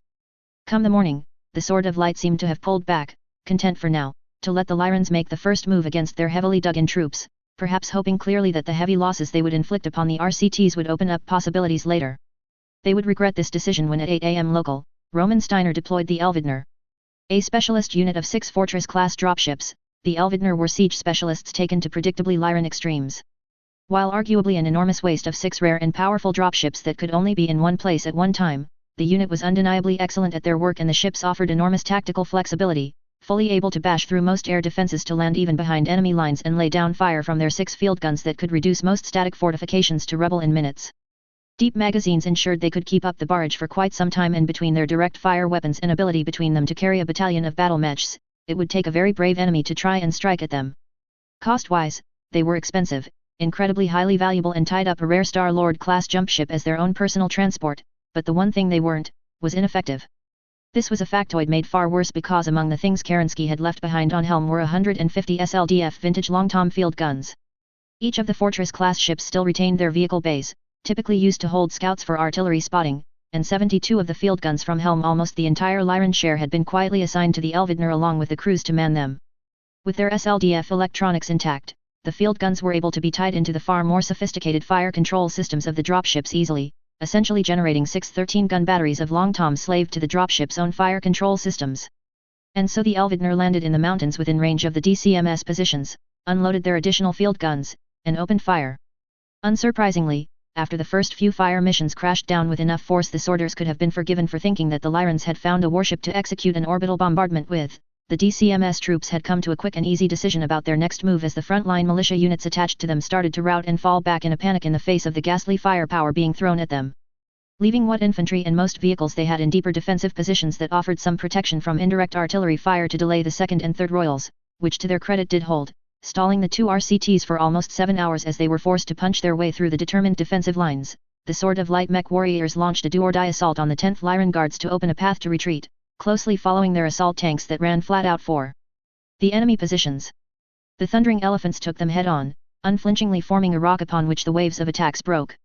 Withering firepower concentrations were backed up by excellent use of tactical air support, with air-to-mud units stacked up above the battlefield halfway to the stratosphere waiting to be called down by the forward air controller riding in the back seat of the 3rd Battalion's command mech, with Commandant Kane awarded the Order of Catherine Steiner for his exceptional handling of close air support duties. The unit took quite the beating nonetheless, losing over a third of their mech regiment holding the line, but hold they did, even in the face of a final banzai charge by the fanatical, skilled, and desperate mech warriors of the Sword of Light that partially penetrated the line, only to run into the backstop of the so-called serial killers, a lance of hatchet-man battle mechs who had taken the time to splatter their massive weapons and parts of their torsos with the exact same red paint the Sword of Light used in a fashion that made them very much look like giant butchers of combine mech warriors. The image of Taisei Gashi Tenguan's dragon being quite literally split from head to toe down the middle by a jumping hatchet-man landing and swinging its TSM-enhanced hatchet surely has gone down in history as one of the defining images of the Lyran front. And a popular framed image hung in AFFS bars for the next 20 years. Less than 20% of the 2nd Sword of Light's mech regiment, mostly the pickets in and around Buckminster City, survived to evacuate by the time the operations in the mountain were completed, and very few of their supporting regiments made it out of the peaks of hell as they came to be known. The shock sorters in the city retained the presence of mind to strip the local militia who had been defending the city of all remaining heavy equipment and portable military gear they could, given the empty slots they had on their jump ships, as well as evacuating the planetary government before boosting for orbit, trying to destroy as much of the massive DCMS stockpiles as they could on the way out. The somewhat exhausted aerospace units of the RCTs allowed them to withdraw without pursuit, moving in to take control of the planet with surprisingly limited resistance as large numbers of anti-government groups seemingly came out of the woodwork with Draconis military power broken. The 10th would be left to garrison Buckminster and rebuild, with a half-dozen supporting regiments already inbound to support them in that effort, even as a provisional government was swiftly set up in line with Lyran legal requirements. Meanwhile, the 2nd and 3rd Royal Guards, taking a page out of Archibald McCarran's book, moved on to the offensive, drafting personnel out of the supporting units they had brought to help restore themselves to full strength before moving on. Their mission orders were to double jump, with the help of pre-placed jump ships in a deep space rendezvous point, to start an offensive in the enemy rear. Each unit would split into 3 roughly equal combat commands built around a single mech battalion and supporting forces. Their mission was to probe a line of worlds parallel but a jump or two behind the front all the way down to the Federated Sun's border, to test exactly how much strength there was in the enemy rear. The answer turned out to be, not much. The Guards units had very specific targets and mostly came up against nothing but militia, excepting a run-in with the 24th Diran regulars on Shitara by Combat Command Charlie of the 3rd. Seemingly oddly at the time, 3 LCAF mechs were left behind after a skirmish, with their mech warriors rescued, after suffering critical damage, without any attempt to destroy the units as the Combat Command withdrew. This seemingly outrageous failure meant that the triple-strength Myanmar technology fell right into the hands of the DCMS, who wasted very little time in racing the mechs to Luthien for hurried analysis. It was a failure that should have resulted in quite the black mark for the command commander, but of course, was actually part of the games within games Hansa Davian secretly delighted in and Katrina Steiner played along with in amusement. With the payoff coming on the 1st of August 3029, with the launch of Operation Lactic. On the whole, however, the attacks went off flawlessly with militia units crushed, stockpiles burned, and civilians utterly shocked by the fact that the Lyrans were invading them. Chaos followed in their wake as the Combine tried to predict their paths until the 3rd Royal Guard regrouped at, and attacked, Nirasaki, destroying the remaining battalion of the 36th Diran regulars left on planet before bugging out to Quinton to rest, refit, and regroup, with the 2nd right behind them hitting Murchison. They were however taken aback when they found the mercenary unit Brian's Legion was engaged in combat with DCMS militia units in yet another blowback of death to mercenaries. Although this time the trigger had been pulled by local Yakuza in an attempt to take advantage of the situation to steal battle mechs from the Legion, an attempt that had quickly gone awry when it became clear the Legion were not asleep and were very much on the lookout for any kind of treachery from their employer. Deploying and crushing the local DCMS forces, Brian's Legion all but fell over itself to surrender to the 3rd, with the sympathetic Lyrans going so far as to provide skeleton crews for their dropships, their own crews having been executed at the starport before they could get back to their ships, to evacuate into the Federated Suns, the 2 Royal Guard units pausing to rest and refit on the heavily industrialized planet and taking the time to refit and repair. Brian's Legion itself quickly accepted a defensive contract with the AFFS in the newly forming Sarna March, as far as practically possible away from the Combine. While there was some speculation that the 2 Royal Guard units would turn around to take border worlds that had been shown to have quite a limited defensive force, in the end the 2 Royal Guard units made their way back to Lyran space after refitting, heading for Sky where they formed a strategic reserve unit for the rest of the war, and perhaps a none too subtle hint to any remaining Free Sky sentiments after Katrina Steiner's secret visit with the Kellhounds to Aldola Strait on summer. Altair. Altair was the gateway to Diran and nominally the closest Combine world to Terra.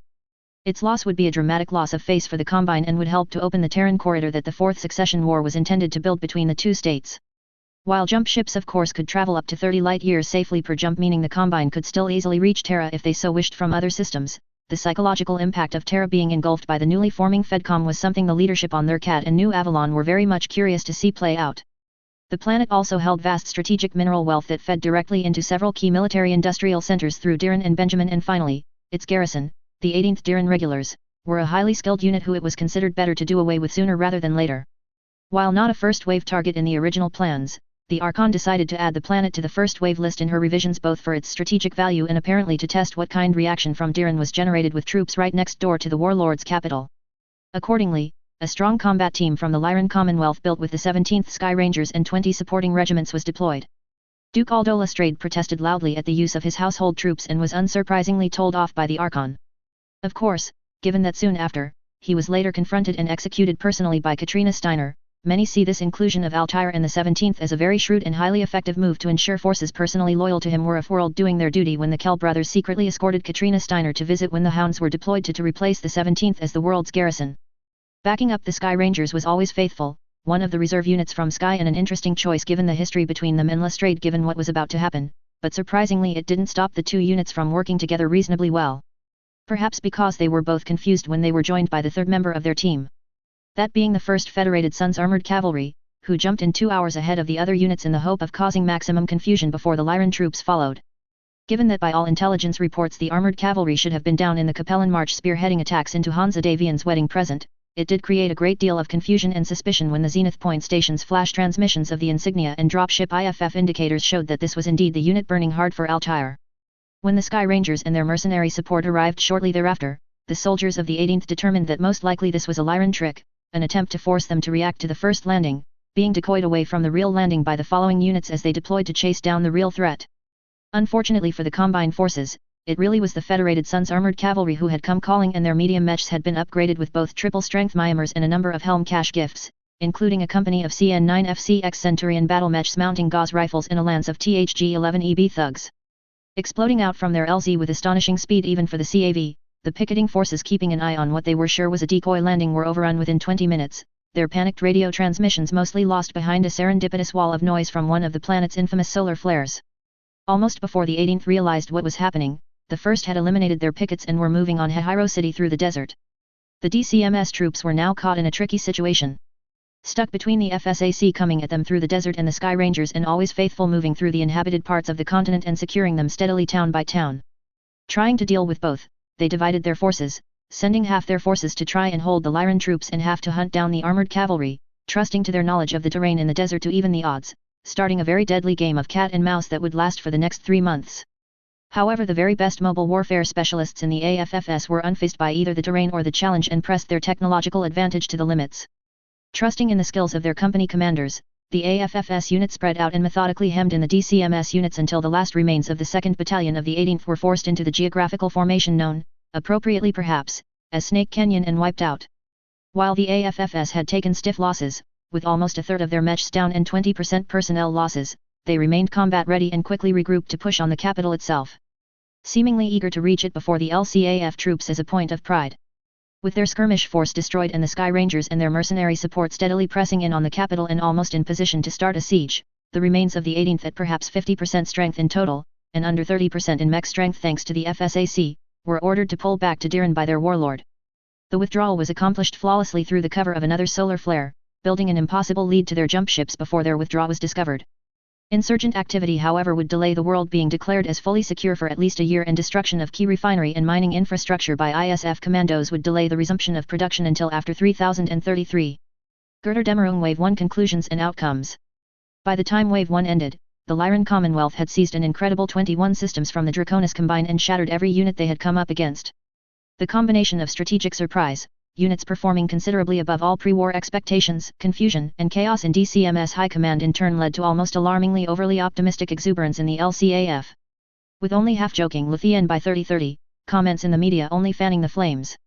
Thankfully however, LCAF High Command remained firmly in control of its expectations and logistical constraints, with few changes planned to the Wave 2 and Wave 3 targets. Helping the operation move along were the defections of 3 mercenary units along the Combine border as death to mercenaries spiraled out of control. The Saint Cyr Heavy Assault Group, Lone Star Regiment and Helmets Hermits all independently came to the same conclusions of we might be next and accordingly sent notification of an intention to break their contracts to the MRB, citing the rarely involved Sendai Clause. Named after the world upon which the Eridani Light Horses dependents had been first held hostage and then slaughtered in an attempt to coerce them during the First Succession War, the clause allowed a unit to break contract in protest of exactly the kind of treatment the Dragoons and Cutthroats had suffered, citing a genuine fear of their own dependents' safety as hostages or targets of attack by their employer. Rarely invoked due to the enormous difficulty of proving it, the gigabytes of data on the Dragoons and Cutthroats and explicit death to mercenaries order made it almost child's play.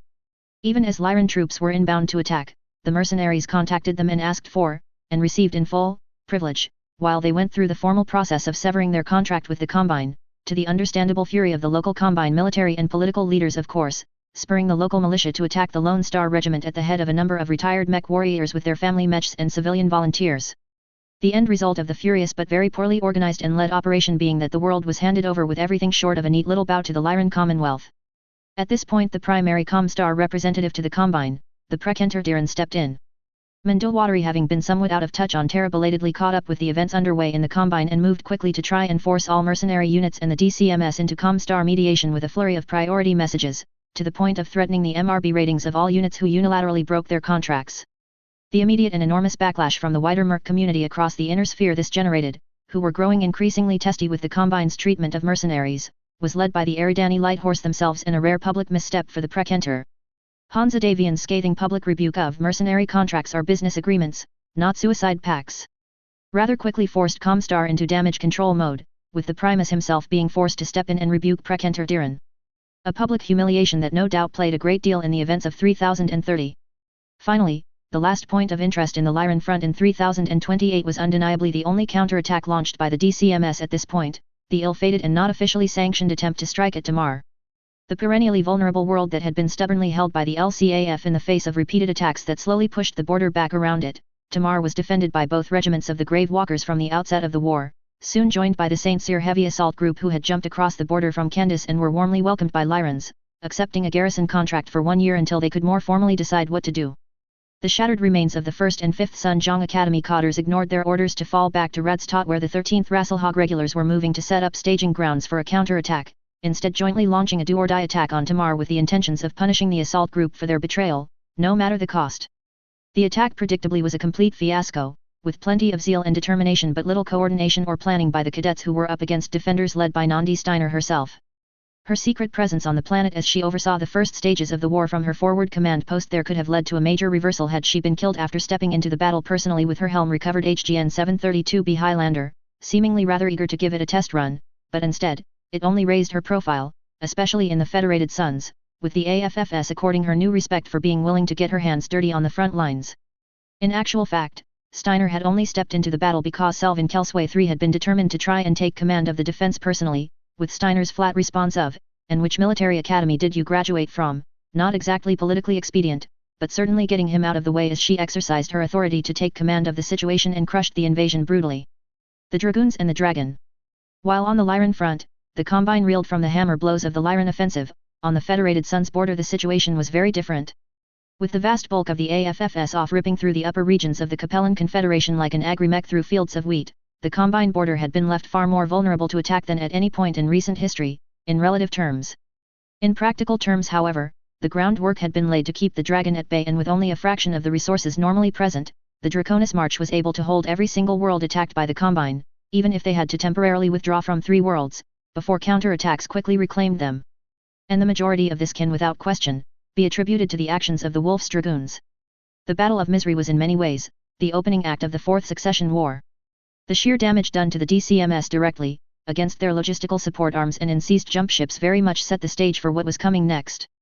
Many people to this day credit Hansa Davian as somehow orchestrating these events down to the Dragon's reactions, as if he saw the future itself and carefully manipulated events to his advantage. But what is clear that he reacted very swiftly to changing events and flipped the Galdan region from a major threat on his border to a graveyard of DCMS units and burning strategic stockpiles. The ripple effect of the disruption reached as far as Rasselhag, which lost 3 mech regiments and 24 supporting regiments without replacement before the Lyrans attacked, as units were shuffled along to try and cover the hole, but even so, by the time war broke out and the death to mercenaries order was given, the new warlord of Galdan, Kester Seun-chi, had been only able to scrape up enough jump ships and supplies to shift 3 of his now very precious regiments into the attack. And while he would send carefully worded requests to Luthien requesting additional forces before going after the Dragoons, the coordinator was in no mood for delays after being so publicly challenged on Terra. And so the 12th Galdan Regulars, 8th Galdan Regulars and 5th Galdan Regulars moved to hit 3 worlds, each covered by 2 subunits of the Dragoons, given that Snord had attached himself to Alpha Regiment, after it must be noted, bribing Aaron Sandoval with a vintage and fully functional SLDF Filicorn class assault tank to be allowed to stick with Jamie for the time being. On paper, this would put the defenders on each world at rough numerical parity. The inbound were fresh and equipped with both excellent equipment and a burning desire to avenge the Combine, while the Dragoons were known to be exhausted from the brutal Battle of Misery, with many of their mech warriors probably still injured and repairs certainly not completed. So said the ISF reports at any rate. Which were, as it so happened, horribly wrong. Even more highly classified, to this day, then why Katrina had changed her mind regarding the objectives of Götterdämmerung was the question of how and when Hansa-Davian found out about the clans, and Wolf's Dragoons' connection to them. For a more in-depth discussion on these events, please see Chapter 8 Warden or Crusader. In any event, after discussions and negotiations with Arden Sortek were concluded, Jamie Wolf left for Terra, via New Valentia, which he and the new home guard escorted the Dragoons' dependents to in a coming home moment of considerable ceremony. Fort Jamie Wolf, where the Dragoons had made their very first landhold in 3005 and which had been maintained by the local militia ever since, was turned back over to them with great ceremony, where it was revealed to have been renamed Fort Joshua Wolf, in honor of all the Dragoons who had died in their circuit of the inner sphere. A gesture that only further cemented the emphatic difference between their recent time in the Draconis Combine and their new home in the Federated Sons, soon to be Federated Commonwealth. And with his people as safe as they could be, Wolf with Sortek headed first to New Avalon and then onwards to Terra and the wedding of the century. Before leaving Robinson, however, Wolf issued his deployment orders. Sending 2 regiments to Wapakoneta, 2 to Harrow's Son, and finally sending his own regiment, Alpha, to Glenmora. Cranston Snord also tagged along with Alpha, but left a week later and with considerable help from MIIO, slipped onto the planet without being noticed by the ISF. So too were all 5 Dragoons units able to carefully hide their true status, convincing the ISF with a carefully managed disinformation campaign that 2 of the 3 planets the Dragoons had settled onto were defended by the equivalent of a single banged-up, if elite, battle mech regiment, and Harrow's Son with Alpha was defended by less than half that. Although the new warlord of Gaelden was, as later records would show, not entirely convinced of the supposed weakness of the Dragoons, he also had no legitimate reason to suggest a delay in the face of the coordinator's expectations of Jamie Wolf's head on his palace doorstep by the end of the year. Accordingly, as the Fourth Succession War broke out, the order was given to commence Operation Amur, named for the Siberian tiger on Old Terra that was one of the few predators of the wolf. It would prove to be a highly over-optimistic choice of name. Wapakoneta. Delta and Beta regiments of the Dragoons were assigned to Wapakoneta, a planet whose land masses were divided up among many thousands of small to medium-sized islands. The 2 units carefully scouted and laid their plans. The 12th Gaelden regulars came in hot, determined to bring battle to the Dragoons, who had made little secret of concentrating themselves on one of the larger islands away from the population centers and there, fortaying up in solid fortifications rather than looking to use the ideal terrain around the islands for a mobile defense, or deploying in the vast archipelagos of tropical islands to the west, which would have provided perfect cover for a guerrilla war. Eager to take advantage of the mistake, the regulars deployed and quickly advanced on the Dragoons' fortifications. With roughly 100 battle mechs deployed in good defensive positions from both regiments, the regulars had every reason to think they had the Dragoons pinned in place as they started to probe the defenses expertly through the day and night, while back at their landing zone combat engineers worked hard to prepare the airbase which would allow the regiments of conventional air support they had brought along to deploy and commence airstrikes against the Dragoons' static defenses on the morrow. With the 1st Proserpina Hussars inbound from Rasselhag in a very long forced march, with the worst possible timing alongside the 4th, who had both been pulled to reinforce the Gaelden border only to leave their worlds open for the Lyrans to gleefully scoop them up, and do in 2 weeks, they only needed to contain and pound the Dragoons, something the relatively inexperienced troops were sure was within their capabilities. Their plans, however, went completely awry when at 4:30 local, all 40 of the assault mechs gifted by Hansa-Davian to these 2 regiments, which had been hiding patiently underwater not too far from the Draconis LZ, emerged from the depths and stormed up at the enemy dropships. Having landed a safe distance away from the Dragoons' position to ensure no raiding force would be able to break past and attack, the Combine's main force was horribly out of position to intercept them when they were finally detected climbing the beach. The cover of a number of Guardian ECM-equipped units mean that it was only frantic emergency flares fired by infantry pickets that first alerted the Combine LZ that things were about to go disastrously wrong, shortly before the first grinning Atlas came in sight and put a precise gauze rifle round through the cockpit of one of the few mechs on guard duty. Pandemonium erupted in every direction at this point, with the horrified DCMS troops who had been settling in on their siege efforts trying to race back, only to have the Dragoons immediately break cover and, with their triple-strength Myanmar technology, swiftly close in on the DCMS troops. Chaos ensued as some units bravely tried to turn back and delay their pursuit while others hurried onward, leading to a turkey shoot in the dark as the green DCMS troops' cohesion was lost. At the LZ, dropship captains started frantic crash power-ups as what many Combine troops incorrectly identified as a rebuilt Zeta battalion stormed towards them, the assault mechs generally not even bothering to shoot at the aerospace and conventional fighters sitting in neat lines with pilots racing for them, but seemingly taking a perverse delight in kicking them to pieces with their feet. Instead, the Dragoons with commendable fire discipline focused their weapons onto the enemy dropships, obliterating first a pair of Union-class ships by detonating stockpiles of munitions inside their open cargo hatches and then starting in on a number of parked Leopard CVS who were helplessly unable to take off with their runway blocked. Infantry attempted to fight back with Inferno SRMs, but to their great chagrin found that the freezer-equipped units tended to not even notice the impacts as they closed in on the heavier dropships. At this point, with the seemingly unstoppable assault mech steadily closing in, the captain of the Trader's Bane, the Excalibur-class flagship of the regulars, got his engines online and tried to launch. That action however only attracted the immediate attention of the entire line of assault mechs, with a sharp order by Captain Ralph Kincaid to crack that egg, resulting in a withering barrage of surface-to-air firepower tearing into the ship's lower decks. A second barrage, mostly the blue particle beams of the Awesomes and Thugs in the Force, followed moments later as the ship ascended past 500 meters, at which point it seemed to slow its rate of ascent, its engines flickering as internal explosions vomited out of the breaches in its hull, before dying completely. At this point, to quote the field report of Captain Kincaid, it was yet again proven that what goes up must come down, and the Dragoons ran for it as the 16-kiloton ship indeed came back down to land squarely on top of the Overlord-class ship Pride of Matsuda. The explosion that resulted turned night into day and turned whatever was left of the Combine LZ into a charnel house. Astonishingly, none of the Dragoons' mechs were lost in the massive explosion, although several were barely operational as they staggered out of the mushroom cloud that rose above the camp. The bulk of the assault mechs shook themselves off and pressed on, reforming to intercept the incoming Galdan troops. Later comment would determine that the Green troops were convinced that the Dragoons had in fact used a nuclear weapon on their comrades and so threw themselves in a suicidal rage at the Dragoons. With predictable results.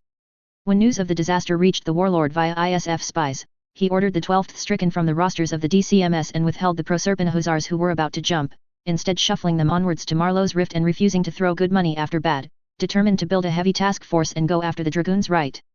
Harrow's Sun. On Harrow's Sun, Epsilon and Gamma regiments battle lasted for just over a week.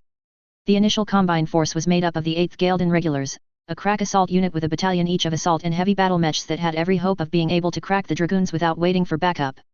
They landed near the Jinxa River, a deep fast-moving natural boundary impassable for mechs except at a couple of points, in this case, the Jinxa crossing.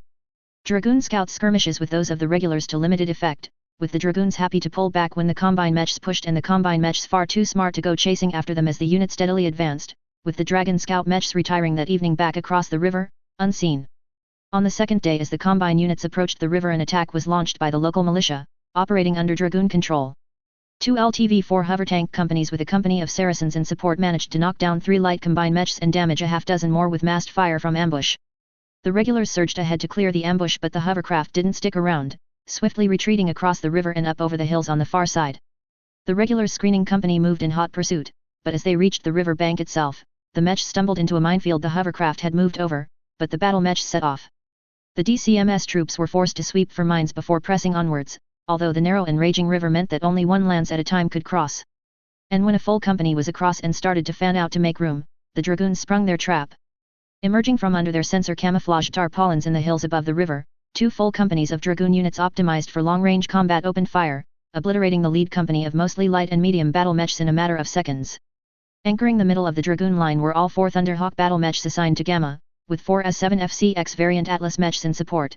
The withering firepower of their 16 Gauss rifles backed by enthusiastic LRM support clearly stunned the Combine mech warriors as the lead company simply evaporated under the merciless hammering. The units still trying to cross the river were the next target even as they tried to fall back, knocking out another 4 battle mechs before the Combine units scampered out of range and regrouped. Just before dawn, the Regulars launched an attack across the river 20 kilometers south with a battalion of jump-capable designs at a point just barely narrow enough for them to cross.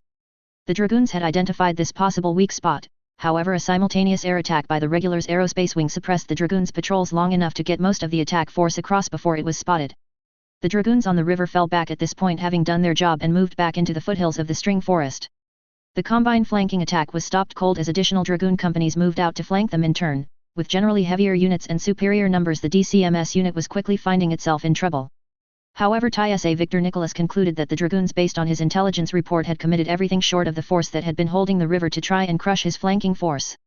Accordingly, he pressed his assault battalion and heavy battalion across the river while, for good measure, ordering his armored support to launch in a suborbital hop to put down just outside Eustis Pass, which was the only practical route to the Dragoons' base at Fort Belvoir without taking extremely long detours.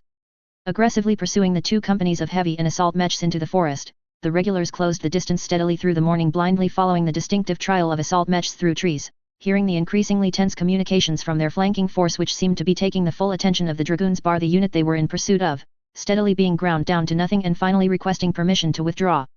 The TISA granted the request, reasoning that damage they had done in return had to be critical. It wasn't, and that he only had to crush these 2 companies of mechs in front of him with his 2 battalions to then rotate his line of advance and sweep through to eliminate any survivors.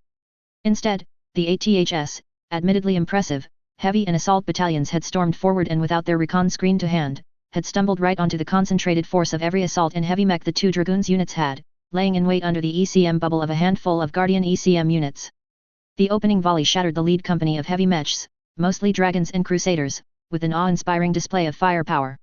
The Combine units reacted with commendable skill, units in the center establishing a base of fire behind the corpses of the lead mechs as other company commanders shifted their units left and right to try and find the flank of the enemy position through the thick woods. The close-range slugfest was brutal, but it had a specific purpose as the Combine units trying to match the sheer firepower cracking through the air pushed their heat scales rapidly, and at a precisely chosen moment, the forest exploded. Preset Inferno packages seeded all through the area, ignited, and trees that had been sprayed with a thin Inferno gel covering the night before erupted in turn, with a number of SRM-equipped assaults helpfully adding their own missiles to the tempest. Almost between blinks the stunning, lush forest was turned into an upmarket suburb of hell, and even as the non-upgraded Dragoon mechs withdrew hastily to the rear, Major Hussein Tajdar, with a snark of "Let's show the widows how it's really done, boys and girls," led his people into the fire and against the staggering, often on fire Combine mechs. Even the double heatsink equipped assault units from Epsilon and Gamma were pushing their heat curve to the absolute limit with the air so saturated, but they could still move, and move they did, strolling through the flames in a broad line to rip apart overheating Combine battle mechs with their bare hands. One company of Draconis mechs, through the fickle luck of wind patterns, staggered out of the fire and after one look at the situation retreated back to the morning's jump-off point, where barely a company from the flanking force managed to disengage and join them. The armored regiment, who had completed the suborbital hop, with no contact from the mech warriors and the horrified aerospace fighters in the air relaying pictures of where their transponders had shut down one after the other, decided that it would be best to return and regroup, and with their morale rock bottom, the Combine units retreated to their LZ and started to dig in. As it so happened, the Dragoons had taken considerable damage themselves from both the engagements and the firestorm they had set off, and would need most of a week to make good their own damage, both sides licking their wounds for now. The DCMS troops seemingly hoped that the Dragoons had been hurt just as badly, a hope that was dashed when the repaired units marched on their base with the militia in support. The ISF liaison officer with the unit executed the most senior surviving mech warrior when he suggested an immediate withdrawal to preserve their forces, and so grimly, the Combine dug in as best they could. It took an extra week until the survivors finally threw in the towel and surrendered, with less than 200 POWs taken, all prudently handed over to the local militia by the Dragoon officers who had more than a few subordinates with ideas of how to treat them. Glenmora.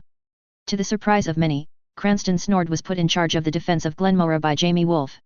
His mech battalion, between the Fekta Hall and Katrina giving him a decent upgrade shipment from the Helm cache on top, was probably the most well-equipped unit, with Lastek in the inner sphere giving him incredible striking power. His skills as a mobile fighter were also peerless, having honed them against the Free Worlds League for decades now and the 5th Gaelden regulars, expecting to come up against 40 damaged mechs at the most, albeit mechs piloted by elite mech warriors, instead came face to face with over 100 fully repaired, mostly upgraded, and incredibly pissed off mech warriors. Snord had thus generously decided to give the DCMS a special preview of their future. Contemporary Combine mech warriors will now, of course, recognize the 3050's nightmare of if you can catch it, you have no hope of killing it, and if you can't catch it, it will shoot you to pieces from long range that Snord introduced the Combine to. And as it so happens, some of the tactics informally then formally adopted by the DCMS during 3028 to try and counter the mobility of TSM units were surprisingly quickly dusted off in 3053 when the clans came calling for real. His units may not have been mounting clan weapons, but the SLDF upgrades, including 24 Gauss rifle-equipped units, combined with TSM did let him move and shoot in a terrifyingly close simulation of it. Leading 2 Trianis of Alpha Mech warriors personally, Snord slashed in and out at the regulars, encouraging the dragons and Jenners to chase after him in pursuit before suddenly turning on them, even as 5th slowly tried to close a net around him. Before they could, Snord with shocking speed regrouped and spun around, concentrating and punching through the overstretched 5th and making for a nearby dead-end valley, into which his dropships were already arcing down. Clearly, he was aiming for a fast pickup to relocate elsewhere on the planet and start this all over again. Stung by the losses and determined to stop the Dragoons from getting away, the 5th regrouped and moved into a fast pursuit, determined to be close enough behind that they could catch Snord trying to load onto his ships, always an evolution that could go catastrophically wrong under fire. And indeed, it surely seemed from their point of view that despite his stunning speed, the mercenary commander had finally cut one quick extraction a little too fine as he charged up the valley with the 5th close to hand behind him.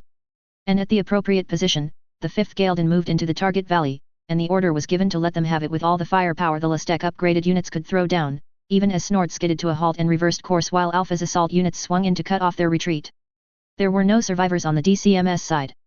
Combine front conclusions. By the time Jamie Wolfe had arrived back at Glenmora from Terra, the Dragoons had defeated all 3 of the DCMS attacks, and had done so with such speed and horrifying application of firepower that all the Combine knew from their spies on planet was that their units had dropped, there had been a battle, and the Dragoons had walked away from each of them casually dusting themselves off.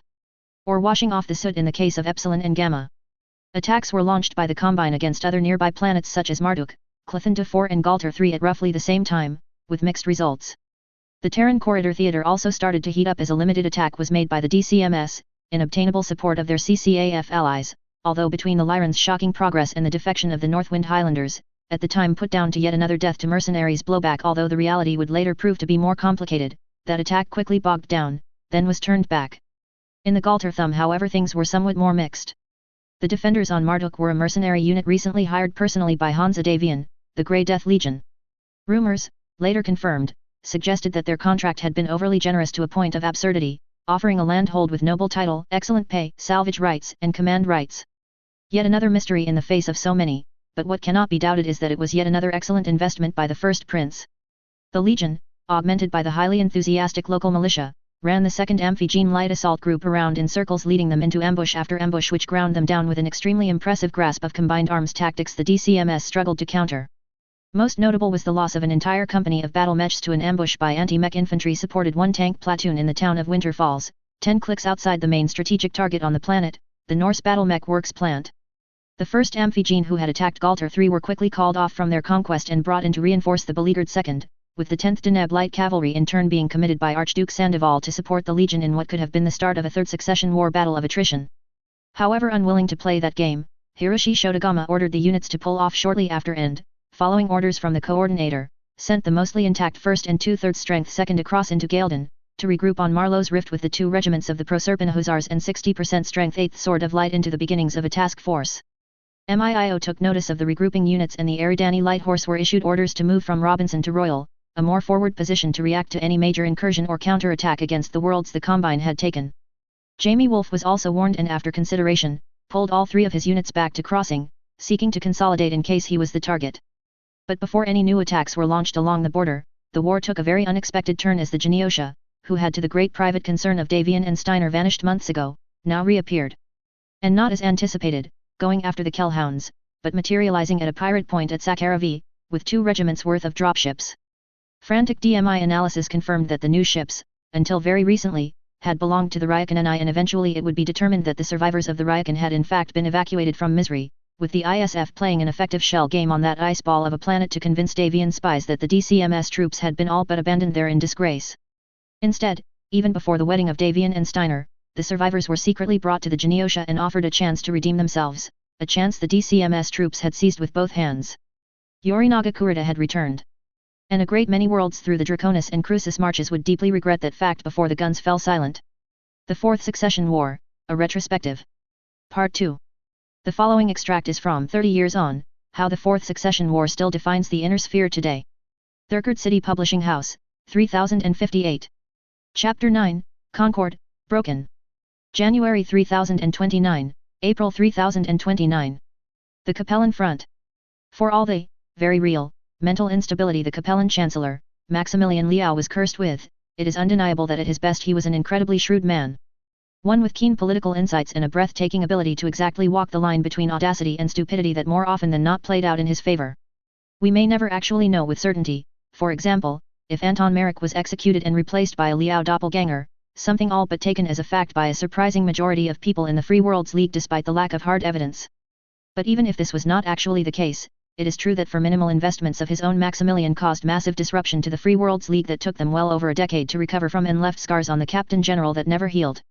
And with the League busy licking its wounds, he had been left free to concentrate on House Davian as they in turn concentrated on the Combine. The anticipated endgame of the Hansa Davian doppelganger scenario has been the subject of immense speculation, but all that can be said for sure with any certainty is that if Maximilian had been indeed successful in replacing Hansa Davian and abrogating the Federated Commonwealth Alliance, at a minimum, he could have changed the strategic picture of the inner sphere for generations in his favor. And again, seemingly at very little cost to himself. And, if Colonel Arden Sortek had not stumbled onto the plan on Stein's Folly and started unraveling the threads? There is every reason to think Maximilian would have gotten away with it as he had in the Free Worlds League. At least for long enough to cripple the Federated Sons and give him breathing room badly needed.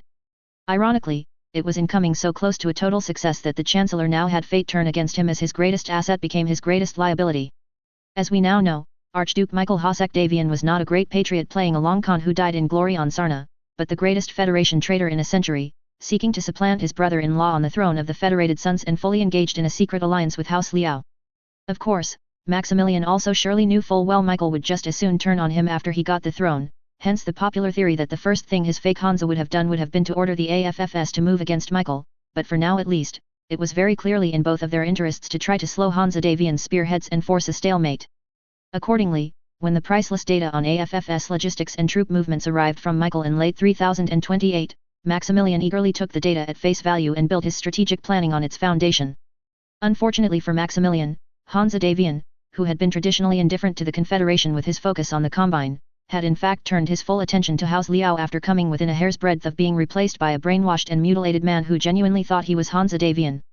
It would seem that, somehow, in this new spotlight of attention and resources, Hansa Davian and his spy masters became aware of his brother not simply desiring the throne, something of an open secret in the highest circles of the Federated Sun's government, but that he was fully engaged in high treason with Maximilian Liao to get his hands on it any way he could. Hard evidence was in the first prince's hands as the, admittedly ingenue, secret transmitter in Michael's bionic left hand was compromised by DMI Division 3 providing gigabytes of damning data. But rather than simply charge him with high treason, Hansa instead, predictably, saw the opportunity to flip his brother-in-law into an unwilling agent against Liao to feed false information to his enemy. Although sounding simple on the face of it, given that Michael had been the former head of MIIO and had all but run the Federated Suns while Ian Davian was off fighting wars on the front lines, this took a considerable amount of very meticulous work from New Avalon to pull off effectively. See Chapter 3 Spy Games for more details. But pull it off Quintus Allard and Hansa Davian did. 3028 had certainly included a number of sharp, hard blows for the CCAF and Confederation after Hansa Davian's wedding toast. Tikhanov, the most industrialized and one of the most heavily defended worlds in the Confederation, had fallen to the Davian sledgehammer with the entire Crucis Lancers Brigade being dropped on it in a deployment worthy of the heady days of the First Succession War. A follow-up wave had then made it clear to the Capellan Confederation that Davian's troops were far from exhausted, and there was no doubt that Hansa Davian was not planning to stop anytime soon, as the Terran regions were all but carved away from the rest of the Confederation.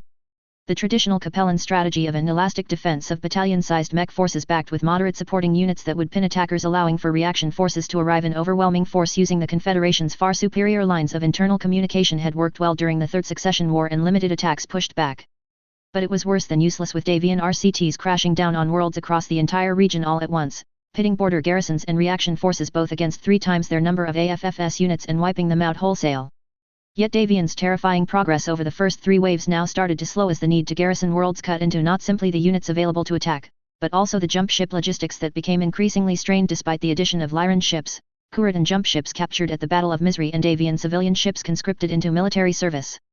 And while the Confederation's allies had not proven terribly useful, there stood reason to believe, at that time, that if a strong enough showing could be made, the Free Worlds League might yet get involved on their side. While recapturing all the worlds taken was too much to hope for even in Maximilian's heart, simply drawing a line and limiting the Confederation losses to part of the Terran region worlds would have been an incredible achievement given the odds stacked against him. And with the unengaged units of the Northwind Highlanders moving up to the front and Makaran's armored cavalry also starting to shift towards Sarna as planets pushed past their shock to prepare for the fight of their lives, the CCAF would never have a better chance to make an effective counterattack. With the best estimates from Hosek Davian that the next Davian wave would kick off middle to late January, there was indeed a narrow window to seize the initiative and go on the offensive. The only remaining question was, where? Operation Riposte. The brainchild of Tsun Shang, Operation Riposte was prima facie the very picture of elegance. Michael Hosek Davian, although kept at something of arm's length from the AFFS war planning, was nonetheless an archduke and had thus been able to piece together the jump ship logistics chains in use by the AFFS. His data, although perhaps a little thin, nonetheless conclusively pointed to 6 worlds just over the old border, with the Federated Suns serving as the primary logistics bases for the AFFS in this invasion. Stockpiling massive amounts of material from all over the Suns and Lyran Commonwealth that was then distributed by a highly sophisticated network of just-in-time jump ships inside the Confederation, it meant the AFFS RCTs did not have to live off the land and could press their attack with incredible speed. Hosek Davian's data was very painstakingly put together, as would be expected from a former director of MIIO. Never getting the full picture or even absolute evidence from any 1 or 2 sources, but pulling together enough that when assembled he could only draw one possible conclusion. The 6 aforementioned worlds were hidden in plain sight, worlds of no real strategic value that the CCAF wouldn't bother to counterattack. Worlds without any line units on them, few military resources to ransack, and accordingly little to no useful presence by the Maskarov Ka that might even be able to give away such a secret. A point underlined quite strongly in the Archduke's messages to Maximilian. Any military mind watching the progress of the war could see that Davian had built a superb logistics machine that was allowing an almost unprecedented flow of constant attacks to take place with an unprecedented number of troops, for this time period. But ironically, the sheer overwhelming size and power of his RCTs was a weakness in and of itself. As for all their brutal self-contained striking power and occupational abilities, their logistical footprint was enormous compared to the far looser battle groups used by the DCMS or CCAF. And while trying to match the AFFS mech for mech would be little more than a fast way to throw away troops, a sudden strike at the enemy logistics to pit critical strength against critical weakness with agility and cunning was very much in the best traditions, and notable successes, of the CCAF. And so accordingly, Sun christened his bold plan Operation Riposte. Maximilian Liao leapt on the plan as salvation for the Confederation. If those bases could be destroyed, or even better looted by the Confederation than destroyed, the AFFS attack would cease to a halt as the sheer size of the AFFS juggernaut and the immense logistics needed to run regimental combat teams was turned against it. Their next attacks would need to be postponed and the looted material would strengthen the CCAF instead. Davian's dispersed forward garrisons would be left vulnerable to counterattacks by the concentrated force of the CCAF's best with local superiority, and indeed, the native population stunned by the speed and ferocity of the Davian attack may yet be stirred to patriotic resistance. On paper anyway. There was of course the slight problem of where to find the troops to make this attack, but showing his typical pragmatic ruthlessness, the Chancellor ordered the shattered survivors of units who had managed to fall back from the overwhelming first waves to make the effort. While only a shadow of their former selves, collectively they could field up a force of 5 or so mixed regiments in strength to attack the 6 worlds identified, and with the jump ships already in place to support them, they could be in action swiftly. And, as the worlds were said to be only lightly guarded, it was hoped this level of force would be enough to get the job done.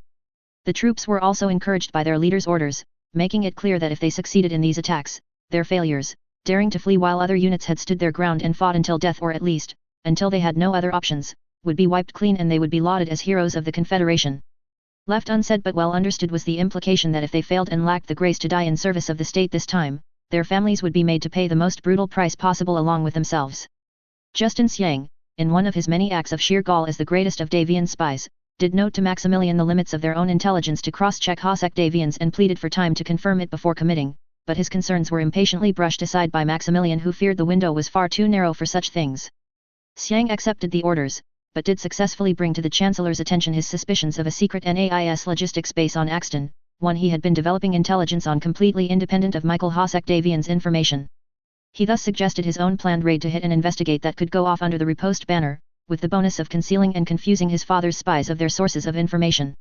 Of course, by this point in time the first confused rumors from the Combine front of Lyran Supermax and Dragoon Devils had given way to the reality of the nightmare on Tikhanov, where the AFFS, and especially the Fox's Teeth in a very high-profile attack leading in the rest of the 7th Crucis Lancers, had shown off exactly what their upgraded designs could do as TSM upgraded designs first started to appear in the AFFS ranks.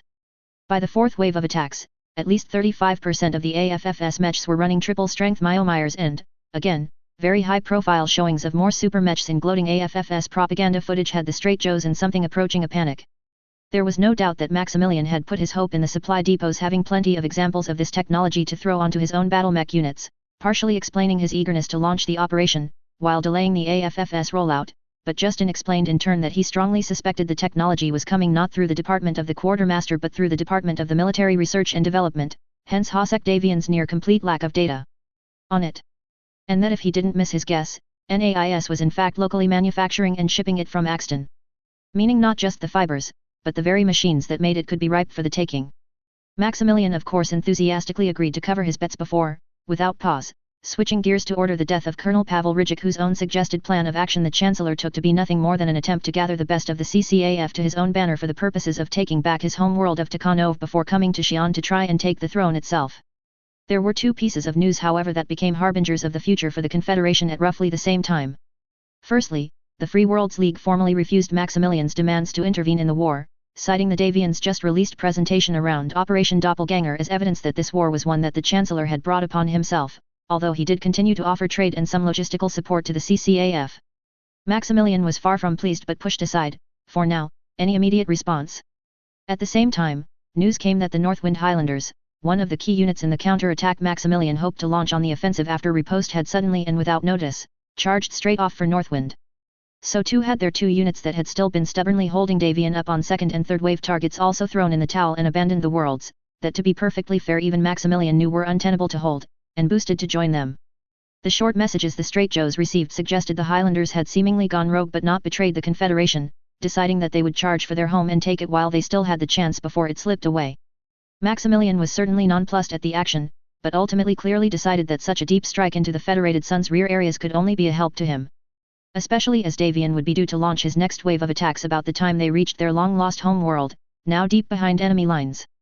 So, rather than uselessly trying to order them back, he retroactively sent a HPG message for Comstar to chase them, giving them his blessing. Reasoning that if they survived and somehow held their ground, it would be in his name. If Davian counterattacked? Well, with 4 regiments in defense it would pull a major AFFS force off the front lines to defeat them. If Davian ignored the attack, it would provide a secure deep strike base for the CCAF and even the DCMS to attack into the enemy rear areas from.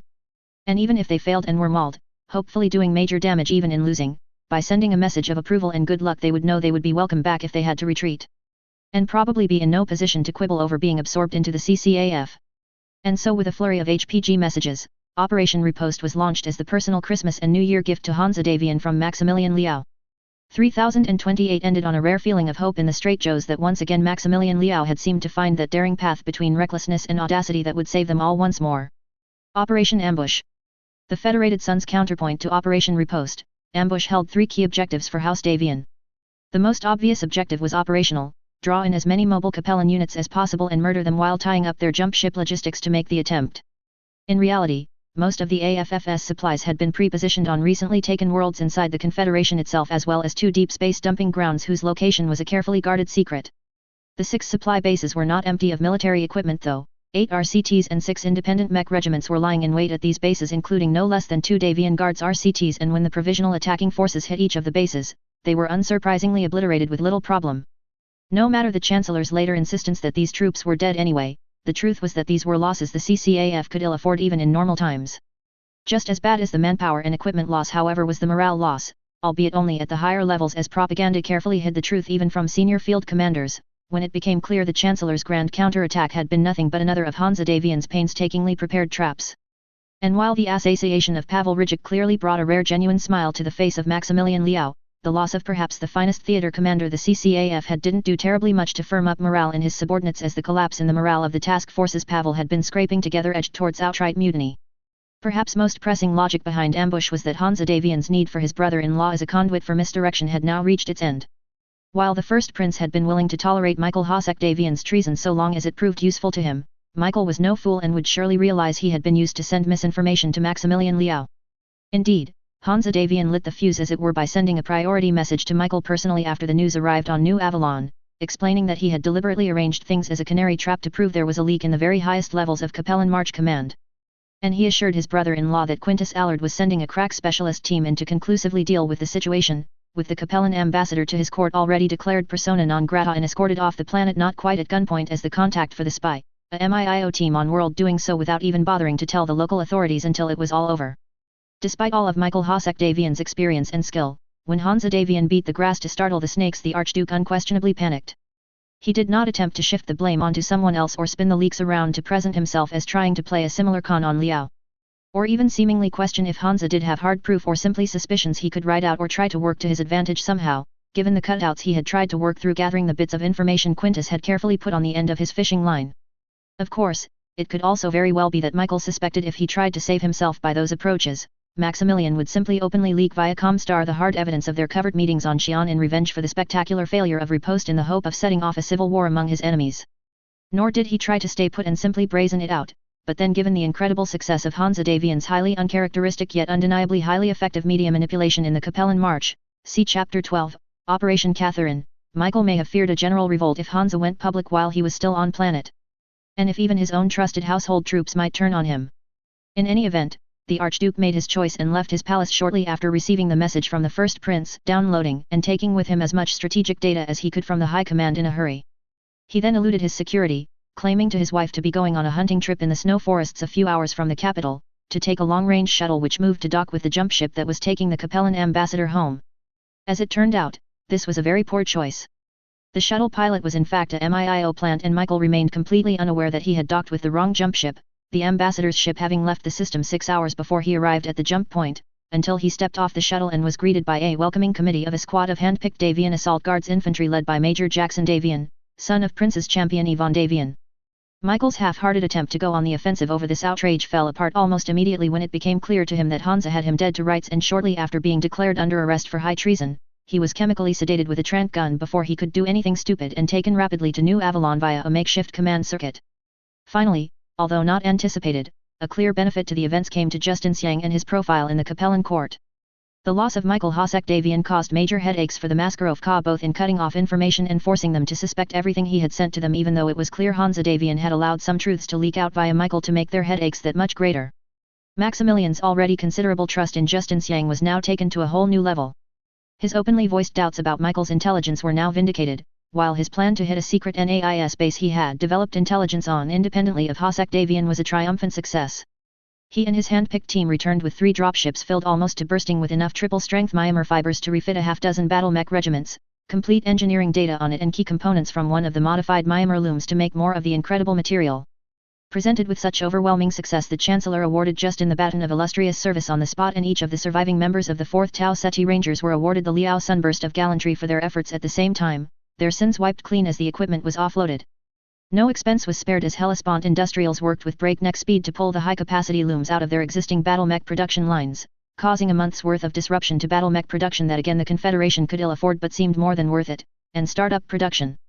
The dropship loads of the kits looted from Davian were rapidly shipped out to CCAF units expected to be beyond the next attack wave of Davian, including the Big Mac who were routed to Sarna secretly, to prepare a very warm surprise indeed when Davian came calling.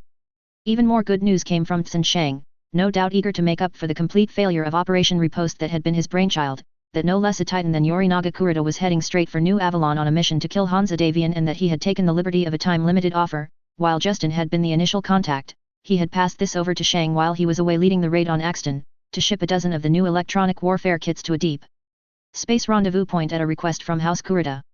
The request had come, specifically, from Chandrasekhar Kurita, who was serving as something of a back-channel contact for House Kurita at the time, see case, Targaryen.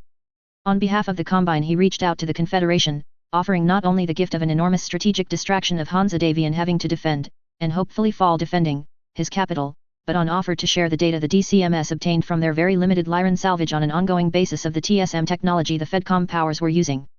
Maximilian was, understandably, delighted at the news that Hansa Davian's capital was going to be hit by perhaps the greatest living mech warrior in the Inner Sphere and his elite unit, correctly anticipating that the Fox himself would no doubt seek to confront the invader personally as a matter of honor.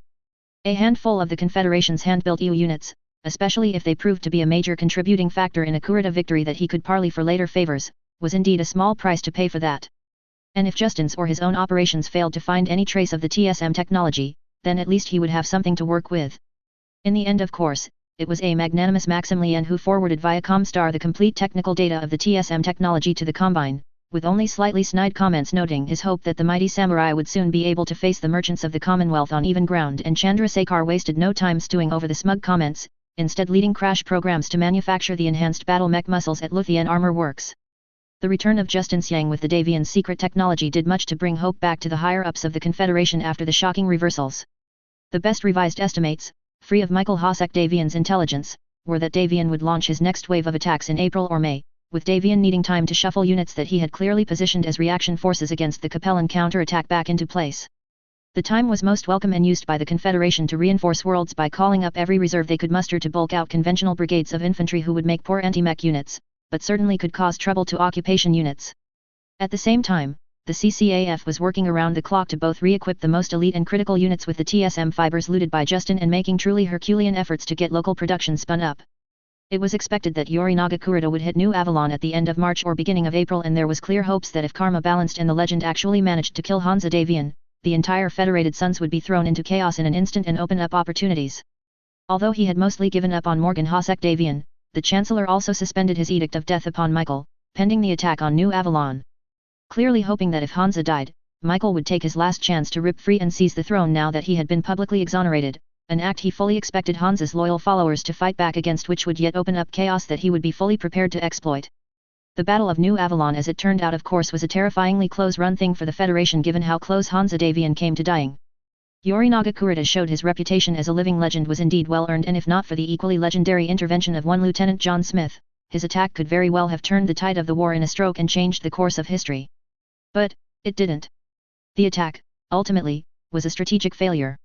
A spectacular failure the Combine milked for internal propaganda value to the limit. No less than 12 rushed propaganda VID films were broadcast across the Combine, the best two of which became staples on Confederation state media channels, but a failure nonetheless. Worse, instead of making Davian look weak to his people and draining support for the war, Hansa Davian's popularity only seemed to grow to new levels of strength as he was carefully presented as not only having avenged his brother's death but having successfully defended his capital personally. To say nothing of the still seething fury all opinion polls pointed to from Maximilian's failed attempt to replace their prince with a fake which Hansa Davian had spun into masterful propaganda to cloak his war in righteousness, especially after a modest amount of criticism had come his way for his glib wedding gift of a war to his bride that had been the culmination of Katrina Steiner's peace process. It was a feeling that cut across not simply the Federated Sons, but into the Lyran Commonwealth where conversations about the Federated Sons wasting its time with the Confederation switched almost overnight into righteous support for putting down a man who had finally gone too far with Doppelganger. There were still a couple of silver linings for House Liao from events though. Firstly, the damage to NAIS would keep it out of action for some time and unable to throw any new headaches at House Liao, although Operation Lactic would prove NAIS had already put the pieces on the board. Secondly, the attack on New Avalon did cause disruption and distraction to the AFFS, costing them perhaps an additional 1 to 2 weeks of time as shipments from New Avalon and nearby worlds were rerouted and delayed on already strained jump ship links with no slack in capacity. And lastly, no matter how much the Federation's press gloated about their victory, Capellan spies suggested that a lot of the more senior nobility on New Avalon and worlds around it who had never come under the threat of attack in living memory were rather more skittish than the general population. Having seen even when playing nice how easily Kurita had raided deep worlds with seeming impunity and worrying if either the Confederation or Combine might double down, a very possible political friction point to attack, but he would never get the chance. We regret to inform you. It is now known that a very secret but very real protocol had existed between House Davian and the clan elders of Northwind after the conquest of their world by the AFFS in 2842. Essentially a handshake agreement between Lord William Stewart, one of Paul II Davian's closest advisors and friends, and the clan elders that was later codified formally by House Davian. It ensured that the planet would not make any trouble for House Davian and offer their full loyalty. Given that this was the height of the Second Succession War, this decision may well have saved Northwind from the fate of other Terran core worlds fought over and left as wastelands. House Davian essentially agreed to ignore open lines of communication, beyond the given neutrality of HPG messages via Comstar, between Northwind and the Highlanders who, despite their complicated history since the fall of the Star League, still considered each other kin and family. Annual official, unofficial visits by senior members of the Northwind Highlanders continued through the centuries, and House Davian even turned a blind eye to the retirement of Highlanders to Northwind and descendants leaving Northwind to join the unit in service to House Liao as the clan elders stood by their agreement and remained loyal to the Sons, a loyalty that became steadily more than pro forma as the Davian cultural and governance structures returned the planetary governance back towards the Terran norms and remained mostly hands-off, while the clan elders watched House Liao increasingly slip into more and more of a police state as the wars dragged on. To say the least, it was a somewhat unique arrangement, but both sides made it work reasonably well over the centuries, with House Davian gaining a highly loyal world in a critical strategic position that served as a major staging hub for AFFS units in the Terran regions. Meanwhile, being formally cut off from their home curiously led to the Highlanders embracing Northwind's culture as never before and adopting new customs to hold their links and traditions close even as their more Confederation-loyal members died off in battle or retired. Most notably the pilgrimage, a rite of passage for any officer promoted to lead one of the regiments. A visit where they would present themselves to the clan elders on Northwind and either reaffirm their oaths to the clans if a member, or, formally be initiated into the clan, if said elders found them worthy. And while the Confederation continued with each new renewal of the Highlanders' contract to assure them that as soon as practical they would spearhead the liberation of their home world, as the decades turned to well over a century, it became very clear that Northwind was of little strategic concern to House Liao. No matter how much it chaffed the Highlanders that their home world remained denied to them, the odds were high that any attack on Northwind would invoke a violent Davian response that could leave their world a wasteland. Even as such actions faded away into the much less brutal Third Succession War campaigns, House Liao remained unwilling for various reasons. Cynically, one might think that they were afraid if the Highlanders got their home world back, they would recall they were in fact mercenaries and simply offer their services to another great power, to commit to more than a few minor probing raids. Nonetheless, the ties between House Liao, and a great many other noble houses from the Confederation in fact, and the Highlanders went back even to the Age of War, and the Capellan government skillfully played on that history to keep them loyal and in a place of great respect over the decades. Many other mercenary units were formed and fell by the wayside as the wars dragged on, but the Highlanders maintained excellent support from their employer and so repaid it with loyal service even if they always looked to Northwind in their hearts. It was only truly at the tail end of the Third Succession War that friction between the Northwind Highlanders and Liao started to grow to a disruptive level. Several things other than the lack of action on their home world undoubtedly contributed to this, including the steady decline of the Confederation as a power and the questionable leadership of Maximilian Liao. But arguably, the greatest direct cause of the Highlanders becoming increasingly disillusioned with their situation was the emergence onto the scene of another multi-regiment mercenary unit who became the hot new thing in the Confederation. The Big Mac, as Makaran's armoured cavalry were called, were a relatively new unit compared to the Highlanders. Formed in 2930 but only coming into the de facto permanent service of the Capellan Confederation in 2996. They were welcomed with open arms by the Chancellor, who quickly moved to tie them to the Confederation by awarding them a major landhold on Menk and either supporting or turning a blind eye over the next decades to their business dealings that let them build up considerable supply chains and industry, up to and including black market links to the Lyran Commonwealth and Free Worlds League, independent of Capellan government sources. The Big Mac also quickly proved themselves both an accomplished unit, and a surprisingly brutal one, and it was not long before friction started building between them and the Highlanders. The first true instance being blowback from the Big Mac's raid against the Davian world of New Valentia, targeting the Wolf's Dragoons base there in apparent retaliation for being consistently beaten by these newcomers on the battlefield, determined to show them who was best. But when their raid became bogged down against the Dragoons' highly competent defense, rather proving the Dragoons the superior soldiers, Makaran changed tactics and proceeded to attack the undefended nearby city of Raid Eland, trying to find the Dragoons' dependents and kill them, forcing the Dragoons to come out from their defensive positions to push the Mac away in a brutal days-long battle broken only when the Eridani light horse arrived and forced the Big Mac to withdraw, leaving behind a 4-digit civilian body count and hundreds of millions of H-bills worth of property damage. Lauded as heroes when they returned and made into media darlings, the Highlanders' quiet protests to the Chancellor about their appalling behavior was dismissed politely by the Chancellor, who insisted their claims were just them unknowingly repeating Davian propaganda and exaggerations, seemingly forgetting the channels the Highlanders maintained which assured them they were not. Archibald Makaran also found out about the Highlanders' protests and sent them a message not quite politely telling them to mind their own business, ensuring relations between the two units were strained very quickly. A quiet meeting by several Highlander officers with Jamie and Joshua Wolfe during their short service with House Liao several years later also confirmed the truth, only helping to make more than a few Highlanders wonder at both the type of people Makaran had working for him and the fact that the Chancellor seemed to delight in their actions. The Highlanders' disquiet with Makaran's armoured cavalry deepened in the aftermath of Makaran's famous Long March, where more tactics that could be said quite easily to be outright war crimes went without passing comment, let alone censure, by the CCAF.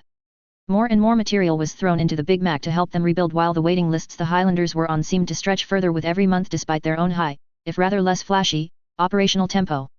It seemed to many that rather than seeing their long history of loyal service to House Liao as something worth rewarding as previous chancellors had, the CCAF were increasingly seeing the Highlanders as little more than glorified house troops. New unit assignments increasingly shifted individual Highlander regiments around as a fire brigade to cover weak spots in the Confederation without consulting, something their contracts did allow the CCAF to do, even if historically the Stratos had been much more consultative about deployments. In hindsight, it is clear that the Highlanders' reputation with the Dukes of the Confederation was in fact so great that there was enormous politicking of the Chancellor for those units to be assigned to worlds as a force powerful enough to make even the Davians pause. And accordingly, the Chancellor was unsurprisingly willing to use the deployment orders of the Highlanders as a sign of his favour, to be given or withdrawn accordingly. Makaran, however, seemed to be given leave to pick and choose his missions with much greater freedom when not rebuilding in defensive garrisons. Although this was something of an exaggeration, it is undeniable that Maximilian was far more consultative with the Big Mac, although seemingly because he understood he was riding the tiger with them. And that Archie Makaran was a raging flood that can only be channeled, not halted as he would later put it. Still, from the Highlander point of view, more than one colonel asked the question, very quietly, if this was the start of a long company store play. Their own finances were still solid thanks to very careful sideline income investment portfolios that most of the bigger and longer-term merc units used to cover cash flow bumps, but they were undeniably trending long-term into war being unprofitable for them. Support they had long assumed upon from the Confederation started to dry up, and even as the Big Mac held what all but amounted to a home world of their own with both impressive direct industrial support and rumoured black market connections to support them, the Highlanders were still denied their own home world. And despite all the historical links between them, the simple truth was that the Confederation was the poorest of the successor states. In hindsight, Maximilian Liao was clearly not attempting a company store policy. But the confluence of a mixture of missing the warning signs and making poor choices in managing his relationship with the Highlanders ensured that from the point of view of the mercenaries, the end result was not dissimilar. It was undeniable that he had long since taken both the Highlanders' loyalty, and even their very presence, for granted, forgetting that they were ultimately mercenary units who had long politely declined offers of Capellan citizenship outside of those few who joined them from the Confederation, with their sights set on their home world alone. And while it's equally clear in hindsight that Maximilian's prioritizing of the Big Mac over the Highlanders was not in any way intended as a slight but simply a logistical necessity given that the damage Makaran caused was only matched by the damage his people took, he also made no efforts to reaffirm their loyalty or personally reach out to the Highlanders and assuage their concerns. It was only in early 3028 that he assigned his youngest daughter to that task while on her personal landhold of Highspire where the first Carney Highlanders were stationed, instructing her to take the time to engage with the Highlanders and make sure of their continued loyalty to the state, and even then, seemingly more as a pro forma test of his daughter than a recognition that the Highlander relationship had reached a very delicate level. Suffice to say, Romano Liao's attempts, on behalf of her father, to reassure the Highlanders' colonels of their continued place in the Confederation were not successful. When the colonels of the Highlanders pressed her on several concerns they held, the blunt and flat responses were far more in the line of a superior correcting a slow servant, although by the standards of Romano Liao it should be noted that by all accounts this was her being quite charming and on her best behavior, and only helped solidify the increasingly audible concerns of the senior officers of the Highlanders that House Liao genuinely didn't see them as anything more than house troops. Quiet agreements by the command staff were made in the aftermath that in 3030, when their contract was up for renewal, House Liao would need to make substantial concessions if they wished to retain their services, but further discussions were aborted as the Duchess was suddenly recalled by her father to Xi'an, and a few days later the confused Highlanders found out why, along with the rest of the inner sphere. Hansa Davian and Melissa Steiner were to be married on Terra, a wedding to which Romano was invited. The declaration of war and announcement that the Confederation was to be his wedding present to his bride by Hansa Davian that followed didn't immediately catch the Highlanders, but in the second wave the 3rd Davian Guard squared off against Marian's Highlanders on Ningpo, and the 5th and 6th Crucis Lancers dropped against the 2nd Kearney Highlanders on Jonathan in the 3rd wave as they redeployed from Tikhanov. In hindsight it is very obvious that the Davian units engaging the Highlanders were very much using the kid gloves, working to hold the mercenaries in place while doing as little damage as possible. The accordingly very drawn-out conquests that resulted ironically had the Chancellor himself lauding them for their valiant and skillful defense that was tying down elite Davian units for far longer than any other units that had stood in the path of the Davian juggernaut. But even as half of the Highlanders went into battle, the CCAF sent orders for the remaining 2 units of the Highlanders to shift away to form part of a task force to counter-attack the Davian invasion, denying their requests to head up and relieve their comrades before it was too late. Unknowing of the Chancellor's plans with riposte to crush the Davian supply lines and open a window to strike, due to the extreme compartmentalization necessary, it seemed that the Chancellor was perfectly happy to leave their 2 engaged units alone to die, saluting their courage but not sending so much as 1 extra mech. Compounding this, news started to flow through the mercenary grapevine, pushed by Wolfnet, of the specifics of Wolf's dragoons falling out with the Draconis Combine, followed rapidly by news of the death to mercenaries, order issued by the coordinator which was exploding across the Draconis Combine with grim consequences to units in the Dragon's employment. To say that this horrified and struck at the values of the Highlanders would be an understatement. Especially when the Eridani Light Horse and later the Kellhounds were further named as having edicts of death declared against them by the Combine alongside the Dragoons. The idea that the Eridani Light Horse of all units would ever stoop to the acts they were accused of was all but rejected out of hand. Scattered, but increasing, news down the Merkbush telegraph, as well as still ongoing messages from Northwind, of other units in the Combine being set upon simply for being mercenaries led to the Highlanders sending a priority message to Archibald Makarin, suggesting the 2 of them send a joint message to the Chancellor to implore him to denounce the actions of the Combine against fellow mercs and hopefully snap the Combine back. Makarin's completely indifferent response to the events in the Combine as he worked to rush his units towards the front was half expected, but the Chancellor unknowingly missed his last chance to prove the Confederation was a nation worth serving when he reassured the Highlanders by telling them he had sent a personal message to the coordinator that he would buy out the contracts of any mercenaries he otherwise would wish eliminated. Even offering to pay for them to be shipped to the Confederation in place of death, so long as they agreed to fight for him until against the Federated Sons until the debt was paid, of course. Less than impressed by the response, the Highlanders took a serious look at their position. Half their forces looked sure to be wiped out without relief that the Chancellor refused to give in. Davian's massive invasion, even this early on, looked like it would be the end of the Confederation. With Northwind squarely sitting between the Federated Sons and Lyran Commonwealth who were carving what would become the Terran corridor out of the Combine and Confederation, it was clear that the new House Steiner Davian would never tolerate the Capellans trying to get it back even if they did survive as it moved further and further behind enemy lines. And so ultimately, the Highlanders' leaders made a fateful yet surprisingly practical decision. Stalling their departure from garrison positions to quietly prepare their dependents for departure with them, they decided to wash their hands of a house who clearly held little respect for them despite the blood they had shed for generations in its name. The most senior of the Highlander colonels, Colonel Fiona Chatton, reached out to the Northwind clan elders through a one-time message code hidden inside their regular communications to request that they engage with the Federated Sons and seek terms for the Highlanders coming home and changing their allegiance. Emphatically noting that this included allowing their brothers and sisters already engaged with the AFFS to be allowed to withdraw safely and with honor, and their mechs. Expecting that it would take weeks at the very fastest for negotiations to reach a point where the Highlanders could leave with confidence, the colonel was rather stunned when instead 2 days later a priority message returned from Northwind with utterly incredible news.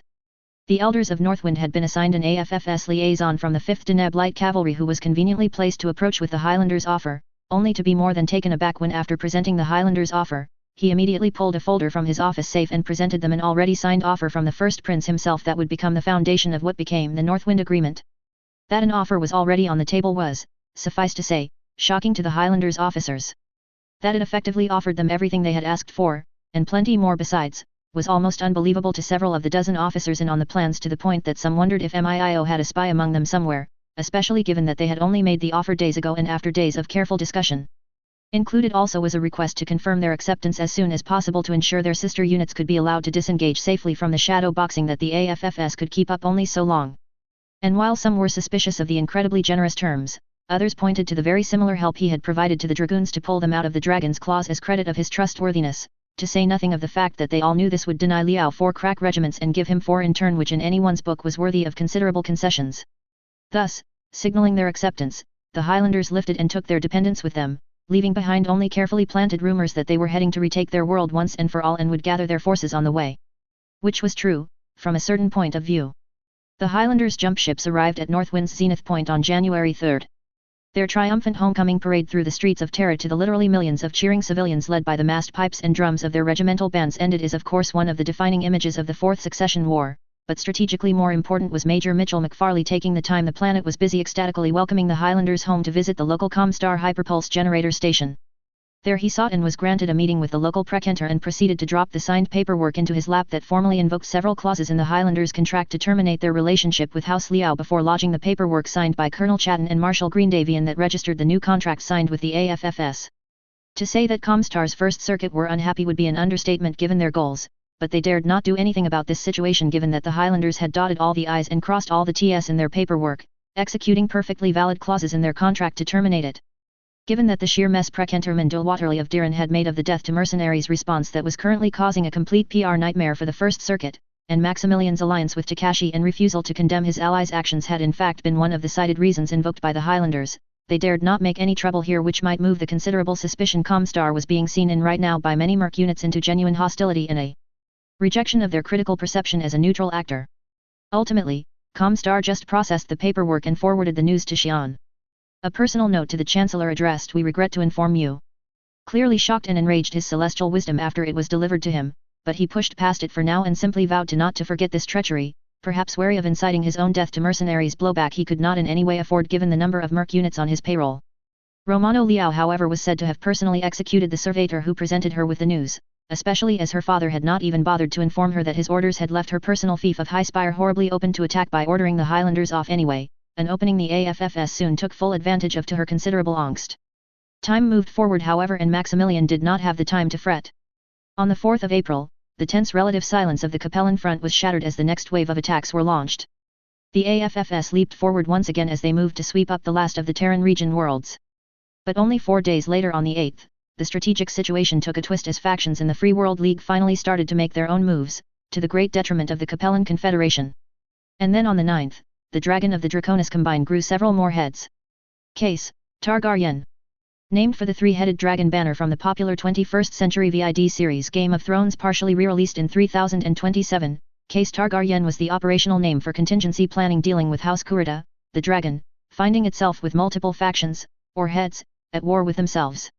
One of a great many contingency plans that were prepared and updated throughout the Fourth Succession War in the Fox's Den, it was not so much a detailed plan of what to do as most others so much as a highly detailed database for field commanders to anticipate first, second and third order consequences in the event that the coordinator's hold on power was challenged and broken.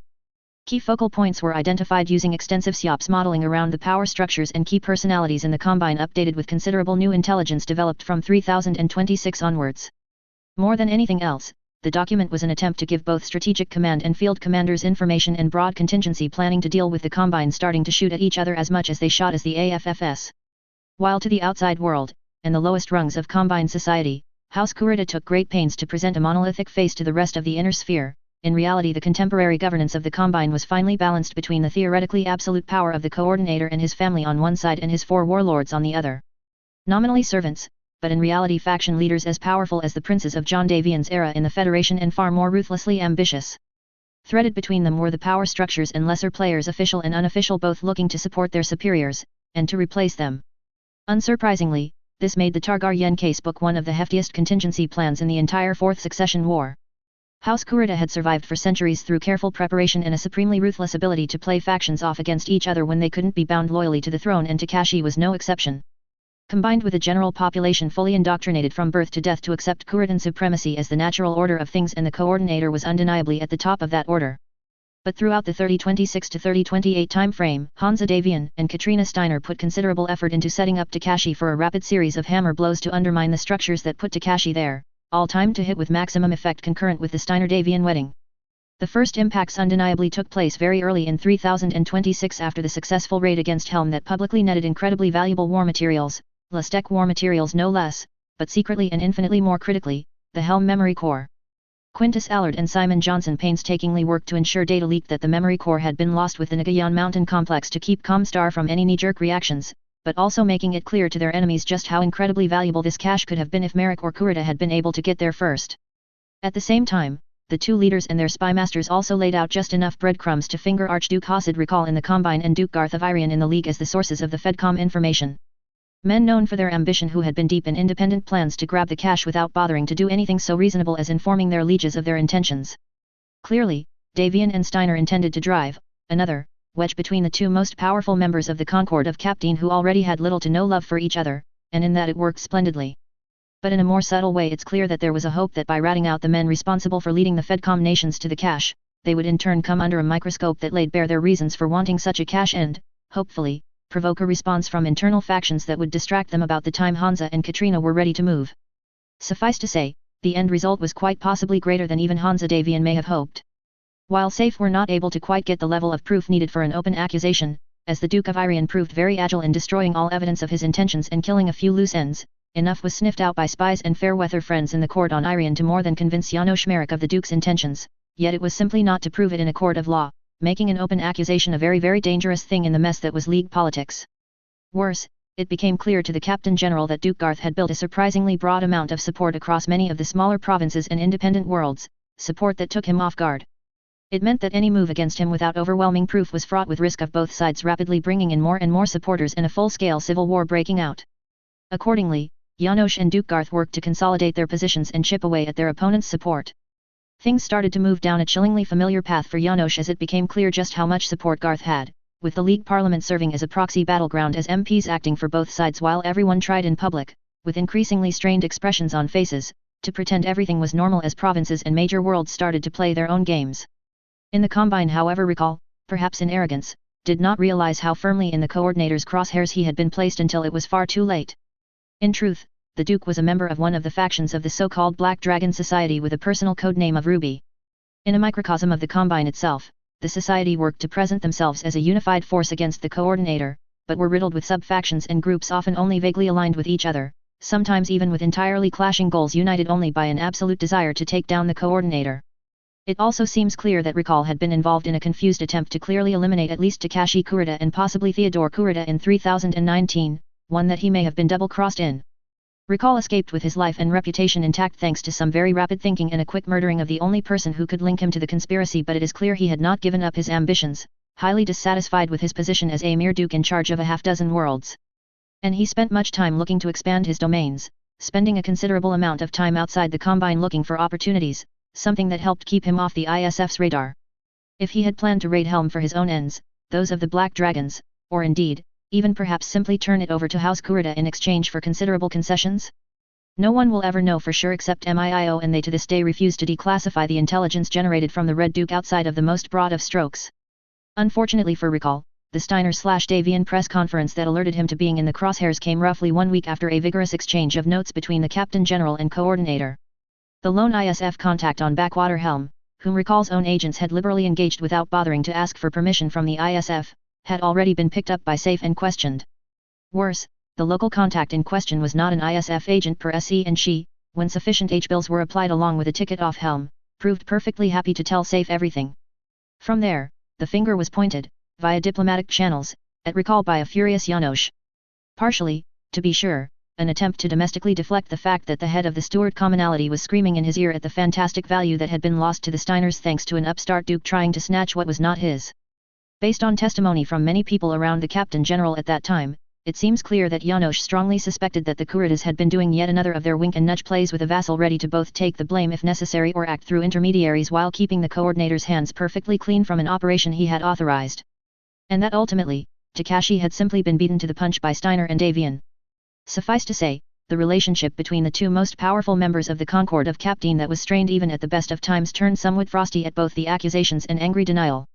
So much so that things had not appreciably improved even by the outbreak of the Fourth Succession War, and all at the low cost, for the Fedcom powers, of giving up a Combine noble that Katrina Steiner already held something of a minor grudge against. For Takashi Kurita, while causing the coordinator to lose face to Merrick for an action he had in no way authorized or known about was far from a pleasing outcome, a more pressing question remained: what exactly had Recall been doing going to Helm and raiding an ally of the Dragon in the first place? Given that the very act was treason and going out on a limb himself for the contents just to turn them over to his liege seemed highly unlikely, at that point Subash Indrahar moved in and set his people to watching Recall closely. So when the news from Hansa Davian and Katrina Steiner broke, the ISF simply observed as Recall promptly panicked and started reaching out to a great many very interesting people, several of whom had already been under suspicion of being Black Dragons, which was more than enough to convince the coordinator exactly who he was working for. Recall himself ended up being invited to Luthien and, in front of the assembled warlords and coordinator, clearly as an object lesson to the more ambitious of the warlords, he was granted the honor of Waikaizashi after carefully admitting to, and being only accused of, grossly overreaching his authority on behalf of his lord in going for the Helm cache. Of greatly embarrassing the Dragon in front of its allies too. Recall paid with his life, but his family and house were formally spared any blowback from his failure on Helm as he nominally atoned and balanced the scales by offering his life. In hindsight, it seems obvious that Takashi was trying to hide the fact that he knew about Recall's associates from said associates.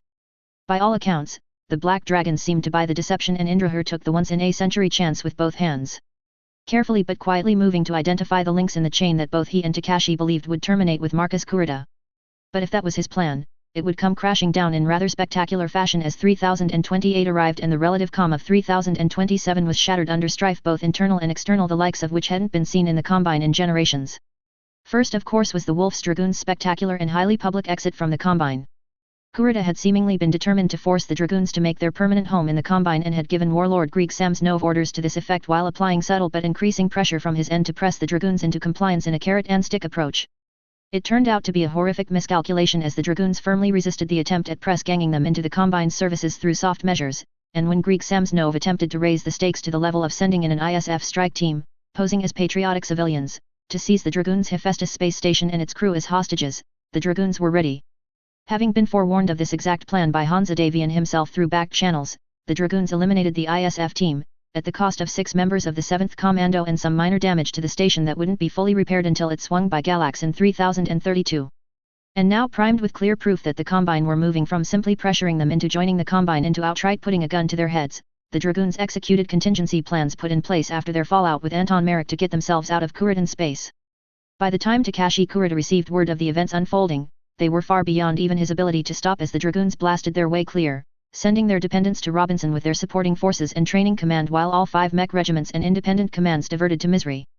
There they met up with their long-suspected offshoot of Snord's irregulars who just so happened to have come all the way from the Lyran Commonwealth to the Draconis March. There, they drew a line in the sand and all but dared the Combine to come at them as their formal contract with the Draconis Combine reached its end. The Battle of Misri, due to a combination of factors, turned into a complete fiasco for Samsonov and the Combine, leaving the Gaelden military district sucked dry of line units seemingly overnight.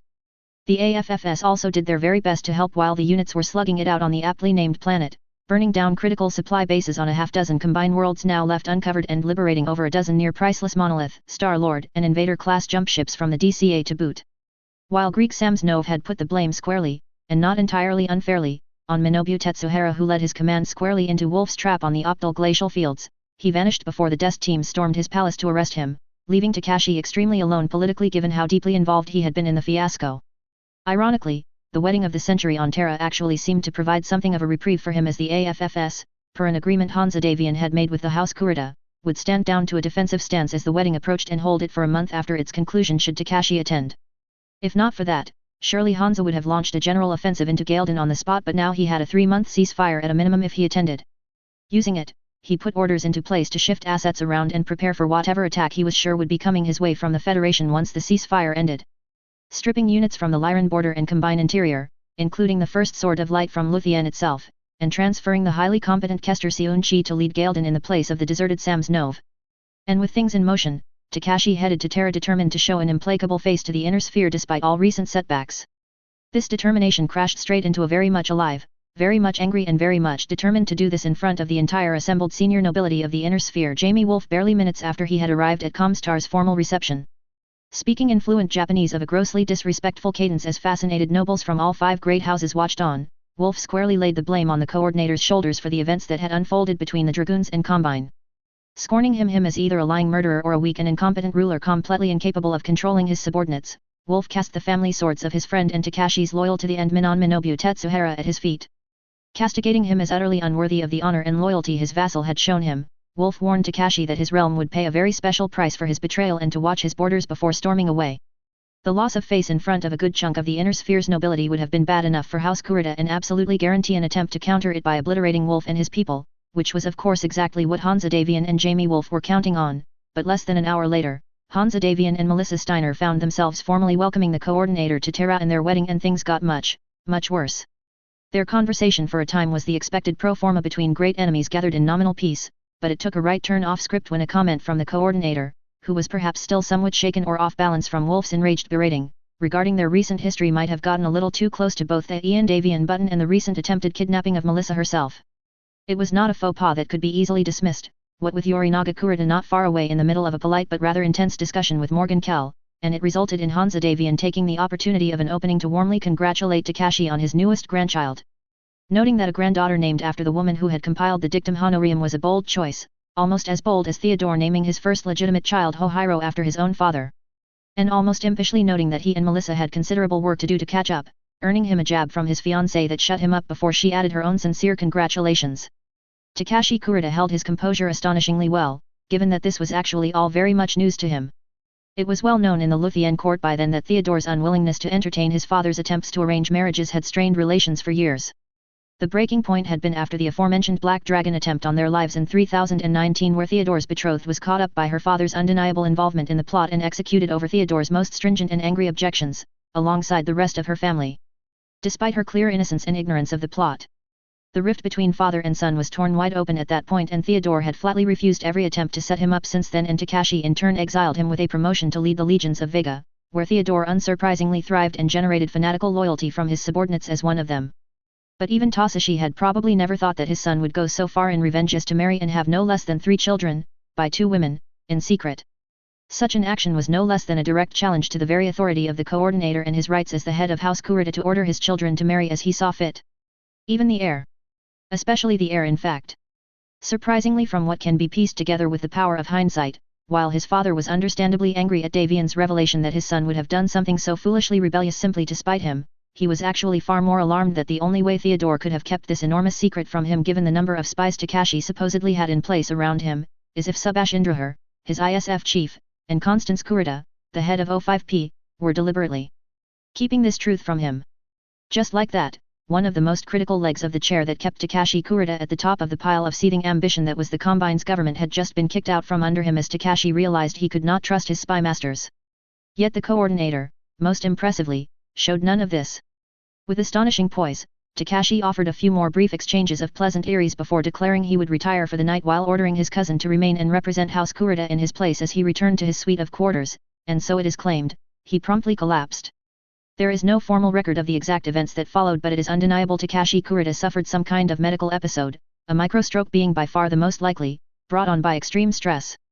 A crack medical team from the physicians of the Dragon acted swiftly in extreme privacy enforced by the Otomo, so much so that even Comstar did not know what was going on under their noses until years later, and managed to keep Takashi active through the visit, albeit with his social activities cut back to the absolute minimum possible to attend without losing face. Taken at the time as a calculated mild snub to his hosts. However, he did take the time in response to Wolf's goading to issue his death to mercenaries decree the very next day and sent it via Comstar, at considerable expense, to all worlds of the Combine and all units of the DCMS.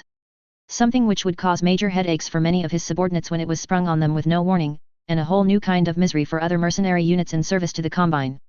Next came of course the legendary wedding reception itself, after which the Combine left Terra immediately, correctly anticipating that war would be coming to the Combine.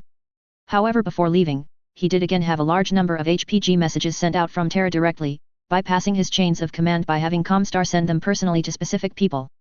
One of which being an uttermost priority message to his son demanding he immediately come to Luthien with his wife and all of his children.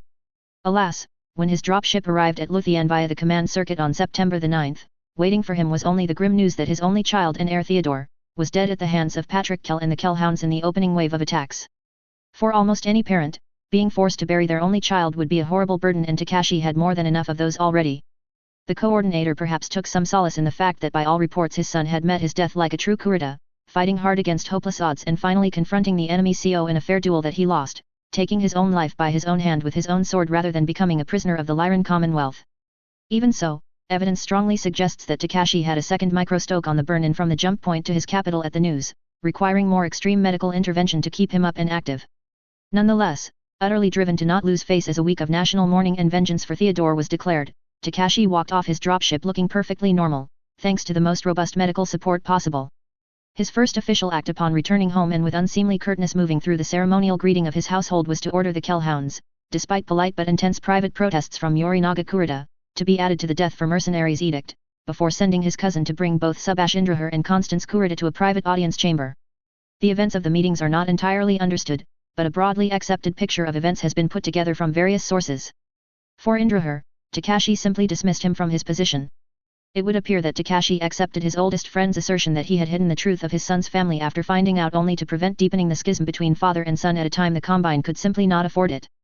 Accordingly, Takashi essentially exiled him to a desk job on New Samarkand with his remit narrowed only to focusing on the threat of the Black Dragons and eliminating them entirely, a task that would be impossible to ever finish of course. Serving to exile him while still making use of his exceptional talents in service of House Kurita. Ironically, this also put him squarely in the line of fire when Natasha Kerensky visited the world in 3029, and it was only by the skin of his teeth that Indrahar avoided being quite literally stepped on as the Black Widow smashed her warmer through one side of the ISF headquarters building and out the other. More than that though, his absence from Luthien would prove catastrophic in the coming year and open up a window of opportunity that the Black Dragons would not hesitate to take advantage of. Constance Kurita however suffered a harsher punishment. She was removed from her position that afternoon as Keeper of the Family Honor, then thrown into an ISF cell, without offering any resistance or protest, when she refused to provide Takashi the location of Takashi's grandchildren and his apparent daughter-in-law. The coordinator clearly did not accept her protests that she did not know where they were. Only the fact that she was also the daughter of Marcus Kurita probably stayed his hand to not do anything more than order her arrested, for now. Although the ISF, out of a rare showing of professional courtesy, quietly worked to make her stay as comfortable as they could, most likely on final orders from the still extremely respected Indrahar.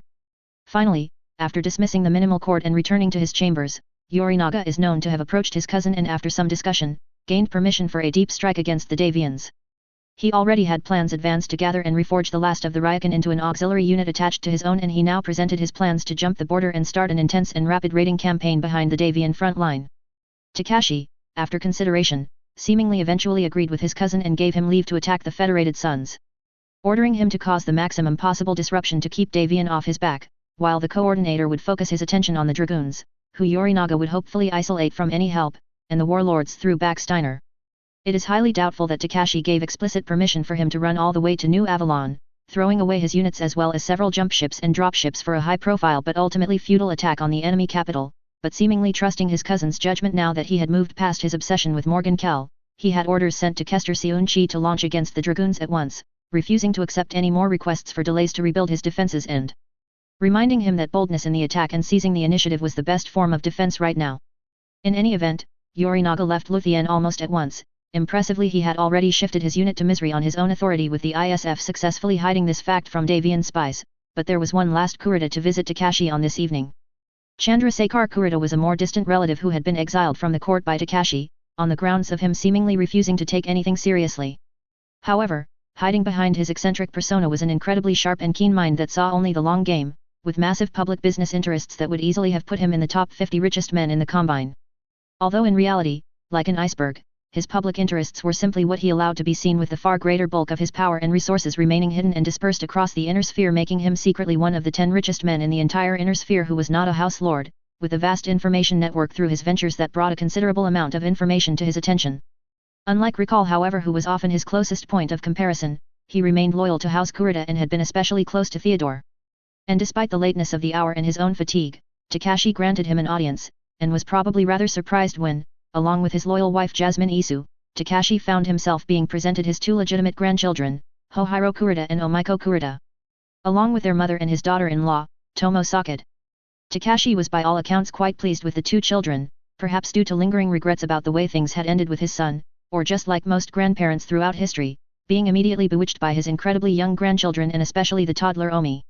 Trusting them for now into the care of their grandmother to rest from their long voyage, he instead took the opportunity to closely interrogate his new daughter-in-law, after silently reading her DCMS record that Chandrasekhar had passed to him before excusing himself. It is almost certainly apocryphal given the lack of any primary evidence support, yet it seems taken almost as fact by the Combine that Takashi tested his son's widow by promptly ordering her banished from his home and barring her from ever seeing her children again. Naming her a peasant of no birth who had polluted the Kuritan bloodline that he would try to salvage. Sakad, supposedly, in response laid out 4 of his crack bodyguards in less than 5 seconds when they tried to grab her, before holding the coordinator himself at gunpoint with one of their weapons and freezing the reaction team that burst in their tracks.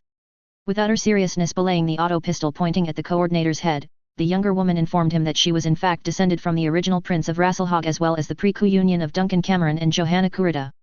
And that she also had no intention of abandoning her children. After a long moment of silence, the coordinator supposedly laughed aloud and congratulated her for passing the test and offered her at once a position both in his household and a transfer, given her undeniably impressive DCMS record, into the Otomo. With her first assignment decreed by him to be remedial hand-to-hand training for his bodyguards, who had clearly proven slightly less impressive than he had hoped. With Sakad promptly surrendering her weapon back to the rather miffed bodyguards, prostrating herself and swearing her allegiance to Takashi and House Kurita. It should be noted again there are no primary sources which back up these events. All that can be said for sure is that Sakad became officially a part of the Kuritan household at this time, albeit a quiet part in the background with little to no public profile. 1 week later however, Takashi's attempts to keep medicating past his health problems in the high-stress environment while maintaining his activity resulted in the inevitable, a far more serious stroke. One that left him unconscious in an induced coma as the fate of the inner sphere was decided. An absolutely ironclad security lockdown around the Palace of Unity was invoked to hold the truth in place with the ISF working hard using dozens of carefully pre-recorded generic messages that Takashi, with great foresight, had recorded on the trip back from Terra designed to be pieced together in case he became incapacitated. House Kurita was undeniably at its most vulnerable in centuries with the coordinator at death's door, his son dead and his new and untested new heir Hohiro over a decade away from being able to take the throne. In Takashi's place, a secret council nominally chaired by Chandrasekhar Kurita issued orders in the coordinator's name and kept up the illusion Takashi was saddened and withdrawn by his son's death but working hard to rally the DCMS, throw back the Steiners and redress the grievous insults of the Dragoon war criminals. It is clear that, eventually, the warlords found out the truth through their network of contacts, but none moved to act, at least not yet. The pell-mell rush to the throne that would have, been imagined in normal times was prevented by the simple strategic reality of the war with the warlords of Benjamin, Diran, and Rasselhag fighting for their lives on one hand against the fact that Chandrasekhar quickly started to do a rather good job, supporting them while letting them run their theatres. The new warlord of Gaelden, Kester Seunchi, was busy trapped in his own nightmare as his initial attempts to rebuild had been all but thrown away by a micromanaging Takashi into the jaws of the wolf while in Kai's former district of Pesht. The young new warlord Hago Minotti showed his loyalty to Luthien by squeezing everything he could out of the interior regions of the Combine to support the front lines.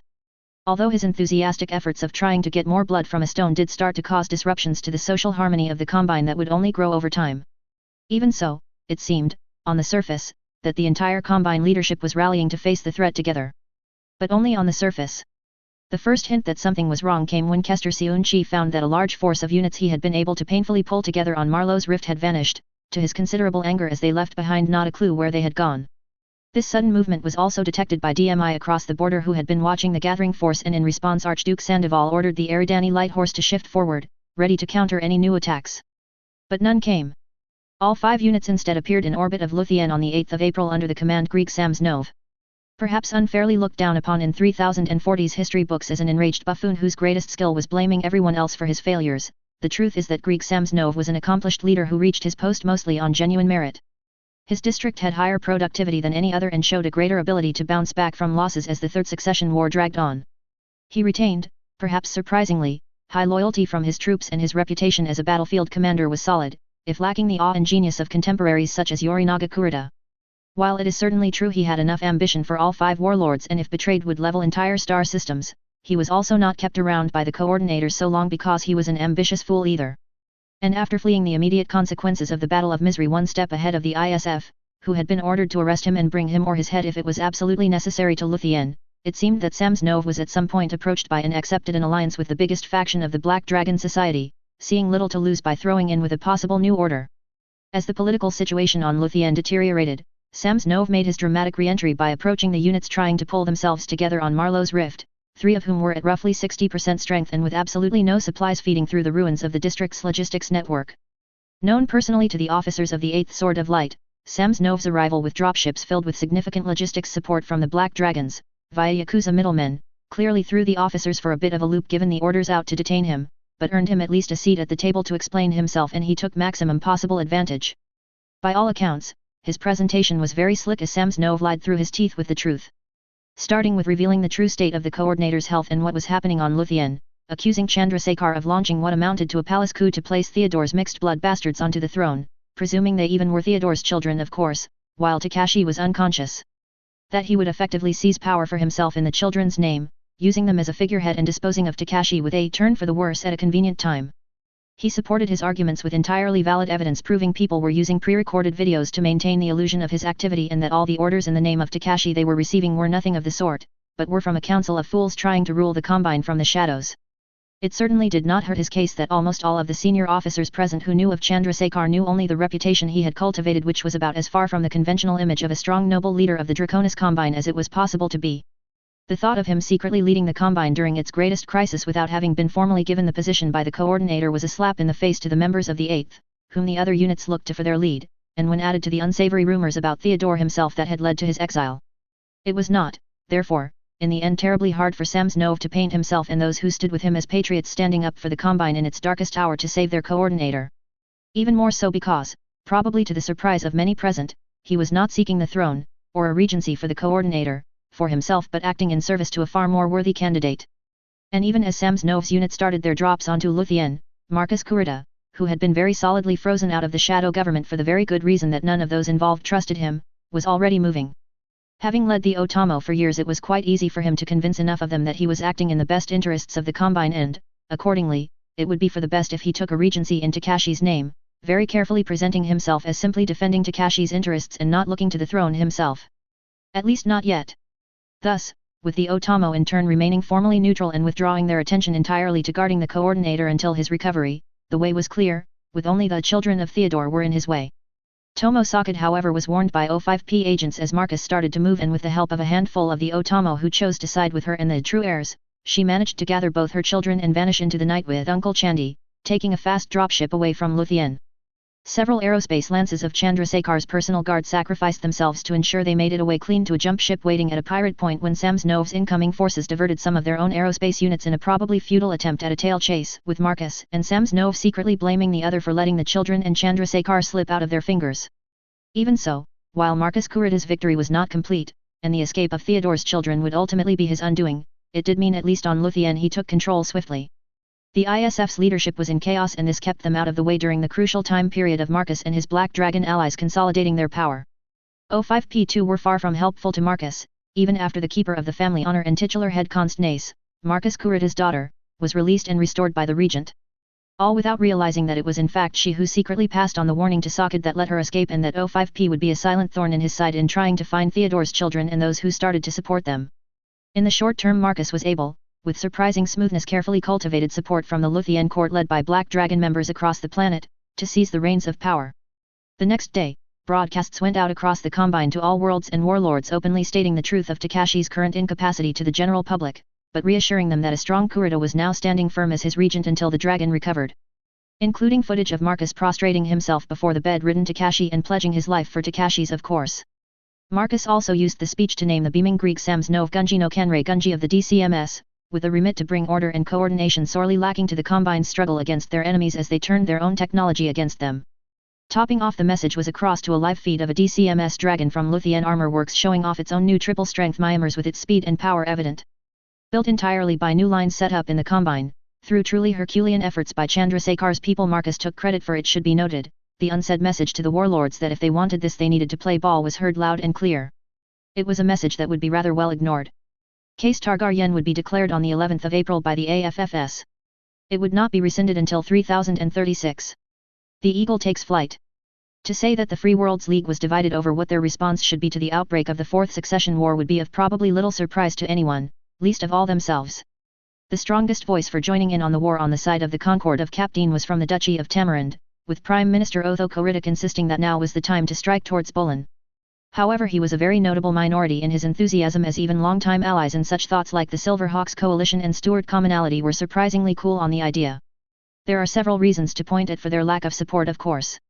One was purely strategic. The sheer mass of the Lyran and Sons assaults were almost unprecedented in their power and force, making it clear that Katrina and Hansa were playing for keeps and were operating a scale that would clearly take a national response to coordinate.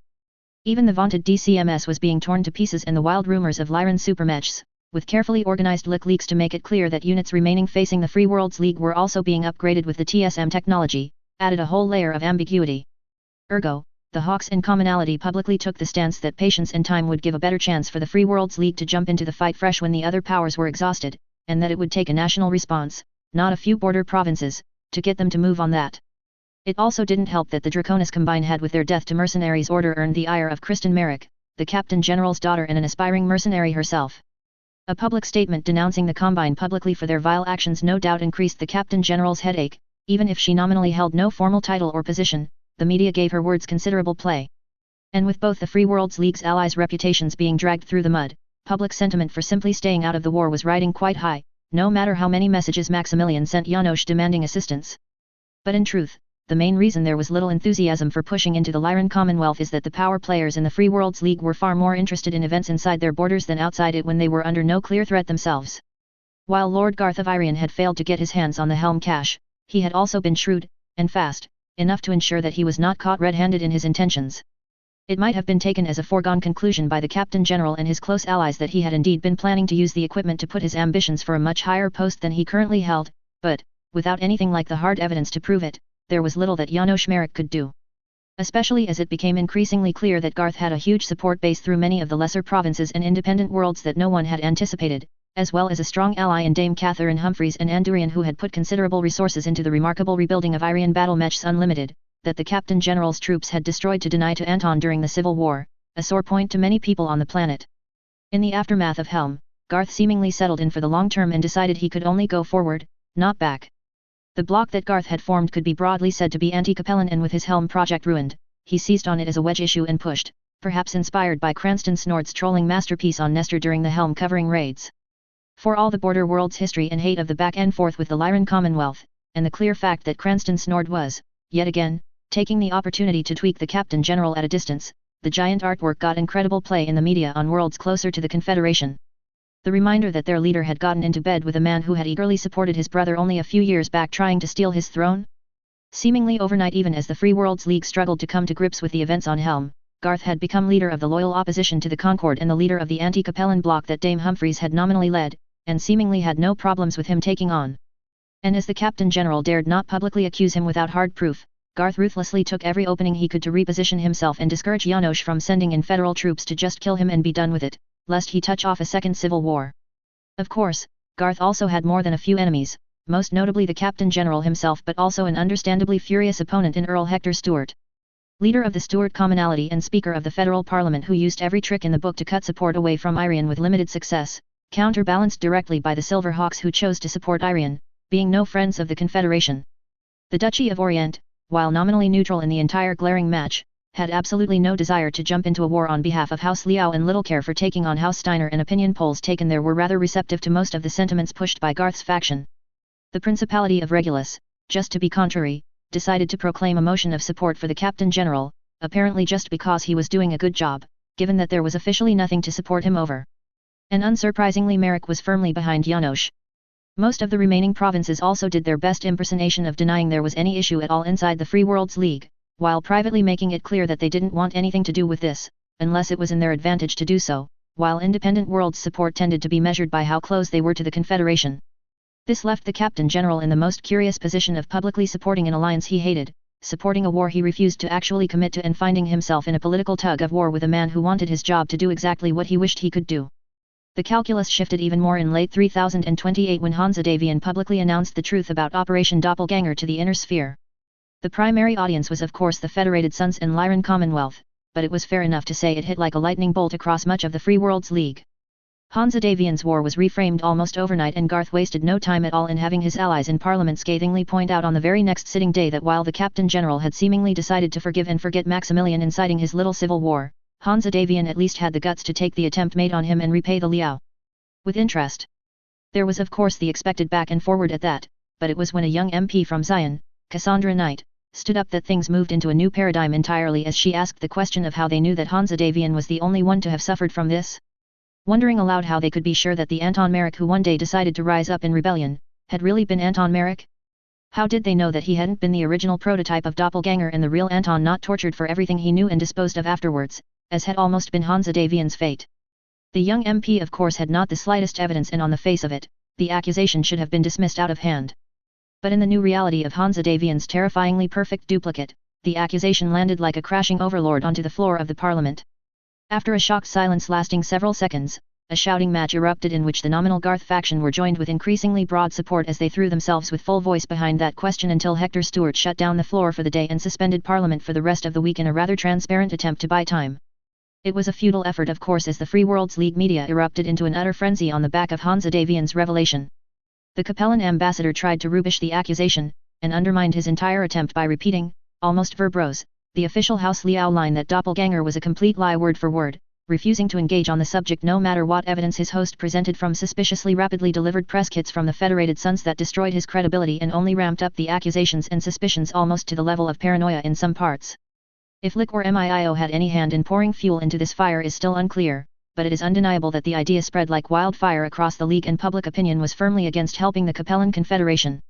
The Captain General's refusal to condemn the Combine for death to mercenaries or the Confederation for doppelganger only played into Garth's hands until finally in January, even as riposte was going in, the Captain General's hand was forced and he decreed that the Free Worlds League would not attack either of the Fedcom powers unless attacked in turn, while noting that they still reserved the right to provide economic and logistical support to their allies.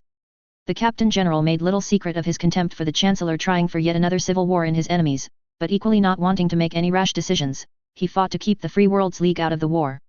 As compromises went, his decision undercut the increasing noises in Parliament to openly begin legislating to terminate the Free Worlds League's participation in the Concord of Captain, but it hardly did anything to calm the border regions which were seeing the AFFS crushing the Confederation and, frankly, wanting to get in on the fun. Even the Captain General's own advisors pointed out the stark strategic fact that if the Federated Commonwealth were able to heavily damage the DCMS and shatter the Confederation not simply militarily but politically, it would leave the Free Worlds League badly isolated, and instead of having one weaker and one strong nation on the border, they would have a unified meganation surrounding it that would have control of the Confederation on top of their own industries, glaring across the borders at them because of who they had chosen to stand with. And if, somehow, the Confederation survived, they would certainly be unhappy with them abandoning them at the crunch anyway.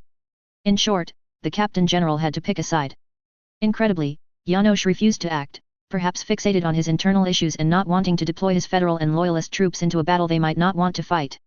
And given that at this point in time Hansa Davian had only taken 30 worlds from the Confederation and there were debates as the delay after the third wave grew if he would continue the push, the Captain General held firm to his guns and refused to act, instead refocusing his efforts on trying to splinter Garth's support base. Unknown to him, however, Garth had been in secret contact with the leaders of the Federated Commonwealth from later 3028. Via an elaborate courier chain into the Lyran Commonwealth of still unknown methods that somehow managed to evade even the intense net safe had thrown around him. Through this chain, he received assurances and concluded several agreements on behalf of the Free Worlds League. And with them in place, Garth decided to take his plan to the next level. The Captain General had been found wanting by many actors in the Free Worlds League, seemingly paralysed and unable to either make a decision to support his allies or break away from them. And while Gath had long since lost his support for a straight play at the Captain General's throne, he had been reborn as a champion of the Free Worlds League against the Concord they were trapped in, seeking to build a new power base with considerable success in that space as the Captain General ground his teeth and fruitlessly tried to find evidence with which he could hang the man. But finally, through the first months of 3029, more and more reports from SAFE came in insisting that Garth was rallying his forces and allies for a major move. The Captain General did what he could to dissuade any rash actions and urge this stupidity to end, but in April news came back to Atrus that at least 14 provincial battle mech units were on the move, including several mercenary units and a large number of support forces, and possibly even 2 federal units. The Captain General ordered all his allies to full military readiness even though it would take weeks for them to arrive at the capital or any other friendly worlds, but it proved unnecessary. The first units to hit the Capellan Confederation went in on the 8th of April, all 3 Syrian Lancer regiments arriving at their home world and wasting no time in launching a full-scale invasion to reclaim the world the Confederation had reclaimed just prior to the Concord being signed. They were not alone in launching attacks. 2 units of the defenders of Andurian jumped into the zenith point of Betelgeuse and started a full burn for that planet even as additional units hit Sigma Mare and Latice which were all but undefended and took them with barely a shot fired from the local militia. A near dozen units scraped together by other worlds along the border jumped in as well, albeit over the next 2 weeks as jump ships had to shuttle back and forward, with federal units staying put and watching in a mixture of shock and awe as the border erupted. Raids in the Terran corridor, targeting the duchies in the Tikhanov commonality as yet not targeted by Hansa Davian found surprisingly weak resistance and indeed, in 4 cases, the local units outright defected to the League troops with incredible speed. It would later be confirmed negotiations had taken place between Davian's third and fourth waves with the worlds and units on them, with the League representatives pointedly noting they had the choice of joining the Free Worlds League, or being crushed under Hansa Davian's stylish boots and spurs. In fact, Hansa Davian himself had given his consent to the Free Worlds League in general to attack all the border duchies without any contest, with the singular exception for the world of Outreach, which the Federated Sons claimed, albeit with a concession to hand it over by 3035. In hindsight they very clearly knew about and wished to loot the significant industrial assets that had gone unlocated since the fall of the Star League. Only on the worlds of Tall Trees and Hall was there any real fighting, and then not directed at the Free Worlds League. The Maskarovka, seemingly getting wind of the plans of the locals to outright defect, attempted to do the unthinkable and open up the weapons vaults of the ancient genetic research facility that had been the development site of the new Tierra del Fuego II plague, with plans to salt the earth and punish the population who were so eager to betray their chancellor. Mission orders would later confirm in fact that they were supposed to move the weapons off-world and back to Xi'an, where they would form part of the special weapons cache to be held in reserve as a last-ditch defensive option against Davian, but were taken off guard by the planet's sudden decision to defect when the Free Worlds League troops arrived and started to burn inbound. The Tall Trees militia moved to stop them and were only partially successful. A single missile managed to airburst over the city of Helena and would result in the deaths of over 8 million people, although 6 other targeted cities were saved by truly heroic work by the militia. The Free Worlds League moved in quickly to bring what support they could, but an undeniable resentment would stir in the population for the catastrophic losses as a result of the League troops arriving. Albeit, with far more hate directed towards the monster on Xi'an. Concurrent with the launching of the attacks, a broadcast from Lord Garth was disseminated to all Free Worlds League media stations on the capital, provincial capitals, and key worlds, and would from there be quickly spread to the rest of the League. Standing with a dozen powerful figures from provinces and worlds bordering the Confederation, Garth announced that history was on the move and the entire inner sphere was being reshaped. And as the Captain General was refusing to accept this, it fell upon true patriots to act. He did take pains to stress that he was not Anton, nor was he seeking the Captain Generalship, a statement that no doubt incurred a great deal of scorn from a great many nobles. Rather, he insisted that he and those with him were launching an operation to eliminate one of the greatest threats to the Free Worlds League once and for all. A war of retribution against the Confederation for what they had done to the Free Worlds League and Anton Merrick, condemning the Captain General for his cowardice as he broke bread with a man who had either backed his brother's bid for the throne or, far worse, stolen his brother away and replaced him with a twisted mockery under his control like he had come so close to doing with Hansa Davian. And that if the Captain General had no interest in avenging his brother and the League, then they would no longer tolerate the insanity of existing with House Liao, but would help put him down like the mad dog he was. At the same time, he acknowledged that they did not have the strength to take on the Confederation themselves, but with the Federated Sons now launching their next waves of attacks, they could make a very good start, calling upon the rest of the Free Worlds League to follow, and for the Captain General to lead them into this battle as was his role. That unless he wanted the Federated Commonwealth alone to redraw the map of the inner sphere, the time was now to move forward as one nation and let history be their judge for the sake of their children and their children's children. 24 hours later, Orient, who had seemingly held back their own forces at their jump points to see what would really happen, launched an invasion of the world of Jasmine with quite overwhelming force, with 2 units of the Fusiliers of Orient backed up with 2 mercenary units, clearly looking to minimize their footprint to defend, while still clearly pulling a seat out at Garth's table, and establishing a foothold in the Confederation only 2 jumps from Xi'an itself, as everyone wondered what course Janos Merrick would now take. Sidestory. Canon sidestory, no guts? No galaxy? Oh, make, to be, or not to be. The cockpit had cooled as she watched the street and waited for the DCMS to come at them again. If there was a way out, Michelle Stengovich was sure she and the other cadets would have just kept running. The day before they'd been so proud of being chosen to face the expected attack. Of being treated as if they were one step closer to the coveted accolade of Mech Warrior, of the envious looks from classmates and underclassmen who were being evacuated. Convinced that they'd avenge the Sakara cadets that these same Combine warriors had torn apart. Everything she'd been taught, particularly the parts she hadn't really believed. It was true. Battle, real battle did change everything. Because until now, she'd only ever thought she was afraid.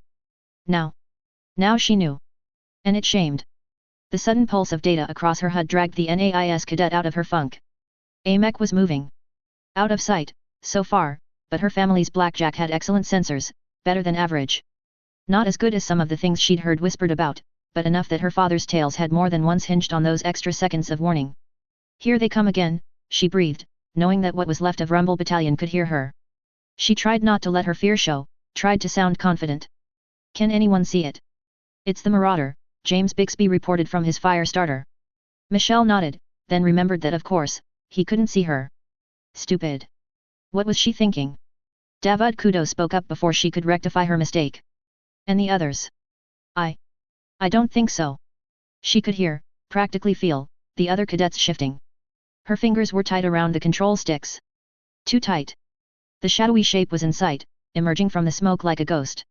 Long-limbed, arms like clubs, a long barrel rising up like a scorpion's tail. The Marauder. In the darkness she couldn't make out markings with her eyes, but the blackjack told her what she needed to know, not caring one whit for the frailties of the successor to its long tradition of Stengovich pilots. The heavy mech was damaged, plates of armor on either flank had been ruptured. If there was any chance at all of taking on, she didn't dare even hope to take it out, the mech that was half again the size of the largest of their little force, then Michelle couldn't let that weakness go to waste. The targeting reticle seemed to drift lazily across the HUD as her heart thundered.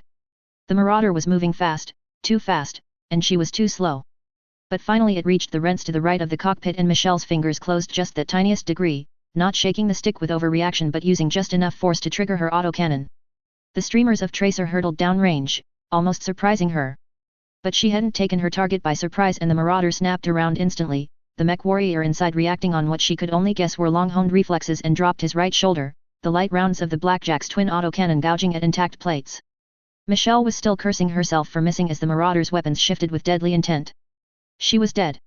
But, it didn't fire. 2 PPCs, 2 lasers and, that wasn't an autocannon up top. But the bolts of coherent light and the particle beams that she thought would tear through her battered armor didn't came. What lashed at her instead was a man's voice, "Hold your fire, cadet." He was loud, he was angry, and he was on the general tactical frequency. "I'm friendly." Michelle had to reach aside to switch her transmitter to the tactical frequency. The blackjack's comms hadn't lasted the centuries as well as its sensors. She swallowed as she did so.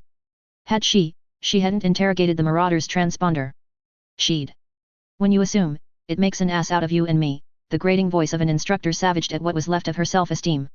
"Identify," she managed, somehow unable to manage more than that. At least, she thought distantly she didn't sound as if she was on the brink of crying. Before putting her hand back on the control stick she pinged the mech and the HUD lit up with data. "This is Night 12, 1st Prince's Company." The data matched. She'd fired on a friendly. She was a coward and an incompetent. Taking a deep breath, off mic, Michelle brought the blackjack's arms down slowly and stood it. At least she could face her sins with dignity. No use making excuses. She'd blown it, and she was lucky she hadn't killed the officer in the Marauder. "Ha! Killed him? Who are you now?" A mocking voice seemed to be on her shoulder. "The next Natasha Kerensky. You weren't even the slightest threat to him. If he hadn't had the mercy to check his target the way you should have, he'd have torn you and your family's mech apart. He moves that thing like it's 20 tons lighter than it actually is." "Oh," she said when she was sure she would finish saying the words. "Apologies, sir. There was an enemy Marauder down there," and the excuse came to her lips and she hated herself for it. She knew better than this. Fortunately, the man didn't seem interested in hearing her disgrace herself. "We killed it and the lance it was with," he cut her off, moving the Marauder closer. The rest of the lance moved forwards tentatively, perhaps only half believing that this was a friendly mech, the first they'd seen since the shooting died down. "I need a satrap. Who is in charge here?" She paused and swallowed, taking the brief opportunity to try to keep calm. "Report." She could report, couldn't she? "No one, sir. Certainly not her. We are 6 mechs are the only ones who made it this far, to my knowledge, out of Rumble, and we have no officers left, sir." "Very well." He was startlingly calm, she thought. "How did you all end up here?" That question dragged her back into the hell of those moments. She was grateful that David took the moment to speak up, to recount Dr. Bonsai's shouted orders, the scramble to get away, the sudden barrage of missiles that had blotted out 2 mechs almost between heartbeats, killing their mech warriors before they had the slightest chance of ejecting. David started to falter as he reached the point where they'd fled into what turned out to be a trap, a cul-de-sac that they were surrounded by with no way out but back into the teeth of the heavy lance that had pinned them here. I thought we were finished. I know we should have tried to counterattack, sir, but... No." The officer's disagreement was a startling surprise. There was something odd about his accent, Michelle couldn't place it. Not a New Avalon native, certainly. Holding in cover was absolutely the right call. "Cadet, you people did good." "What?" Michelle blinked. Had she heard that? They'd broken, run, and hid from the battle. And he was praising that decision? "If nothing else, you're staying alive pinned a full enemy unit in place, keeping you contained and out of the battle." Then his voice sharpened. "Cadets, you said that Lieutenant Hall was destroyed by missile fire, from the north." Miguel Rajai answered from his Jenner. "Affirmative, sir." From about a block north of here. That was more of an estimation than Michelle had felt confident making. But now that she thought about it, not just reacting, yes, that sounded possible. Her mesh sensors hadn't picked up the mesh up but from the range and angle. They were shooting high-low with indirect LRM fire, damn accurate fire too. We never saw the meshs, but the volume was incredible. It blew Lieutenant Hall to pieces, but a minute after we got in cover, the missiles stopped coming. We couldn't really tell what was going on through that jamming and the fire coming in from the east keeping us pinned, but I saw seismic shifts that might have been them moving off to the west. The tentative question hung in the air for a long moment, then the officer audibly changed the channel sharply, cutting them off. Crap. Miguel had done well, Michelle thought. He'd picked up more detail than she had out of that mess. But they had obviously fallen short of whatever credit they'd been given for holing up here, something that presumably made sense in whatever understanding of the battle the Marauder mech warrior had. How could anyone keep this chaos straight? She shook herself. Experience, probably. God knows how much action the older mech warrior must have had. It was hard to guess age from a voice, but he was obviously far removed from the fumbling performance that they'd managed. Sir? James asked plaintively, when the silence grew too much. We're ready to move out for the CMS rally. That had been the last orders, hadn't they? And it made sense. Get back somewhere the mechs could be reloaded, where they could regroup. The older man re-entered the channel, mercifully not reprimanding James for pestering an officer who clearly had more important things to do than to pat them on the heads and reassure them. Cadets, he said, voice lower than before, more purposeful. Lowest to highest, give me your combat states. The familiarity of that demand gave Michelle a sense of normality. Of course. There might be other Combine stragglers, he'd want to know what state the little group was in before taking them through the Warden streets of their campus. Rumble 14, she managed, looking at the displays. Armor state 6, 50% ammo remaining. She heard the others chiming in and somehow the recounting was reassuring. They all had armor, still. Enough for a few hits, at least. Ammo to fight back with. Sure, they were mostly lights, but the mechs were holding up. Better than the mech warriors had.